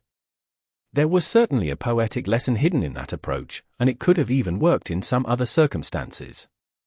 But not now. After all, Sunny needed the mountain to remain standing, because he could not conquer it if the mountain was gone. And if he failed to conquer the mountain, two cursed devils would descend upon him come morning. That was a clash he wanted to avoid at all costs. So, in the absence of a clear way to defeat the vile swarm of cursed rats, Sunny could only put his faith in Kai. "Come on, buddy. You can do it." He had left Kai on the roof of the Shrine of Truth for a reason. Sunny had suspected that the cursed beast would possess a power that defied reason, and he had also suspected that its power would have something to do with numbers. Something like that was not difficult to guess, after all, because the worst part about a swarm of enemies was that they were a swarm. And the world almost never failed to deliver on its worst promises. So, Sunny had given Kai a special task. He wanted to exploit the power of the Snow Tyrant against its emissary. Kai had to find the invisible string with which the tyrant controlled its beast. Chapter 2385. Pure Soul. Which hinted that there was a single source of that will, the origin of the innumerable legion of abominable rats that lusted to devour Slayer in frenzied hunger. Even if there had not been, the Snow Tyrant would have forced it upon the Rat King. After all, it needed to control the snow beast figure somehow, and Sunny doubted that his adversary could freely create an endless number of invisible strings to subjugate each individual rat. So, he had theorized that there would be a single string, connected to a single rat. That rat was the commander of the Rat Legion, hidden somewhere in the dreadful sea of squirming vermin, the vessel through which the Snow Tyrant controlled the cursed beast, as well as its source. Finding a single rat among myriad seemed like an impossible task. It was much harder than finding a needle in a haystack, to say the least. After all, neither the needle nor the haystack was supposed to move, let alone seethe and writhe in mad bloodlust on the quaking slopes of a crumbling mountain. But if anyone could accomplish that task, it was Kai. He had been the first of them to notice the existence of the invisible strings, after all. Sunny himself was not even sure that he was capable of perceiving them, but Kai could. And although he was not capable of differentiating the original rat from its countless brethren, he could catch a glimpse of the Snow Tyrant's string again. And then, he could follow it to the target. That was how Sunny intended to use his enemy's own power against them. The problem, of course, was that he and Slayer had to survive long enough for Kai to succeed. And that was not only difficult, but also continued to get harder and harder with each moment. Slayer was like a dark hurricane, moving across the mountain in a whirlwind of blood and torn flesh. She had already been a force to be reckoned with in the past, a malevolent, sinister force, but now that she was empowered by shadows and ash, wielding enchanted weapons forged by the Sovereign of Death himself, her chilling malice was simply awesome to behold.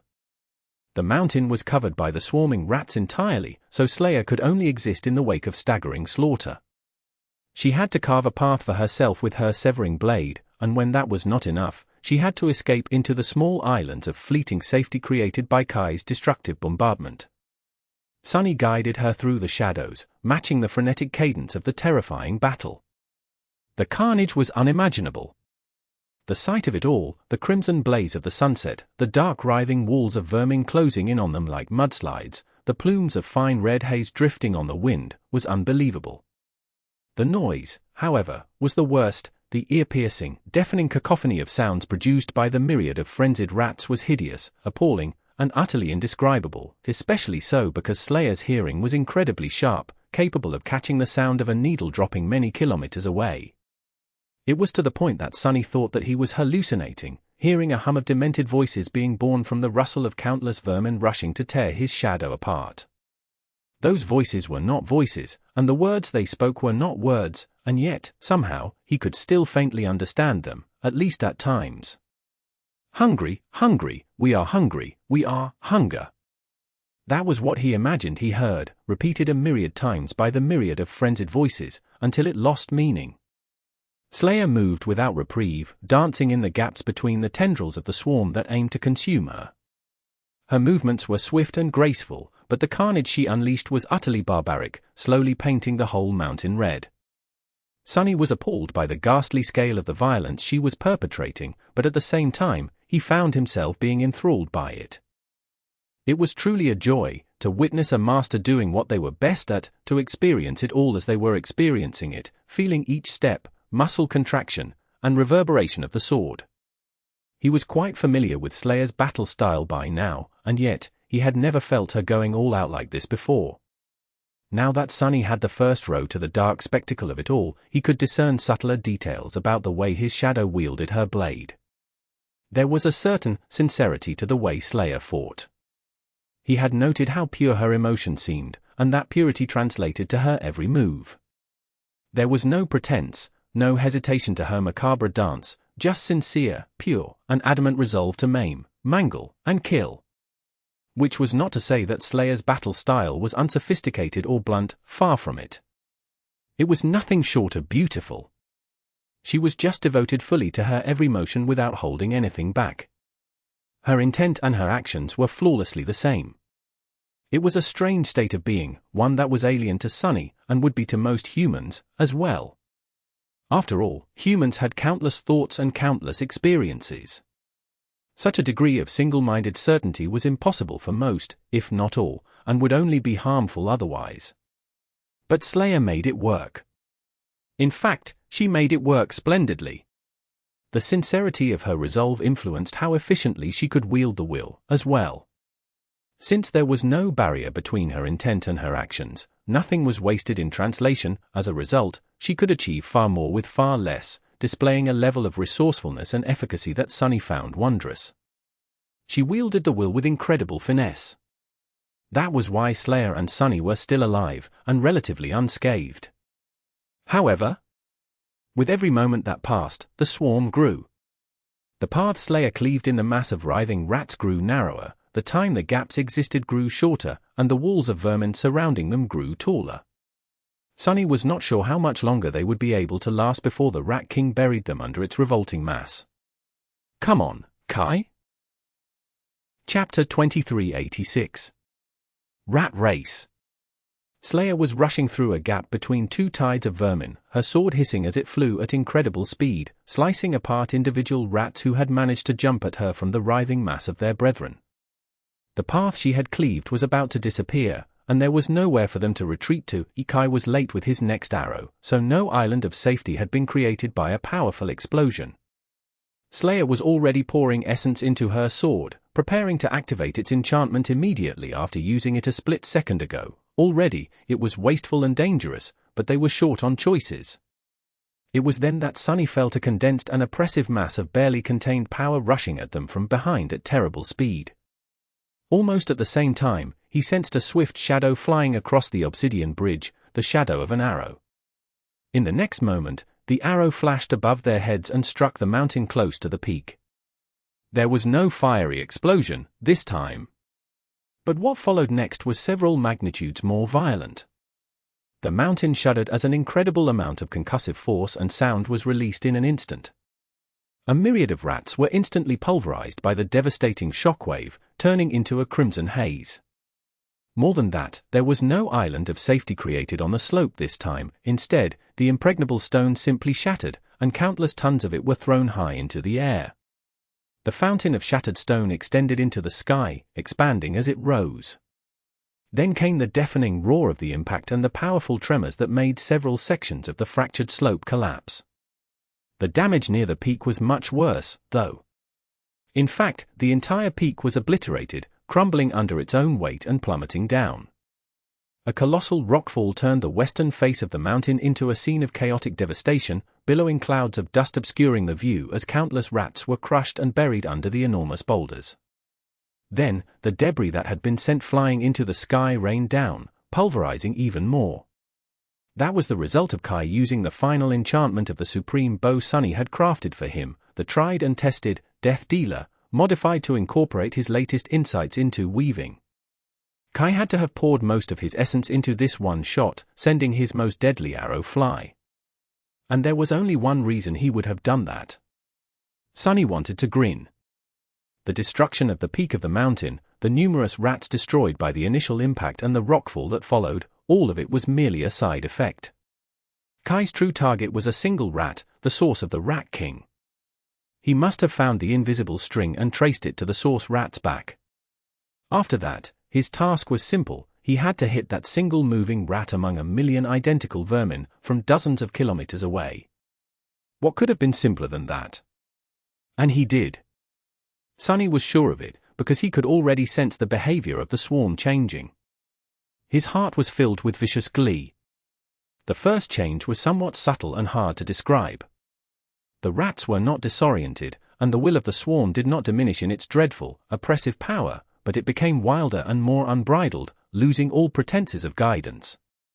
That was because the rat swarm had escaped from under Snow Tyrant's control. The second change was far more impactful, though. It only took Sunny a moment to realize that there was something lacking. And when he concentrated on that stark absence, he realized that no new rats had appeared to replace the ones killed by the rockfall. With the death of its progenitor, the swarm ceased its endless growth. The Rat King was Rat King no more, and now, it was merely a vast horde of starving abominations. And these abominations were already starting to devour each other. Sunny wasted a heartbeat observing the harrowing sight of a myriad of rats lunging at each other to rip each other apart. Perhaps if this was allowed to continue, if all the countless rats were given a chance to devour each other, then, at the end, a new Rat King would have been born. A single abominable creature who had feasted on the flesh of its kin, and absorbed the essence of the entire swarm to become the source of a new rat plague. But Sunny and Slayer were here to prevent that from happening. Well, mostly Slayer. Come on. Hurry. She did not make Sunny ask twice. Before the violent tremor shaking the mountain could cease, and long before the dust of the colossal rockfall settled, Slayer had already resumed her barbarous slaughter. She was almost gleeful, eviscerating vast swathes of the frenzied vermin with each graceful swing of her sword. This time, the gaps cleaved in the swarm by her blade closed much slower. And after a while, they did not close at all. Soon enough, Kai joined them, as well. He arrived in the shape of a dragon, blasting the slopes of the mountain with the sonic booms of his haunting songs. The sun was swiftly falling behind the horizon, and the mountain was groaning, barely supporting its own weight. After all, the rats had gnawed on it in their hunger, eating away at its roots. Sunny, Slayer, and Kai were racing against time. There were too many rats to kill, some of them buried under the stone debris, but still alive. Perhaps they would have failed to clean every single one of them up, but luckily, Kai's vision could penetrate the slopes of the mountain, while Sunny's shadow sense could envelop the mountain whole. In the end, he separated himself from Slayer and poured his essence out, manifesting countless shadows to finish off the remaining stragglers. And then, just before the sun disappeared beyond the horizon, Sunny finally heard it. "You have slain an enemy." Letting out a long sigh, he sat on the ground and looked west. The battle against the cursed beast, the Rat King, was over. They won. Chapter 2387. Godmeat. Surrounded by wisps of ghostly smoke, she was cleaning the blade of her sword. His shadow seemed tattered, a little. One of her arms was still mangled and hanging limply, her armor was shredded, and even her veil was torn. Behind the veil was a face that Sunny knew all too well now, the beautiful face of the woman he had seen in the visions, or rather, a version of it seemingly carved from flawlessly black obsidian. She was the relentless huntress whose fate it had been to slay the demon of fate. Her shadow, at least. Granted, even after learning the unbelievable truth of Slayer's past, Sunny had his doubts about its veracity. Weaver was the master of deceit, after all. Was it beyond that nebulous scoundrel to sneak a lie into the game their brother designed to reveal only the truth? He did not know. Not that it mattered. With a sigh, Sunny threw one last glance at Slayer and commanded the shadows to open, pulling her into their dark depths. A moment later, she vanished from the devastated slope of the mountain. Just as the ethereal bridge connecting it to the distant shrine of truth crumbled into ash, her graceful figure appeared far away, on the tilted roof of the drowning temple. Kai landed on the ground near Sunny as the mountain quaked, rivers of lava flowing out of its shattered peak to announce the end of the ash domain's move. He looked west with a startled expression. "Sunny." Sunny let out another sigh and sat up, rubbing his face with his one functioning hand. He remained silent for a few moments, then smiled tiredly. "Don't worry. I am not leaving our resident psychopath for dead." With the move finished, he could not sense the shadows covering the lake of lava anymore. Neither could he see Slayer from this distance, but he knew that she was there, standing alone on the roof of the ancient temple and looking at him. "I have a plan, so relax." Kai hesitated for a few moments, then sighed and sat down near Sunny, placing his bow on the ground with a trembling hand. He looked utterly exhausted, having drawn its heavy string time after time with stunning speed. Kai had a strange expression on his face, so Sunny asked lazily, "What's the matter? You seem a little out of it." His friend lingered for a moment, then shrugged. "Oh, it's just that we killed another deity. The previous times, it was mostly your doing, but tonight, Lady Slayer and I took the lead roles. Naturally, it was only possible because of your will and the sacrifices we made to the altar of truth, but still. We killed a god." Sunny studied him for a little while, then smiled. "That you did." Kai exhaled slowly. "I just feel like I should be stunned and shocked by that fact, but honestly, I am not even bothered. Witnessing deities fall has lost its novelty, it seems. Unbelievable as that might sound." He let out a shaky laugh. Sunny stared at him silently, then shook his head. "I mean, aren't you the guy who fought a flock of spire messengers as a sleeper? And then jumped into the maw of a transcendent dragon as an awakened? Oh, and then there was the crazy stunt you pulled in Verge. Why should you be stunned, let alone shocked?" Kai smiled shyly and scratched the tip of his nose. "Well, true. Still, this repugnant swarm of rats was a god." Sunny grinned, then looked around, grimacing at the stench of rat fur burning in the flowing lava. "Speaking of which, hey, how about we barbecue some godmeat?" Kai changed in the face, turning almost green. The rats? Eat them? Thanks, but no thanks." Sunny laughed. "Ooh? Why not? You know, we mostly ate universal ration packs in the outskirts, also known as rat packs. It was all synth paste and the driest, blandest crackers you can imagine, plus a disposable water filter. So, I actually always wanted to taste a real rat. Real rats were a rare commodity, though, the stronger kids hunted them down before the rest of us could." Looking around, Sunny inhaled the disgusting stench of burning fur and smiled. "Look how far I've come. Dreams do come true." Kai studied him for a while, then forced out a polite smile.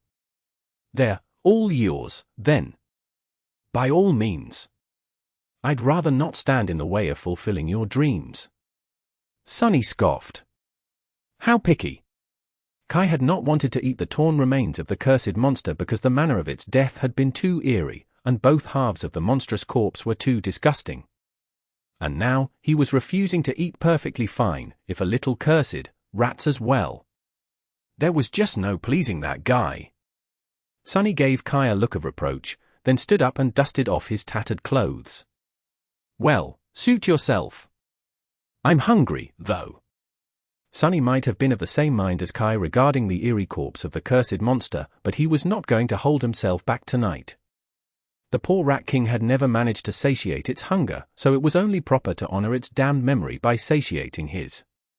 He found the beast figurine while scrounging for rat meat.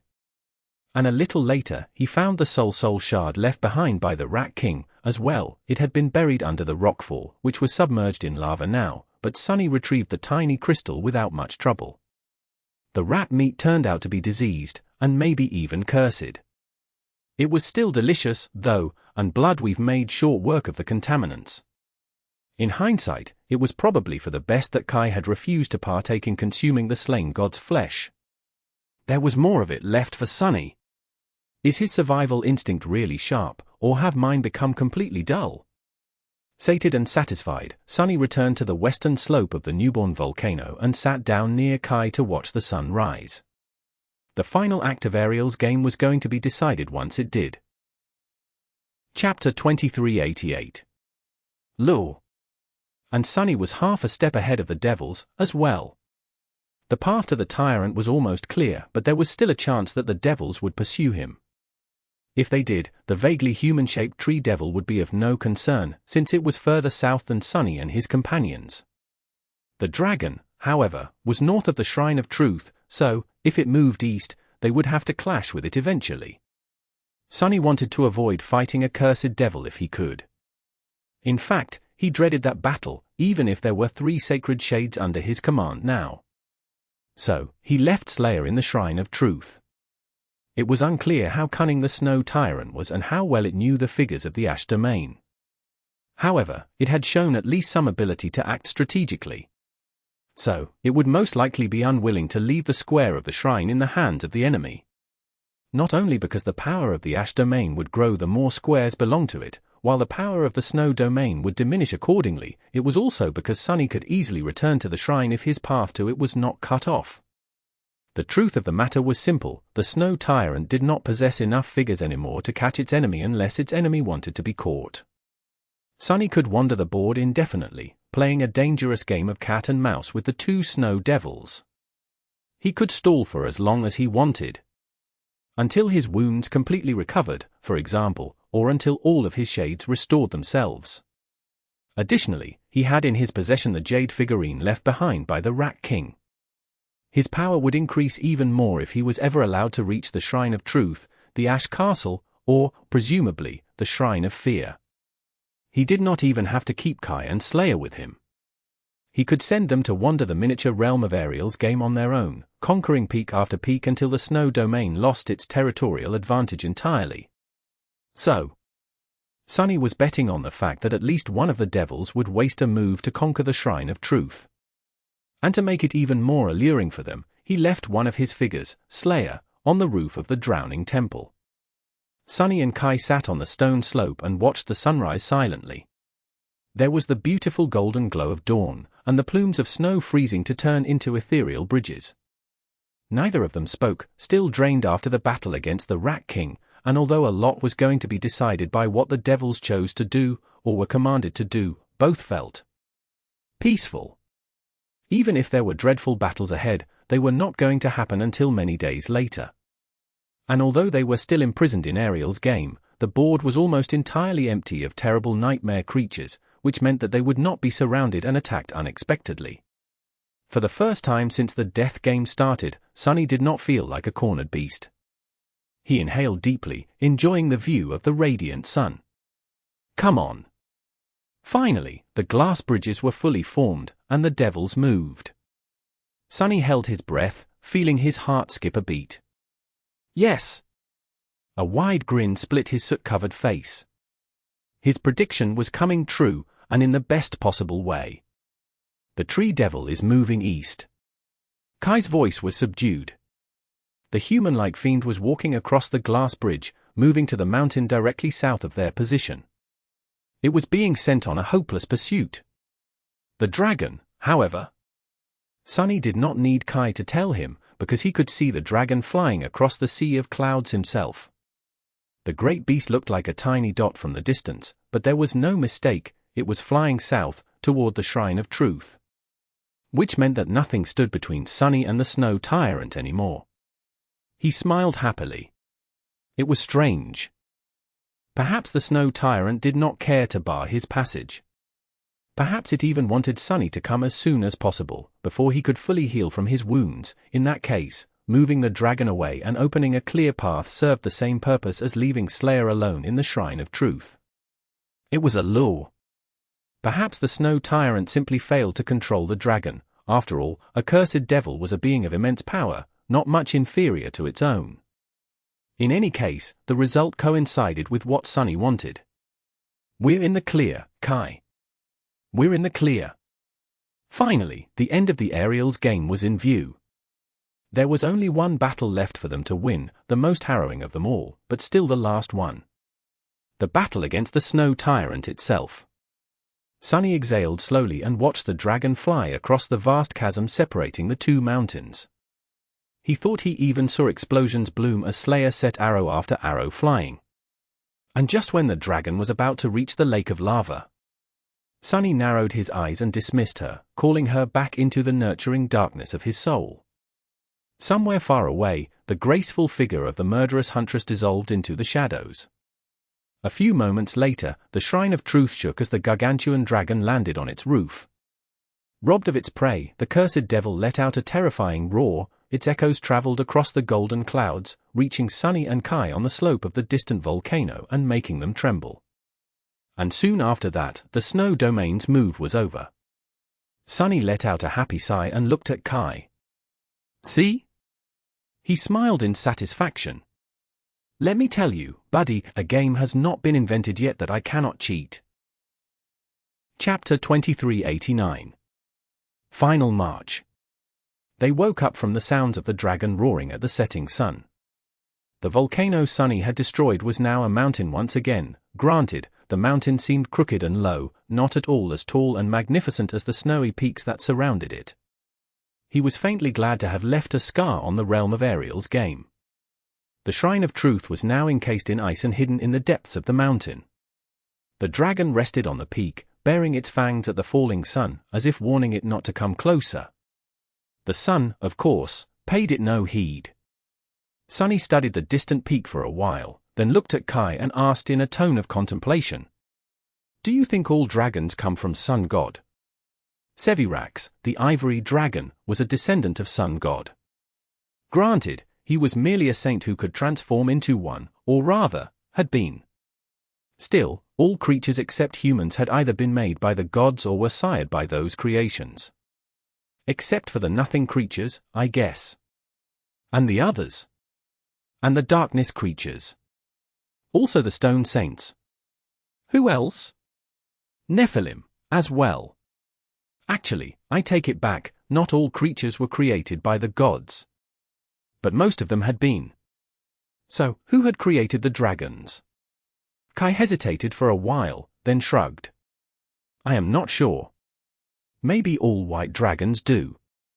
Sunny yawned, then rose to his feet and studied his unresponsive right hand for a few moments. Then, he looked west. Chances are we won't have to fight this particular white dragon. Are you disappointed? Kai raised an eyebrow.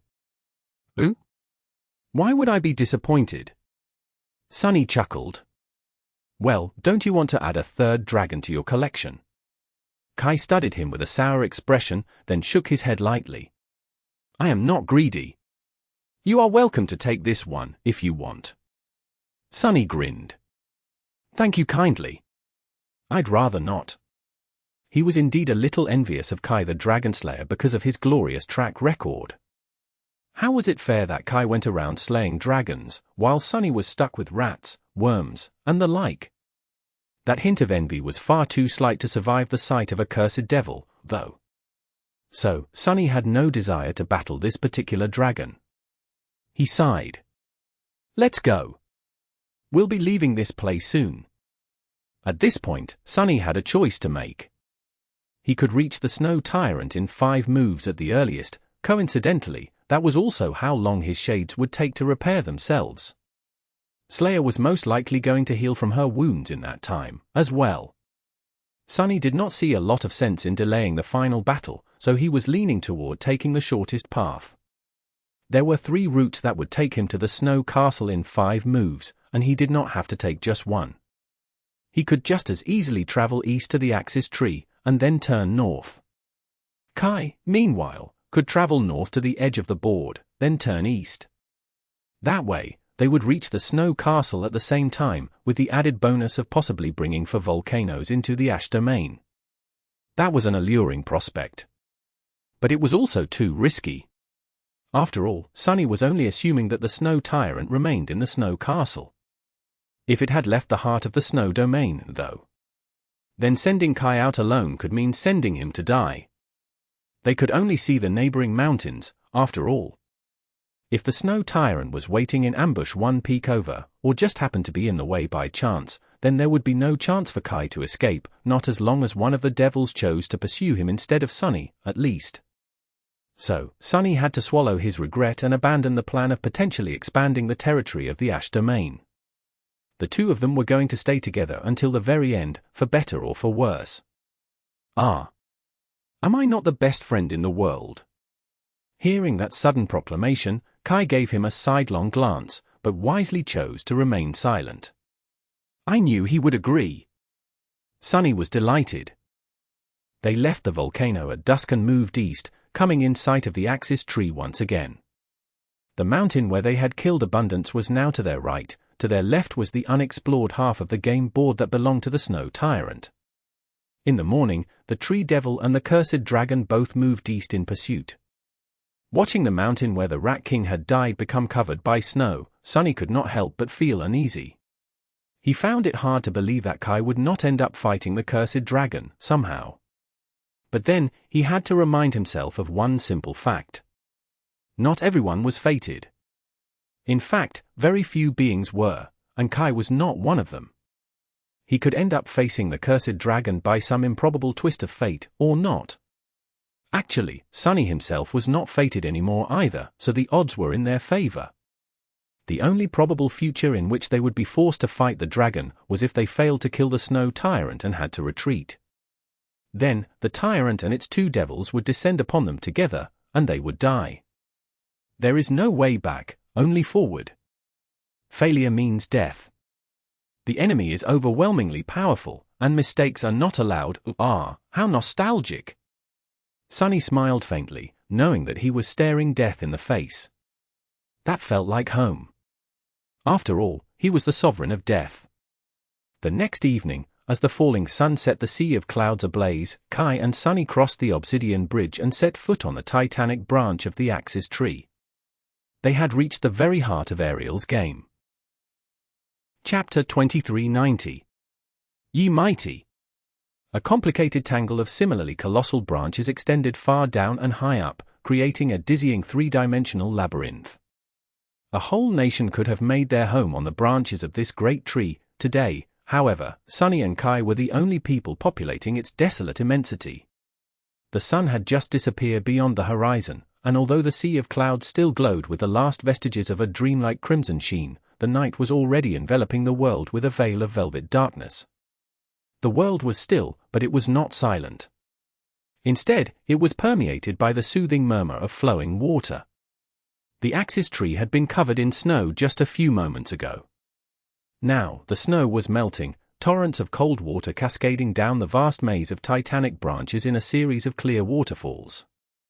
Sunny had expected ash and lava to replace it, but to his surprise, nothing of the sort happened. Instead, the great tree was simply stripped of its white mantle and left bare, its naked branches swaying gently in the wind. There were no leaves, no fruit, no sign of vitality to their vast expanse. In fact, many of the branches were broken, while many more seemed frail and diseased. It was as if the axis tree was truly and utterly dead. Sunny looked around cautiously. What do you think this place does? There were 5 special squares on the game board: the castles, the shrines, and the axis tree. Sunny had mostly figured out the purpose of the first 4, but he still had no idea what the function of the central square was. Kai was looking around, as well. I don't see any structures. And I don't feel anything special, either. Sunny contemplated for a while. There had to be some use for the central square, apart from how important it was for traversing the board. The player occupying the middle would definitely have an advantage, but that advantage alone was not enough to make the square special. Granted, there had only been 4 runes carved on the sides of the jade board: ash, snow, fear, and truth.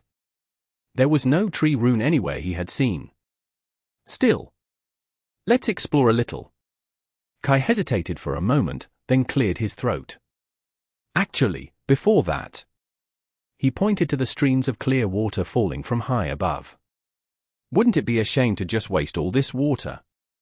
Sunny stared at him in confusion, then scoffed. Sure, go ahead. Soon enough, refreshed and clean for the first time in a long while, the two of them ventured to explore the labyrinth of branches. Kai was in a noticeably greater mood, even humming a jovial tune quietly, while Sunny found himself feeling like a person once more. It was a nice feeling. They wandered the axis tree for a while, jumping to lower branches or flying up to those that were higher. However, there was nothing special on any of them, and as Sunny and Kai drew closer to the trunk, it seemed less and less probable that they would find something special. In the end, they ascended to the top of the tree and looked north, witnessing the next mountain over. Sunny had hoped that they would be able to see further than usual, considering the height of the tree, but he was left disappointed. Everything beyond the neighboring mountains was hidden by a haze, and even Kai could not see through it. The 3 mountains in the north, however, looked a little strange. Sunny was not sure what exactly was strange about them, but they definitely looked subtly different from all the snowy peaks they had witnessed in the south. He sighed. No luck here, I guess. He remained silent for a bit, then looked at Kai. Maybe we should check the spot where the tree devil was staying. Kai was the only one who had seen the cursed devil resting on a branch of the axis tree, so only he knew where that place was located. He led the way. They descended along the immense width of the tree's trunk, eventually reaching one of the lower branches. The rest of them, if there were any, disappeared into the mist of the sea of clouds. This particular branch was incredibly wide, especially at its base, where it connected to the trunk. That was where the tree devil had been sitting on the day they first saw it, surrounded by snow. There was no snow covering the tree now, so Sunny and Kai immediately saw the anomaly. Here, not far away from the cursed devil's resting place, the surface of the axis tree's trunk was viciously broken, a dark portal opening into its eerie depths. Nothing but mist dwelled beyond the portal, and out of it, a river of something seemed to have flowed once, solidifying into an amber mass. From a distance, it seemed as if a river of molten gold had escaped the gargantuan trunk, most of it spilling into the clouds, while a little bit remained on the branch in small frozen puddles. Sunny approached the nearest chunk of amber substance and touched it tentatively. It was smooth, hard, and cool to the touch. Kai asked from behind him, "What is it?" Sunny hesitated for a moment. Eventually, he answered in an incredulous tone. It's literally amber. It's tree sap." Standing up, he looked at the breach in the trunk of the axis tree and frowned. Eventually, Sunny looked at Kai. I think it's dead." The breach was a wound dealt to the great tree a long time ago, and the pieces of golden amber were its blood. He took a deep breath. "Rather, I think it was killed." The breach in the trunk of the tree was enormous, but it was insignificant compared to its titanic size. Such a small wound would not have killed the axis tree unless it was simply an opening someone used to suck its amber ichor dry. Perhaps the tree devil had not spent these thousands of years simply waiting for an enemy to show up. Maybe it had drained the young sapling of the world tree of its boundless life force and vitality, devouring it hungrily to nurture his own corrupted soul. If so, then maybe whatever it was that the axis tree was supposed to grant the domain controlling it was long gone, that function of the game destroyed when the great tree died. Ariel's game was broken. Sunny looked at the pieces of golden amber with a distant expression. It was a little bit sad, and a little bit encouraging, to know that even things created by the great and terrible Ariel, the demon of dread, were not eternal. The nightmare spell had been created by a demon as well, after all. So, maybe one day they would be able to kill it, too. A pale smile touched his lips. When Nephis first proclaimed her intention to destroy the spell, it sounded like pure delusion. But it did not seem that way anymore. Looking at the fatal wound dealt to the axis tree, Sunny suddenly felt for the first time that their goal was within reach. Chapter 2391.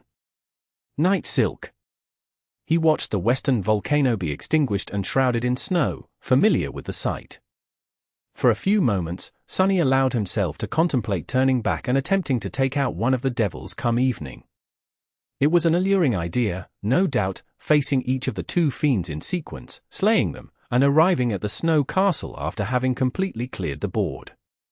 But no matter how much he wanted to kill the snow devils and add them to his shadow legion, Sunny knew that it was a bad idea.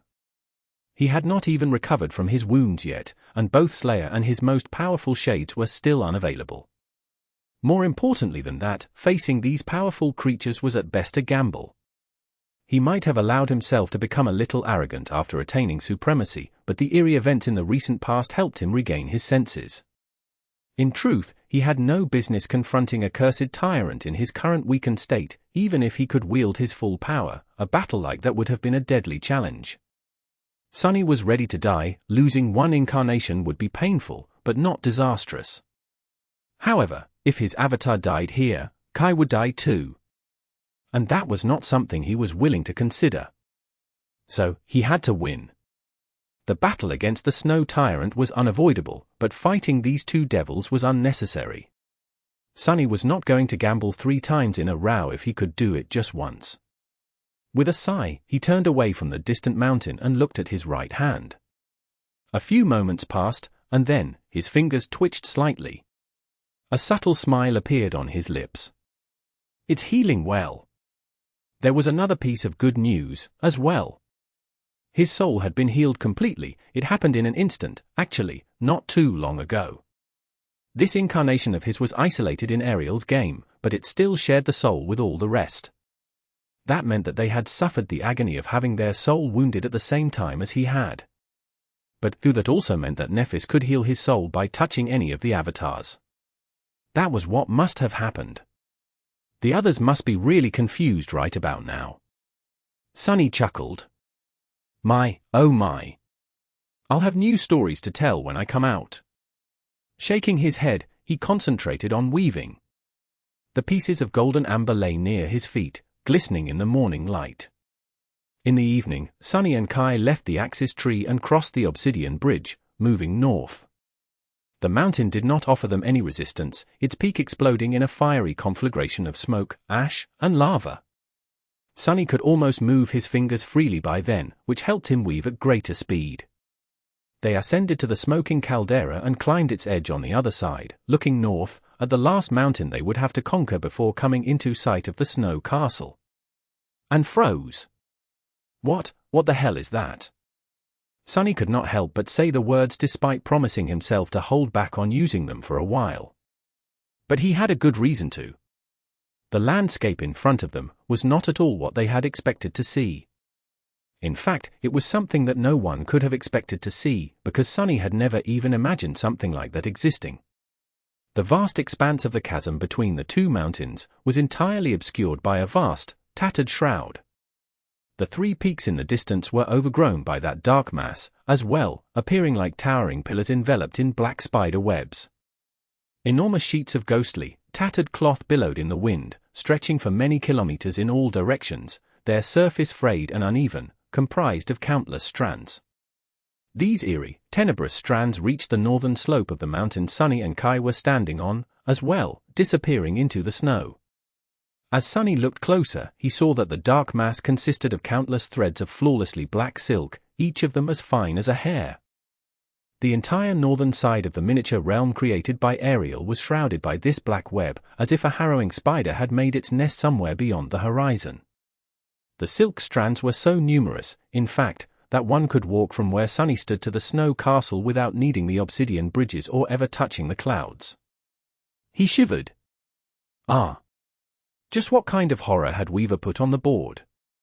Sunny remained silent for a while, then said in a subdued tone. You know, Kai? Weaver's symbol was a spider. Kai did not seem happy to hear that. Sunny shook his head slowly. But actually, it was not Weaver who chose the spider as their symbol. Rather, people started to associate spiders with the demon of fate. After all, spiders are masters of weaving, as well. He smiled darkly, remembering the spider silk he had found in the nest resting on the branches of the soul-devouring tree. Maybe even spiders themselves came to see their tribe as servants of Weaver. But, come to think of it, even the name Weaver is simply a description of what that demon was. The demon of fate never shared what they knew, so they would naturally never reveal their true name either. I'd imagine someone simply started calling them Weaver, and that was what they went on using to introduce themselves. Nether and Hope were also like that. Their names were simply descriptions of what they were. The demon of desire gave living beings hope, while the demon of destiny ruled the underworld. The titles given to them by people had slowly become known as their names, but they were merely descriptors. So, in truth, despite inheriting the cursed lineage of the demon of fate, Sunny did not really know anything about Weaver at all. Even their name was a deception. Kai raised an eyebrow. Why, exactly, are you telling me this? Sunny cleared his throat. Well, it's just. I am trying to convince myself that the snow tyrant is not necessarily a spider. You know. Kai let out a deep sigh. Do you hate spiders, as well? Sunny forced out a smile. Not really. But I am considering starting to hate them right now. Chapter 2392. Snow Castle. The billowing, frayed tapestries of ghostly black silk covered everything in sight, disappearing behind the horizon. The mountains were buried under them entirely, like gravestones overgrown by mold. Come to think of it, the mountain they had left yesterday must have been infected by the black silk as well. That was why it had seemed strange to Sunny from the axis tree. The webs had just burned away when the mountain erupted, but here, there was too much mystical silk for it to be consumed by ash and lava. Sunny observed the nightmarish landscape silently, slowly clenching and unclenching his right fist. I don't like it at all.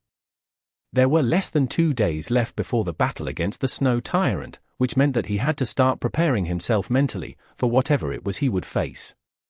Before that, however, he had to finish the memory he was creating from the golden amber of the Axis tree and the 3 sacred soul shards in his possession. This time, he wanted to create a charm. The design of the enchantment had already come together in his mind, and he already created enough strings of shadow essence to weave it. Now, Sunny was simply going over the mental image of the sorceress tapestry while patiently carving the piece of amber into shape with a knife made of shadows. The golden amber was impossibly tough, but it slowly gave in under the sharp blade. The shape Sunny was carving was both beautiful and simple. It was a star. That star was going to help him kill the Snow Tyrant, whatever the Snow Tyrant was. After that, he was going to give it to Saint. She had gone without a powerful charm to fit her underworld armament for too long, so he really had to make sure that the evening star looked worthy of its future owner. I'll be able to build on the initial enchantment later, as well. These sacred soul shards are truly remarkable. The weight of the spellweave they can support is simply insane. This enchantment I envisioned is already more intricate and sophisticated than most of what I have done in the past, and it is nowhere near exhausting their potential.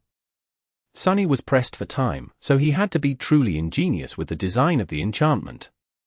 The solutions he had come up with to simplify the elaborate patterns, and therefore hasten the process of weaving, were nothing short of inspired. He had even given the evening star a conditional limitation to greatly empower its effect when the proper conditions were met. That was actually an idea he stole from the Sin of Solace, that damn cursed sword. The Crown of Twilight relied on something similar as well, only replenishing his essence in the twilight of dusk and dawn. Come to think of it, many if not most of his most powerful memories had been limited in some way or another. That was what gave them true power. Sunny had always subconsciously understood that principle, but he only fully realized how to make use of it now.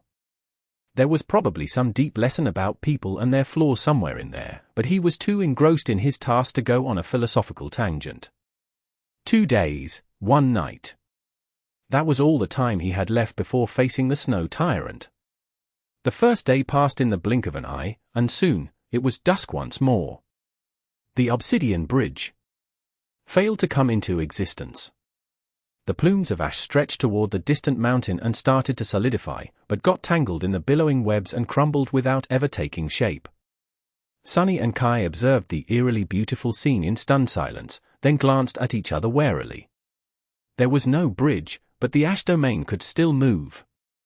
So, Sunny manifested a pair of black wings, and the 2 of them flew across the sea of fluttering black silk, landing carefully atop the northern mountain. From there, they could finally see the Snow Castle. And the source of black silk, the Snow Tyrant itself, as well. What? The creature was so immense that even Sunny could see it with a naked eye. He forgot to breathe, looking at the peak of the final mountain with a pale face. Out there, in the distance, a gargantuan black moth was perched atop the silken peak, its tenebrous wings covering the slope. Its legs were like obsidian pillars, and its antennae extended far into the sky, swaying lightly in the wind. The black moth was distantly similar to the nightmare butterflies of Ariel's tomb, but also much more gigantic and harrowing than them.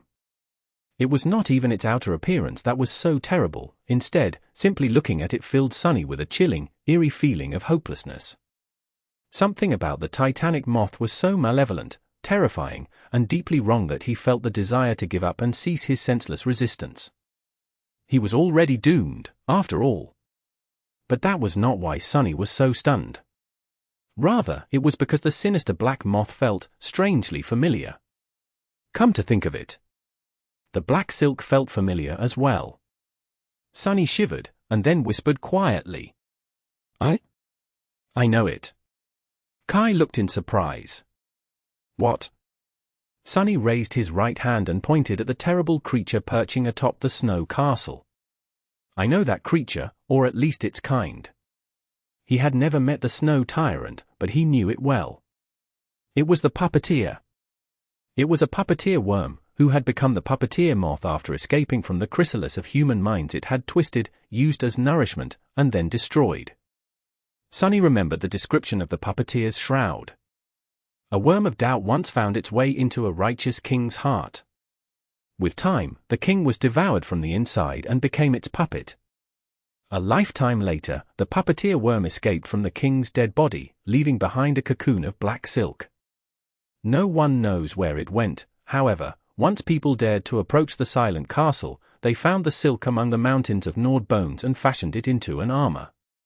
He did not know whether the creature he was facing was the same puppeteer worm who had been responsible for the birth of the Mountain King, or simply the most accomplished member of their dreadful kind. All he knew was that the description of his old armor failed to mention what a larva evolved to after leaving its chrysalis.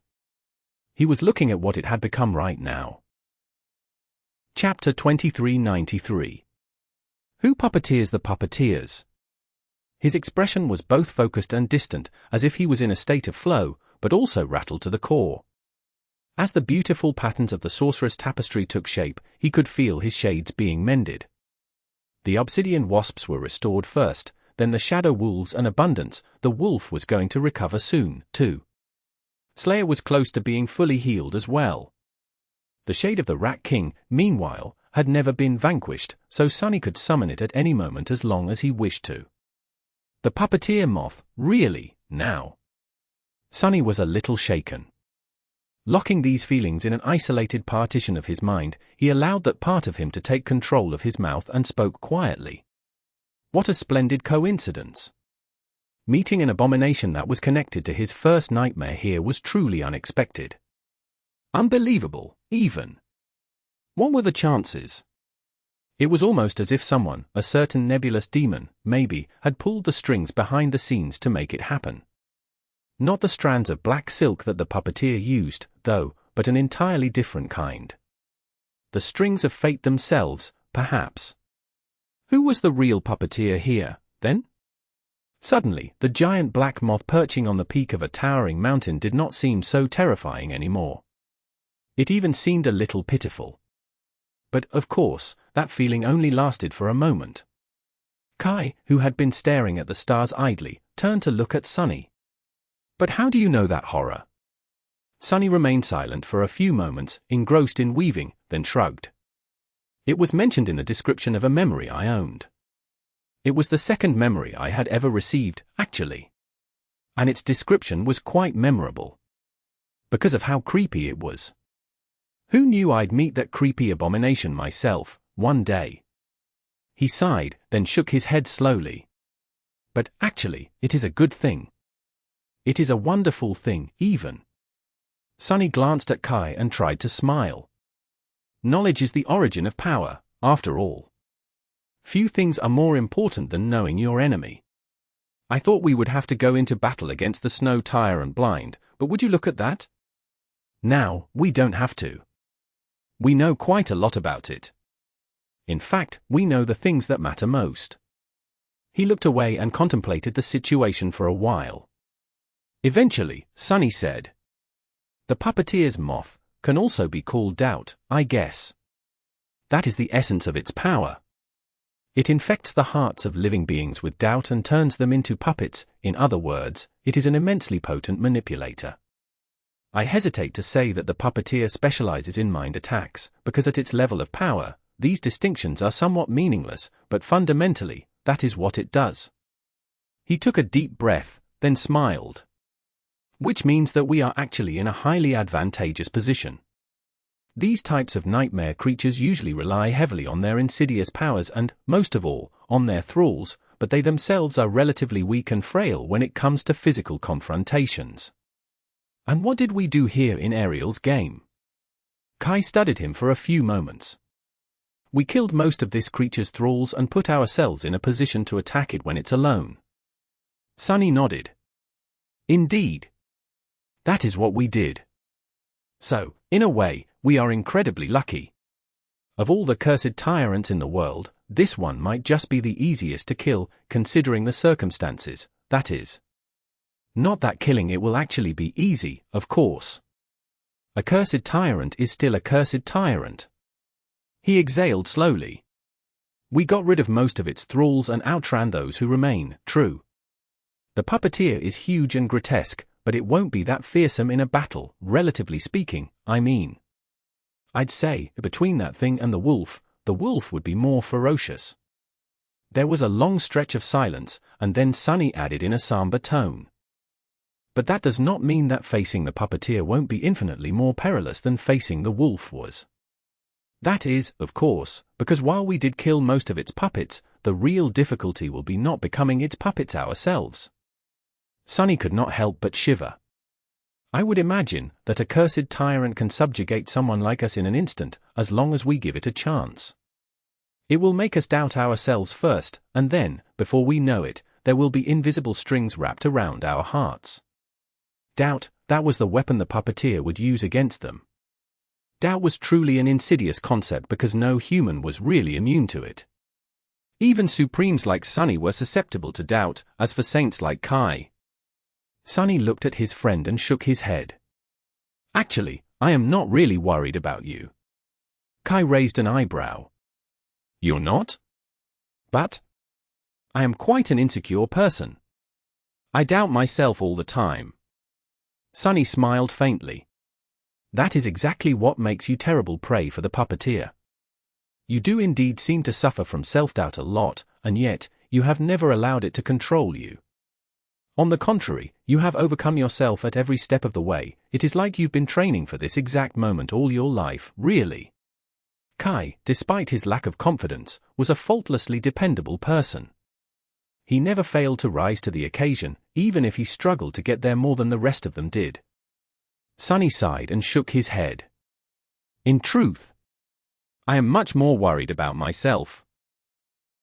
Chapter 2394. Confluence of Contradictions. You are worried about yourself more than you are about me. Sunny simply nodded. Yes. I am especially vulnerable to what that thing has in store for us. Kai remained silent for a few moments, then shook his head. I find it hard to believe. You are a supreme, after all. Didn't you tell me yourself that a sovereign is someone who dares to bend the world to their will? How can someone be that obstinate and doubt themselves at the same time? Sunny looked at him with a dark expression and shrugged. Well, what can I say? People are complicated creatures. They can be two different things at the same time. So, I can be sure of myself so much as to force the world to agree with how I feel, but also doubt every single thing I do. He was indeed someone who possessed a will sharp enough to cut the world. But at the same time, Sunny's existence was deeply ambivalent. He loved Nephis and enjoyed her affection as well. But at the same time, he always doubted her feelings for him and questioned his place in her life. The person she knew was only a husk of the real Sunny, after all. So, he wanted to reclaim his fate and make her, and everyone else, remember him. But at the same time, he wasn't really sure that he wanted it desperately enough to pay the price of becoming bound again. He was determined to resist the horrors of the nightmare spell and protect humanity, but at the same time, he was hiding his existence from everyone, forced into the shadows by the cursed lineage of the forgotten god. Sunny was a confluence of irreconcilable contradictions on a good day, and a bad day. He was one push away from losing control and falling into a murderous frenzy. All these conflicting emotions had been simmering quietly in the background as he lived his life. Usually, they were not a problem. But tomorrow, each of the unresolved doubts he harbored would become ammunition the puppeteer could use to destroy him. Each of them was a crack in his armor through which the enemy blade could slide. So, tomorrow's battle was not going to be fun for Sunny. He groaned. I really hate nightmare creatures who mess with my mind the most. Shaking his head, Sunny resumed weaving the enchantment of the evening star and grumbled. Well, you don't have to worry about me, really. I'll handle it. If everything else fails, pure spite has never let me down. His expression turned somber. That said, I expect the battle against the Puppeteers to be terrible enough to push me to the limit. Far beyond my limit, really. I might be forced to resort to doing something really desperate. If I do, your role will be the most important. You will have to help me come back. Kai frowned. Come back? What do you mean? Sunny smiled faintly. It's simple, really. You'll have to make me remember myself. By reminding me who I am. Kai stared at him for a while, then cleared his throat. But, Sunny, I am sorry to say this, but despite our wonderful rapport in these last couple of weeks, I don't really know who you are. We are barely acquainted. Sunny let out a laugh. Fair enough. Then, he scowled. No, wait. What do you mean, barely acquainted? You and I are best friends. We fought side by side and killed literal gods together. We rolled in the same mud and ate the same rats. Are there even a closer pair in the world than us? Kai coughed. I didn't eat the rats, though. Oh, right. He refused to partake in the rat barbecue, the fool. Sunny sighed. Of course, Kai was right. How could Kai make Sunny remember himself if he himself could not even remember the real Sunny? It sounded like a problem, but actually, the answer was quite obvious. In fact, Sunny had experienced a very similar situation once, only his role now was the opposite of what it had been back then. A long time ago, Nephis had taught him how to make her escape the mind hex of the Soul Devourer, at least to a degree. All he had to do was rate 3 names to her, the names of the people she hated, and would therefore remind her of the most important thing in her life. Her ardent desire to destroy the spell. Aster, Song, Veil. Sunny had to come up with an Aster, Song, Veil of his own. He hesitated for a while, then said, just recite a few names to me. Nephis, Cassie, Effie, Kai, Rain, Jet. If that doesn't help, throw in Noctis and Ananke. Aiko, Julius, Beth. Kim, Luster, Quentin, Doran, Bell, Samara, Obel. That should do it, I think. These were the strongest connections to his sense of self he possessed in the absence of a true name. The tethers that bound Sunny to the world, and therefore shaped him. If anything could remind him of who he was, and what was most important to him, it was these names. In a strange way, these few words were the most meaningful summation of his life. Kai gave him a strange look, then nodded slowly. All right. I'll remember. He lingered for a while before adding. I must admit that I feel a bit weird about my name being there, though. Sunny grinned. What can I say? You make an impression. With that, he beckoned Kai to come closer. Oh, by the way, I am going to punch you really hard now. Kai blinked a couple of times. Who? What? Why? Sunny shrugged nonchalantly. You see the horizon? The sun is going to rise soon. I doubt that the puppeteer will leave the snow castle, but it can surely subject us to some kind of harrowing mind attack without moving. You don't want to endure a mental attack of a cursed tyrant more times than necessary, do you? Kai moved back a little, a wary expression on his face. I don't, but what does it have to do with me getting punched? Sunny scoffed. I mean, the best way to avoid a mental attack is to be unconscious. That's just common sense. So, come closer, it will only hurt a little. Kai, however, did not come closer. A few moments later, a cloud of ash rose above the slope of the towering volcano. Chapter 2395. Check. When the sun rose and an ethereal bridge of glistening glass formed between the snow castle and the fuming volcano, a dreadful mental attack did, indeed, descend upon him like divine punishment. Sunny winced as his hands faltered, a sudden discord introduced into the vast tapestry of essence strings he was weaving. Is it playing with me? Shaking his head, he corrected the flawed pattern and continued with his work. The puppeteer seemed to be probing his mental defenses. Even then, that single harrowing attack easily pierced his resistances and the invisible armor of will he had forged around himself, forcing its way into his mind. Sunny felt himself reeling, an insidious presence taking root in his head. His sense of reality started to fall apart. Grumbling under his breath, Sunny partitioned the compromised part of his mind and isolated it from the rest of him. It helped to cope with the insidious, irresistible mental invasion of the puppeteer, but only for a short while. Soon enough, the tendrils of mind-altering corruption spread beyond the walls Sunny had erected, infecting more of him. Luckily, it was not the capital letter corruption, but simply the mental plague summoned into existence by a cursed tyrant instead. Luckily? Does that word really apply here? Sunny smiled darkly. Just a fallen god taking over my mind. No big deal. He isolated the newly compromised parts of his mind too.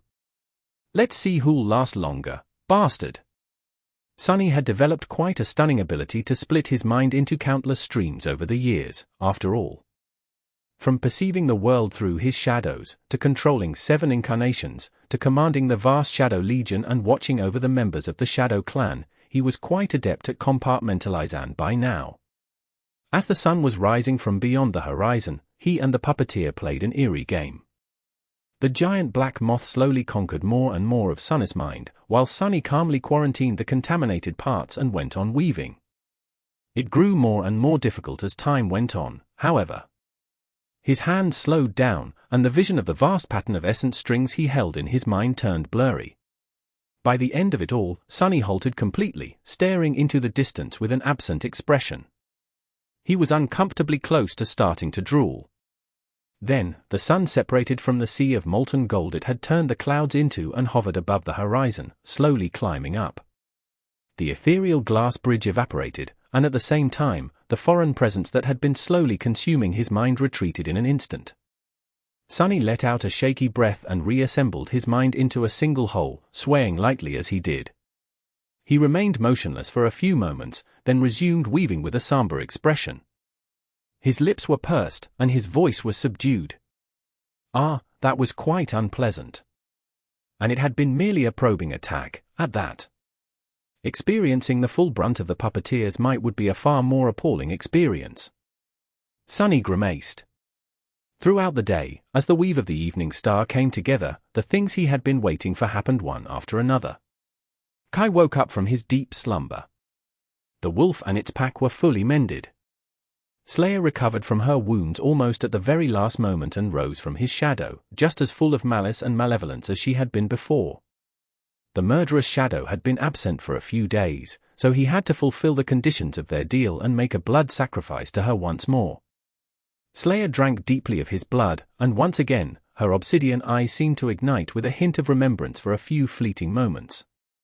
But then, they slowly reverted to being cold and unfeeling, devoid of their splendid luster. This time, for the first time, Sunny felt disturbed by the subtle change that had briefly happened to his shadow. He could not help but ask himself once again. Did she really kill Weaver? The graceful shadow stood motionlessly by his side, her hollow eyes betraying no emotion. In the end, Sunny had no choice but to look away and concentrate on finishing the last patterns of the vast spellweave he was creating. It was coming together well. The evening star was the first sacred memory he would create. And although it was not entirely finished, still, he could already tell how different it was from all the other memories he had created. That was because of its very nature.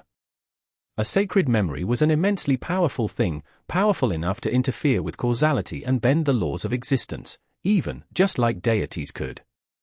However, it was just that, a thing.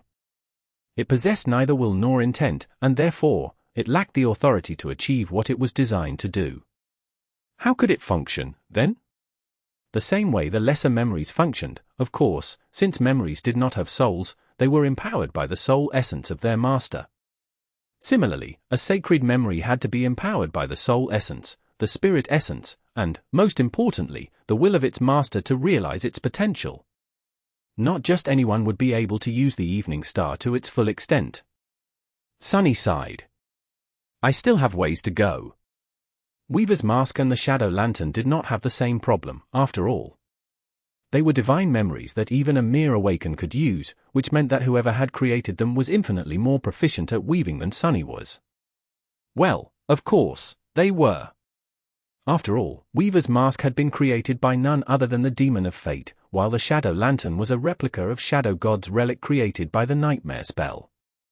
I'll get there, someday. Maybe. The sun was already rolling toward the horizon by the time Sunny completed his sorcery. The beautiful star carved out of golden amber lay on his palm, its intricately engraved surface glistening in the eventide glow. He sighed, then manifested the jade mantle and brought the evening star to the center of his polished black breastplate. The armor swallowed it, and as the sacred charm drowned in the dark stone-like metal, disappearing without a trace, it was slotted into the underworld armament. Pouring his essence and will into Evening Star, Sunny felt a subtle power flow into his limbs. Works like a charm. He smiled darkly, deactivated the enchantment, and rose to his feet. The sun would soon touch the sea of clouds. The battle against the puppeteer was about to commence. Throwing a look at Kai, Sunny lingered for a few moments and asked, "How about it? Are you ready to get the hell out of this dreadful place?" Kai nodded calmly. "Oh, I am. I've been dreaming of taking a proper shower for a week straight." Of course he has. Sunny sighed, then glanced at Slayer. "What about you? Have something to say to me?" Slayer did not deem it worthy to give him an answer. Instead, she simply checked if her sword slid out of their sheath smoothly. Sunny shook his head quietly and looked north. The sea of clouds was drowning in darkness in the east while burning with a fiery crimson glow in the west. The plumes of ash were stretching toward the snow castle like black tendrils. Soon, they turned into an obsidian bridge, its surface glowing as if illuminated by countless embers. Taking a step forward, Sunny called upon the shadows and ash. As he stepped onto the bridge, a tide of darkness followed him like a boundless mantle. Chapter 2396. Evening Star. Suddenly, he could sense something vast, ancient, and utterly alien gazing at him. It was as if everything about him was revealed under that terrifying gaze. The entity studied him with a dispassionate thoroughness, like one would study a strange and curious specimen after dissecting its body. Then, the entity seemed to lose interest. The heavy gaze followed Sunny, but it felt far less penetrating than before. He looked up at the titanic black moth's face, if it could be called that. It was covered by what looked like soft black fur, with two enormous spherical eyes protruding from it on either side. Its maw was hidden from sight, and its two enormous antennae swayed slightly in the wind. Apart from the fact that each was hundreds of meters in length, they looked like the long cushy eyebrows of a wizened sage. The puppeteer stayed motionless, and it was that lack of movement that made the sight of a titanic moth so eerie. Sunny would have been less tense if the tyrant tried to threaten him or showed a hint of preparing for battle, but the creature stayed still, simply looking at him impassively. "It's not taking me seriously at all." The sea of clouds below was glowing, painted in a million shades of maroon and crimson by the sunset. Sunny took a step and activated the enchantment of the Evening Star. The shadows surrounding him seemed to grow darker, and the veil of ash more impenetrable. He felt more powerful. He was more powerful, in fact, albeit not by much, for now. The enchantment of the Evening Star was immensely potent, but simpler in execution than many he had woven before. That was because Sunny had chosen not to rely on the usual patterns he had memorized or developed while designing it. Instead of meticulously weaving the paths and mechanisms its enchantment was to follow, he wove the very concept of what it was meant to achieve into the pattern instead. Sunny based the spellweave of the Evening Star on two simple concepts, abundance and power. The Evening Star was meant to grant its master an abundance of power. Not the physical strength, soul potency, mental fortitude, or even willpower, but simply power, in all its shapes and forms. Sunny did not need to meticulously design how that effect would be achieved precisely because he had based the spellweave of the Evening Star on concepts as opposed to sorcerous principles. After all, the Evening Star was a sacred memory. The ways in which it functioned were not as important as the very fact that it did. It did not work by adhering to cleverly designed patterns of cause and effect. Instead, it worked because it bent the world into a state that supported its effect. The effect came first, while the cause followed. That was how sacred beings exerted their power, so Sunny had surmised that was how a sacred memory should function, too. The shift in the approach to designing a spellweave was so different from everything he had done before that it was hard to wrap his head around it. But once Sunny shifted his perspective and saw the foundations of sorceress mechanics in a new light, the patterns he envisioned were actually simpler than what he had been creating before. Of course, a sorcery like that could only be empowered by a master whose will could shoulder its burden. But as a supreme titan, Sunny was more than qualified to do just that. Granted, creating a memory that was simply supposed to make its master more powerful would not have been very useful. There were limits to his will, after all, and even if there were none, a simple sorcery like that could not bend the laws of the world too much. The effect would have been negligible. That was where the artificial limitation he had built into the spellweave of the Evening Star came into play. By limiting the sacred memory himself, he allowed it to bend the laws of existence much more than it would have been able to otherwise, as long as proper conditions were met. It was as if he was focusing its power into a narrow ray instead of unleashing it upon the world as a diffused wave. The limit Sunny had placed on the enchantment of the Evening Star was as follows: its potency depended on how bright the world around it was. This sacred memory was almost entirely useless when surrounded by radiance and light. It grew exponentially more powerful the darker its surroundings were, though, and reached full potency in utter darkness. And since Sunny could only attack the snow castle at sunset, the Evening Star would augment him more and more the closer nightfall came. The augmentation of a sacred memory was already immensely powerful. However, there was also the underworld armament trait of the Jade Mantle to consider, the trait that enhanced the effects of any charm slotted into the tenebrous armor. In short, the longer Sunny survived in the battle against the Puppeteer, the stronger he would become. Any augmentation was important, but this one, in particular, was especially vital due to the fact fighters usually grew exhausted and weakened by the end of a vicious battle. In that state of fatigue and vulnerability, every drop of power was especially precious. So, hopefully, the Puppeteer was in for an unpleasant surprise. Of course, Sunny was quite certain that the appalling creature had a few surprises in store for him, as well. All his senses grew taut as he approached the end of the bridge. All his muscles tensed in preparation for a ferocious, lethal battle. Sunny inhaled deeply, then gritted his teeth and stepped onto the snowy slope of the towering mountain. He had expected a devastating mental attack to slam into him immediately, maybe even some kind of profane assault that he could not even imagine, let alone describe. He had prepared himself for anything, or so he had thought. But he was wrong. Because what happened next left Sunny completely stunned, and more than a little bit rattled. Instead of a tyrannical assault, what met him on the slopes of the snow castle was a voice. The voice resounded from all around him, subtle and strangely soft. It said, "Welcome, Liberator. Oh, I've been waiting for so long." Chapter 2397. To a flame. He was not being subjected to a harrowing attack, and yet, that did not make him feel any less alarmed. If anything, he felt more shaken than he would have if the Puppeteer had thrown all its profane power into an obliterating assault. Because despite the fact that the world had changed, and Sunny himself was vastly more powerful now than he had been before, one truth remained the same since the turbulent days of his youth. It was that among all the horrors of the nightmare spell, none were more sinister and dreadful than the ones who could speak like humans. Damnation! He looked up and studied the motionless Puppeteer, who loomed far above him like a black insectile cliff. "Don't answer, don't answer, don't." Then, his lips moved on their own.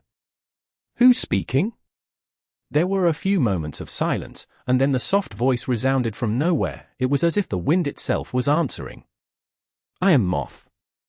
Sunny narrowed his eyes, unsure what to say. The cursed tyrant was talking to him. The terrifying moth perching atop the mountain was engaging him in conversation, and on top of that, it was polite and soft-spoken. "What the hell?" He exhaled slowly. "Why are you talking to me, though?"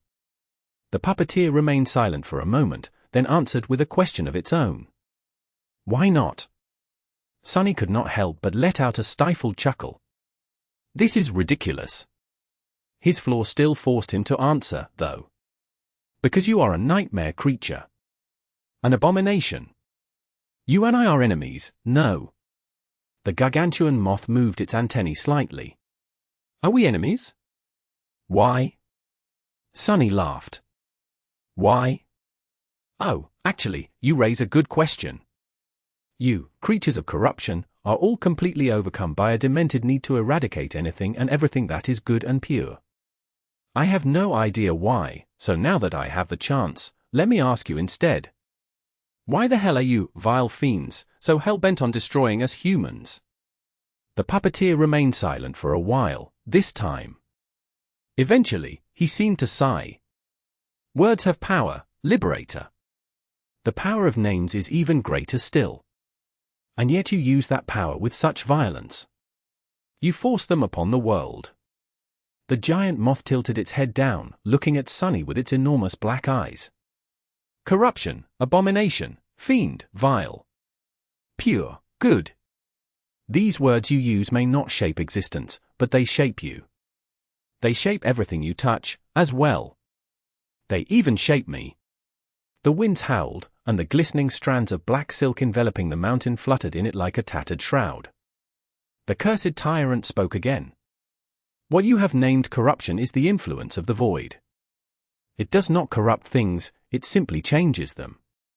These things it changes are not malevolent or vile, just like the things it spares are not pure and good. They are merely different. However, when the puppeteer spoke again, its soft voice sounded a little mournful.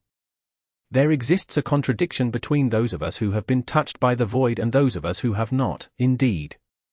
That contradiction gives birth to conflict. Those of my kind who are young and weak are not abominable, they are pitiful. They are neither of the void nor of the flame. They belong to both, but are welcomed by neither. The gargantuan moth moved its wings slightly, causing hurricane wind to blow across the silken mountain. Sunny shielded his face from the dancing snow and grimaced. This thing is really huge. The puppeteer continued. Their existence is a battlefield, and the war they wage against themselves drives them mad. In that anguished state, they are lost and blind. All they can do is desperately seek salvation, like moths to a flame. They are consumed by the desire to possess the flame, or to extinguish it. They are overcome by a misguided need to resolve the maddening contradiction and right everything that is wrong, with the world, and with themselves. Only then would they know solace. Sunny smiled darkly. Solace? The reason for all this misery is that they seek solace? How truly ironic. No wonder someone told me once that solace is a sin. The puppeteer stirred. It is in the depths of the flame. Life is war, peace is death, these are the laws carved into existence by the incarnations of flame. Sunny was getting a little confused. The way the puppeteer spoke and the names it used were strange. The flame, since the puppeteer described the flame as the opposite of the void, it must have meant the vast universe created by the gods, the existence itself. Or did it mean the original desire, from the flames of which the gods had been born? Maybe it was both. There was probably no distinction between the two for a creature like the puppeteer. The incarnations of flame it mentioned were the gods, then. While Sunny considered the implication of these words, the soft voice spoke again, this time hiding a hint of enmity. What a hideous, cruel world they've created. Here, solace is indeed a sin, but more than that, it is a lie. There is no solace to be found, not for you, and not for me. Those poor wretches of my kind who are blinded by the flame cannot see the truth, but I am different from them. I am not blind, and I am not drawn to the flame. I have no desire to become ash. Sunny frowned, staring at the giant black moth with a strange expression. So, what you mean to say, is that only the weaker nightmare creature can't overcome the irresistible urge to devour and destroy anything not touched by the corruption. But you are so much stronger and above them all that you can keep that urge in check. In fact, you are not beholden to the corruption at all. The puppeteer did not answer immediately. It remained silent for a while, and then asked suddenly, a hint of something strange and eerie seeping into its seemingly soft voice. You have never known anything but the flame, liberator, so you do not question its tenets. But let me answer the question you asked of me with a question of my own. Why do we have to be enemies? Is it because of me, a creature touched by the void? Or is it because of you, a creature born of the flame? Of the flame, where life was war. Chapter 2398. Fuel of Desire. The question was really too preposterous. What was the Puppeteers insinuating? That the horrors of the modern era were caused by humans, and not by the plague and nightmare creatures lusting to destroy and devour the world? Oh, it is definitely because of you. Believe me, I am quite a peaceful person. You can even call me the heir of peace, if you wish. Well, Sonny did have an army of tens of thousands of dead souls dwelling in his own, all of whom, most of whom, at least, he had personally killed. But that was not because he was a bellicose and violent person. He had just been forced by the circumstances to go on a rampage or two. And while few even among the nightmare creatures had caused as many violent deaths as Sonny had, that was not because he particularly enjoyed slaughter and carnage. Well, he did enjoy them sometimes, but not that often. Very rarely, really. Sonny opened his mouth to say something, but then closed it again. He wanted to explain that humans would have left the nightmare creatures alone if the nightmare creatures did not represent an existential threat to humanity, if they had not attacked first, but that would have been a lie. After all, humans had managed to eradicate most life on Earth, and had almost eradicated each other, long before the nightmare spell descended. They were full of avarice, violence, and insatiable desire to have more, spread more, be more. They pillaged and plundered anything and everything that was of value relentlessly, repeatedly, and without remorse. So, if there had really been a flock of harmless nightmare creatures grazing peacefully somewhere on a meadow, humans would have probably slaughtered them and dismantled their precious bodies for parts. The soul shards alone would have been a reason to drive them to extinction. Sonny pursed his lips, suddenly unsure of himself. Eventually, he simply repeated, "Yeah, it is most likely because of you." The puppeteer seemed to look at him with pity. After a few moments of silence, the soft voice spoke again. "There is a far more meaningful question, Liberator. The incarnations of flame, why did they create their cruel world this way? Why must they make life a constant struggle, and deny solace to the beings trapped in the cage of their design? Why is there desperation, desire, hope, and war? Tell me, creature of the flame." Sonny suppressed the desire to scoff, surprised by the sudden philosophical question. Philosophical questions, by definition, had no answer. That was what made them such, to begin with. So, the better question would have been why the puppeteer insisted on wasting his time.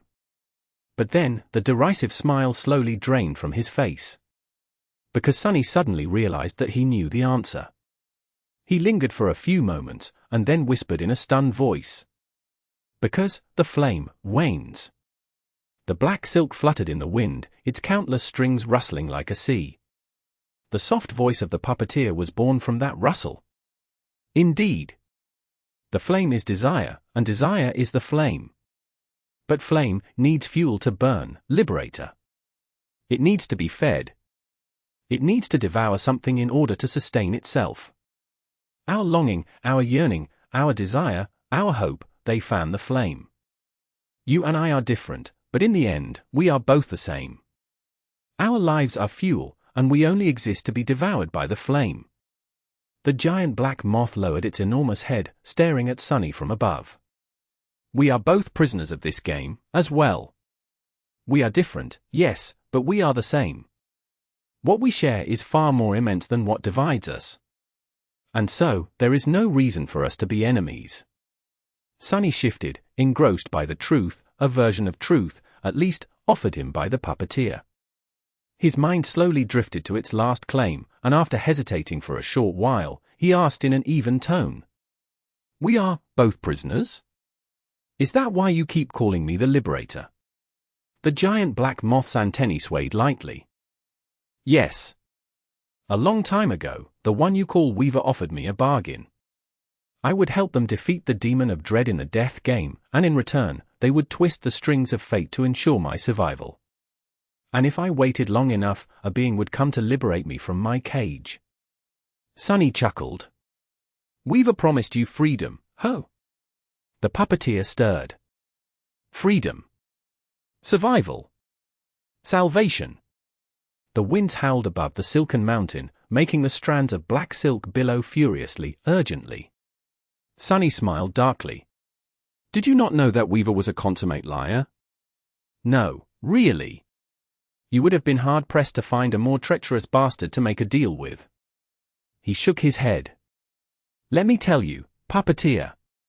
You should never trust the gods, but you should really never trust Weaver. Only a fool would. In fact, the only thing more foolish than that would be to trust a cursed tyrant. Looking up, he stared the gargantuan black moth in the eye. Let me ask you one question. Sunny sighed and raised his hand, stretching slowly. Actually, I asked it already. As a matter of fact, it was more or less the first question I asked. Why are you talking to me? He lowered his hands and regarded the puppeteer coldly. It wouldn't be to stall for time and make sure that I can't kill you before the sun sets, would it? There was silence for a few long moments. And then, the soft voice resounded from nowhere once again. Only it wasn't so soft anymore. And neither did it resemble anything that could be even distantly mistaken for a human voice. Instead, an eerie, deeply disturbing, chilling rustle washed over Sunny, making his skin crawl. Kill me. The world itself seemed to laugh at Sunny, full of disdain, sending his mind into a spin. Your death is liberation. Ash Tyrant. Weaver kept their promise. The puppeteer did not speak after that, but moments before they clashed, Sunny thought that he heard a dying echo drowning in the wind. He could barely discern the words.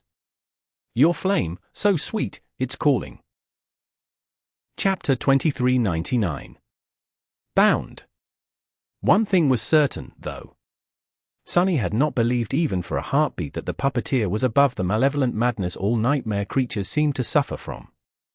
Maybe abominations were indeed driven mad by the call of the flame, just like awakened struggle to maintain their sanity when exposed to the call of nightmare.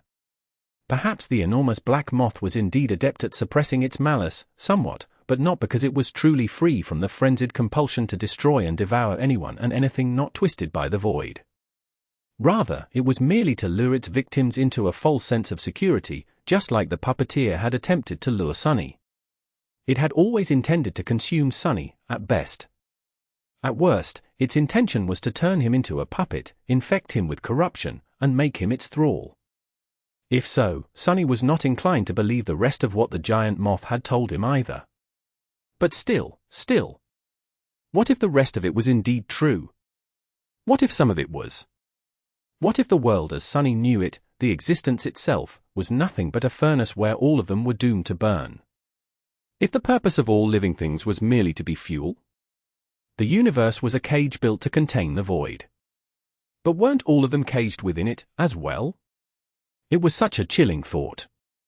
Sunny felt that there was something wrong with that line of thinking. Even if the puppeteer had offered him some version of the truth, though, it had to have omitted something, changing the context and twisting the meaning of everything. But Sunny was not sure. He could not be sure because the seeds of doubt had already been planted into his mind. Damnation! Even after realizing what was happening, Sunny could not do anything. All he could do was kill the puppeteer before these seeds sprouted into something that could not be contained. Luckily, the wasted time did not only benefit the eerie moth. With every minute that passed, Sunny was growing stronger. The evening star burned in the dark depths of the underworld armament, bestowing him with fierce power. Of course, it was hungrily consuming his essence and willpower, as well. But that was a trade he was willing to make. Sunny had been lulled by the conversation with the puppeteer, but now, he shook that enthrallment off. And when he did, he felt a chill run down his spine, realizing that passing time was not the only thing he had been overlooking. In truth, Sunny had failed to notice quite a few things, as well. Come to think of it, he had been behaving strangely from the moment his foot landed on the slope of the snow castle. Starting a conversation despite knowing better, humoring the puppeteer's suspiciously convenient claims, failing to pay attention to anything about his surroundings except for the billowing strands of black silk. Most of all, forgetting that Kai and Slayer existed at all. What? How did I? Why had Sunny not even thought to question what his companions were doing while he conversed with the cursed tyrant? Curses! Sunny hastily looked around, casting his shadow sense out at the same time. His eyes widened, and fear grasped his heart with icy claws. Kai was hundreds of meters away, what looked like Kai, at least, in his transcendent form. A giant figure was buried under a slithering mass of black silk, straining desperately to tear itself free. Sunny could hear the muffled cries of a dragon as the great beast tore at the silk, midnight scales glinting through the gaps between the dark strands. Slayer was nowhere to be seen, as if swallowed by the billowing mass of black silk entirely. The puppeteer was still perched atop the mountain, motionless, looming above them like an eerie insectile deity. Most disturbing of all was the fact that, without Sunny ever realizing it, impossibly thin strings had wrapped themselves around his limbs, penetrating his body, and reaching into his very soul.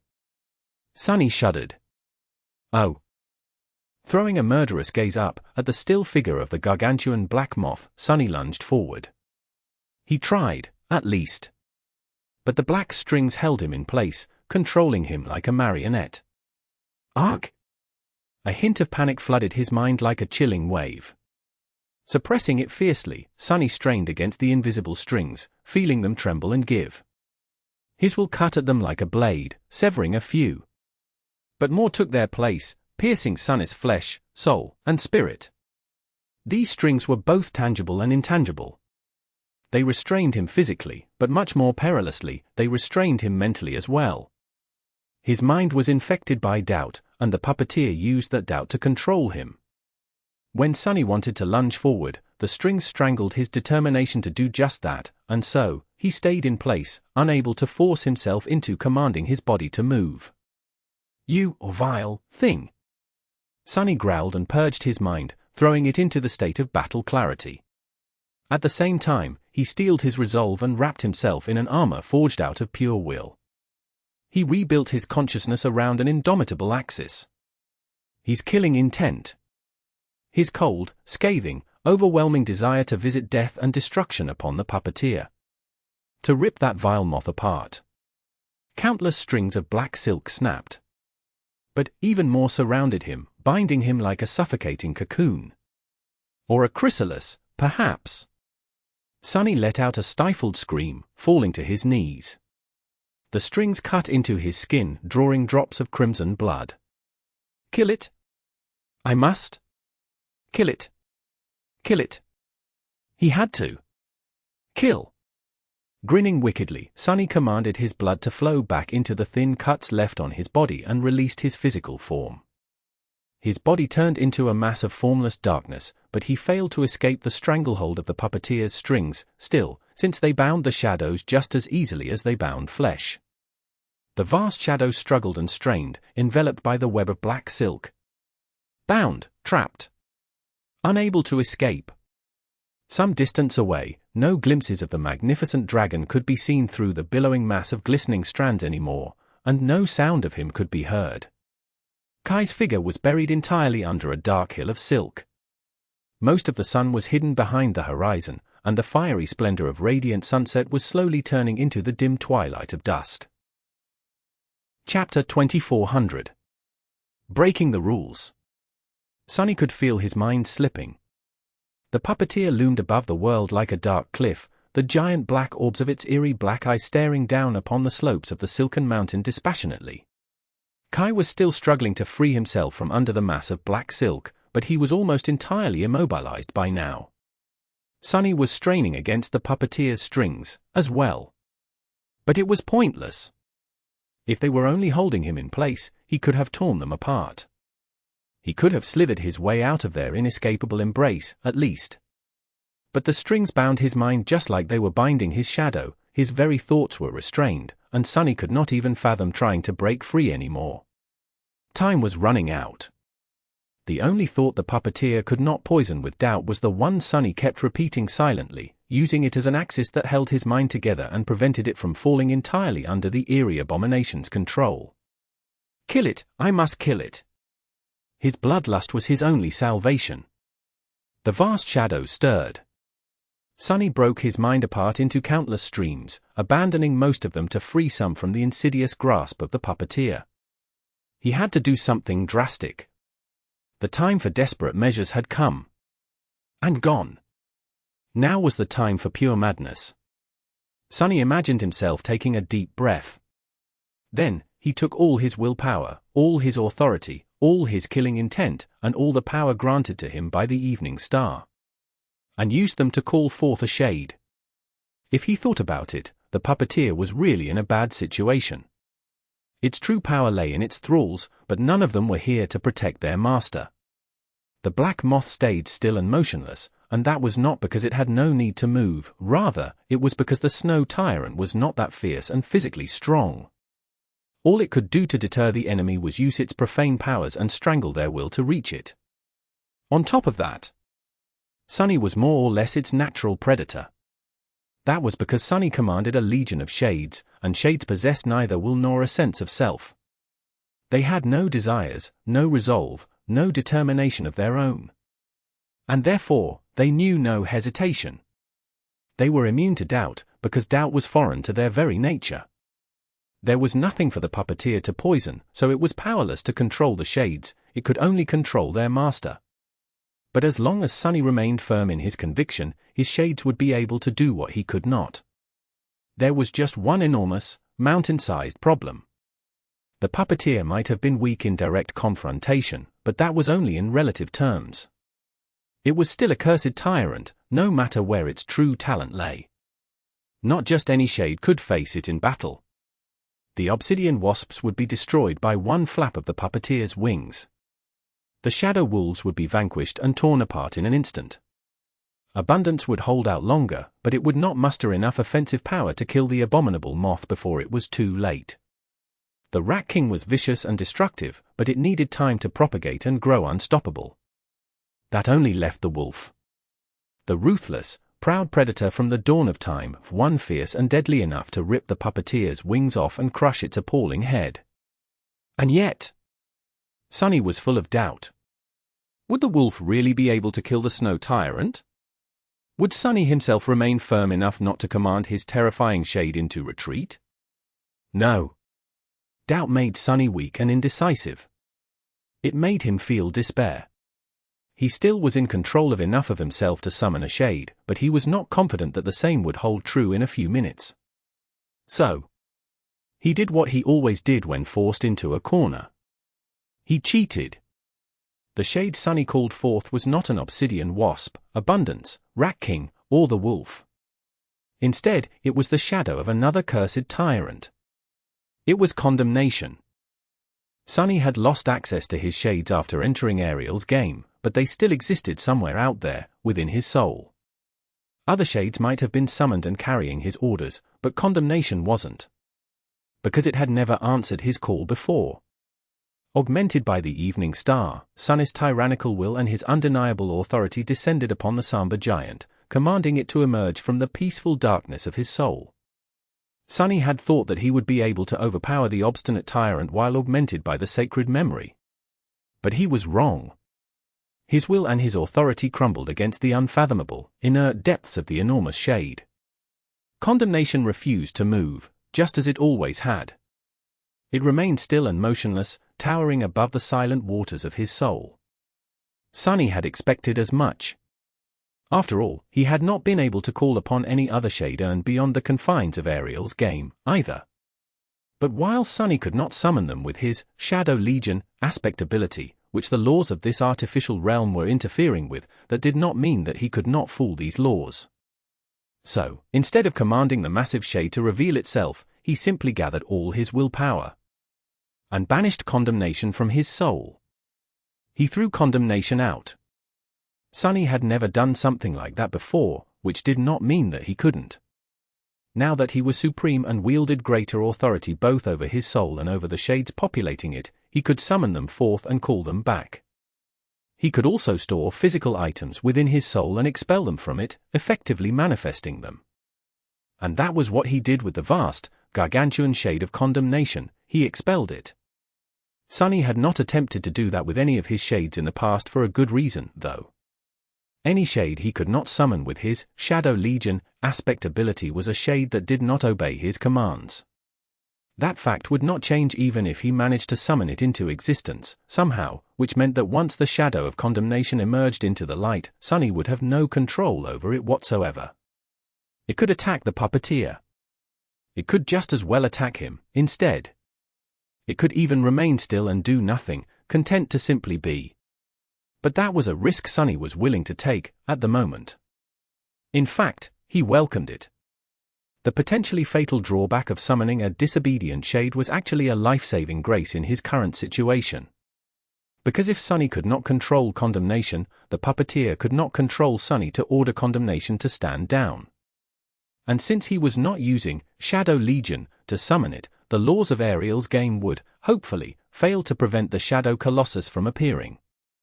Snow Tyrant, Ash Tyrant, let's add a third tyrant into the mix, shall we?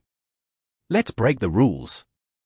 As countless strings of black silk fluttered in the wind, rushing to bind the vast shadow, reality seemed to ripple. The sea of cloud swirled. And then, the mass of silk strands was torn apart when a colossal hand emerged from Sunny's formless vastness, extending far into the sky and casting a titanic shadow onto the slope of the shuddering mountain.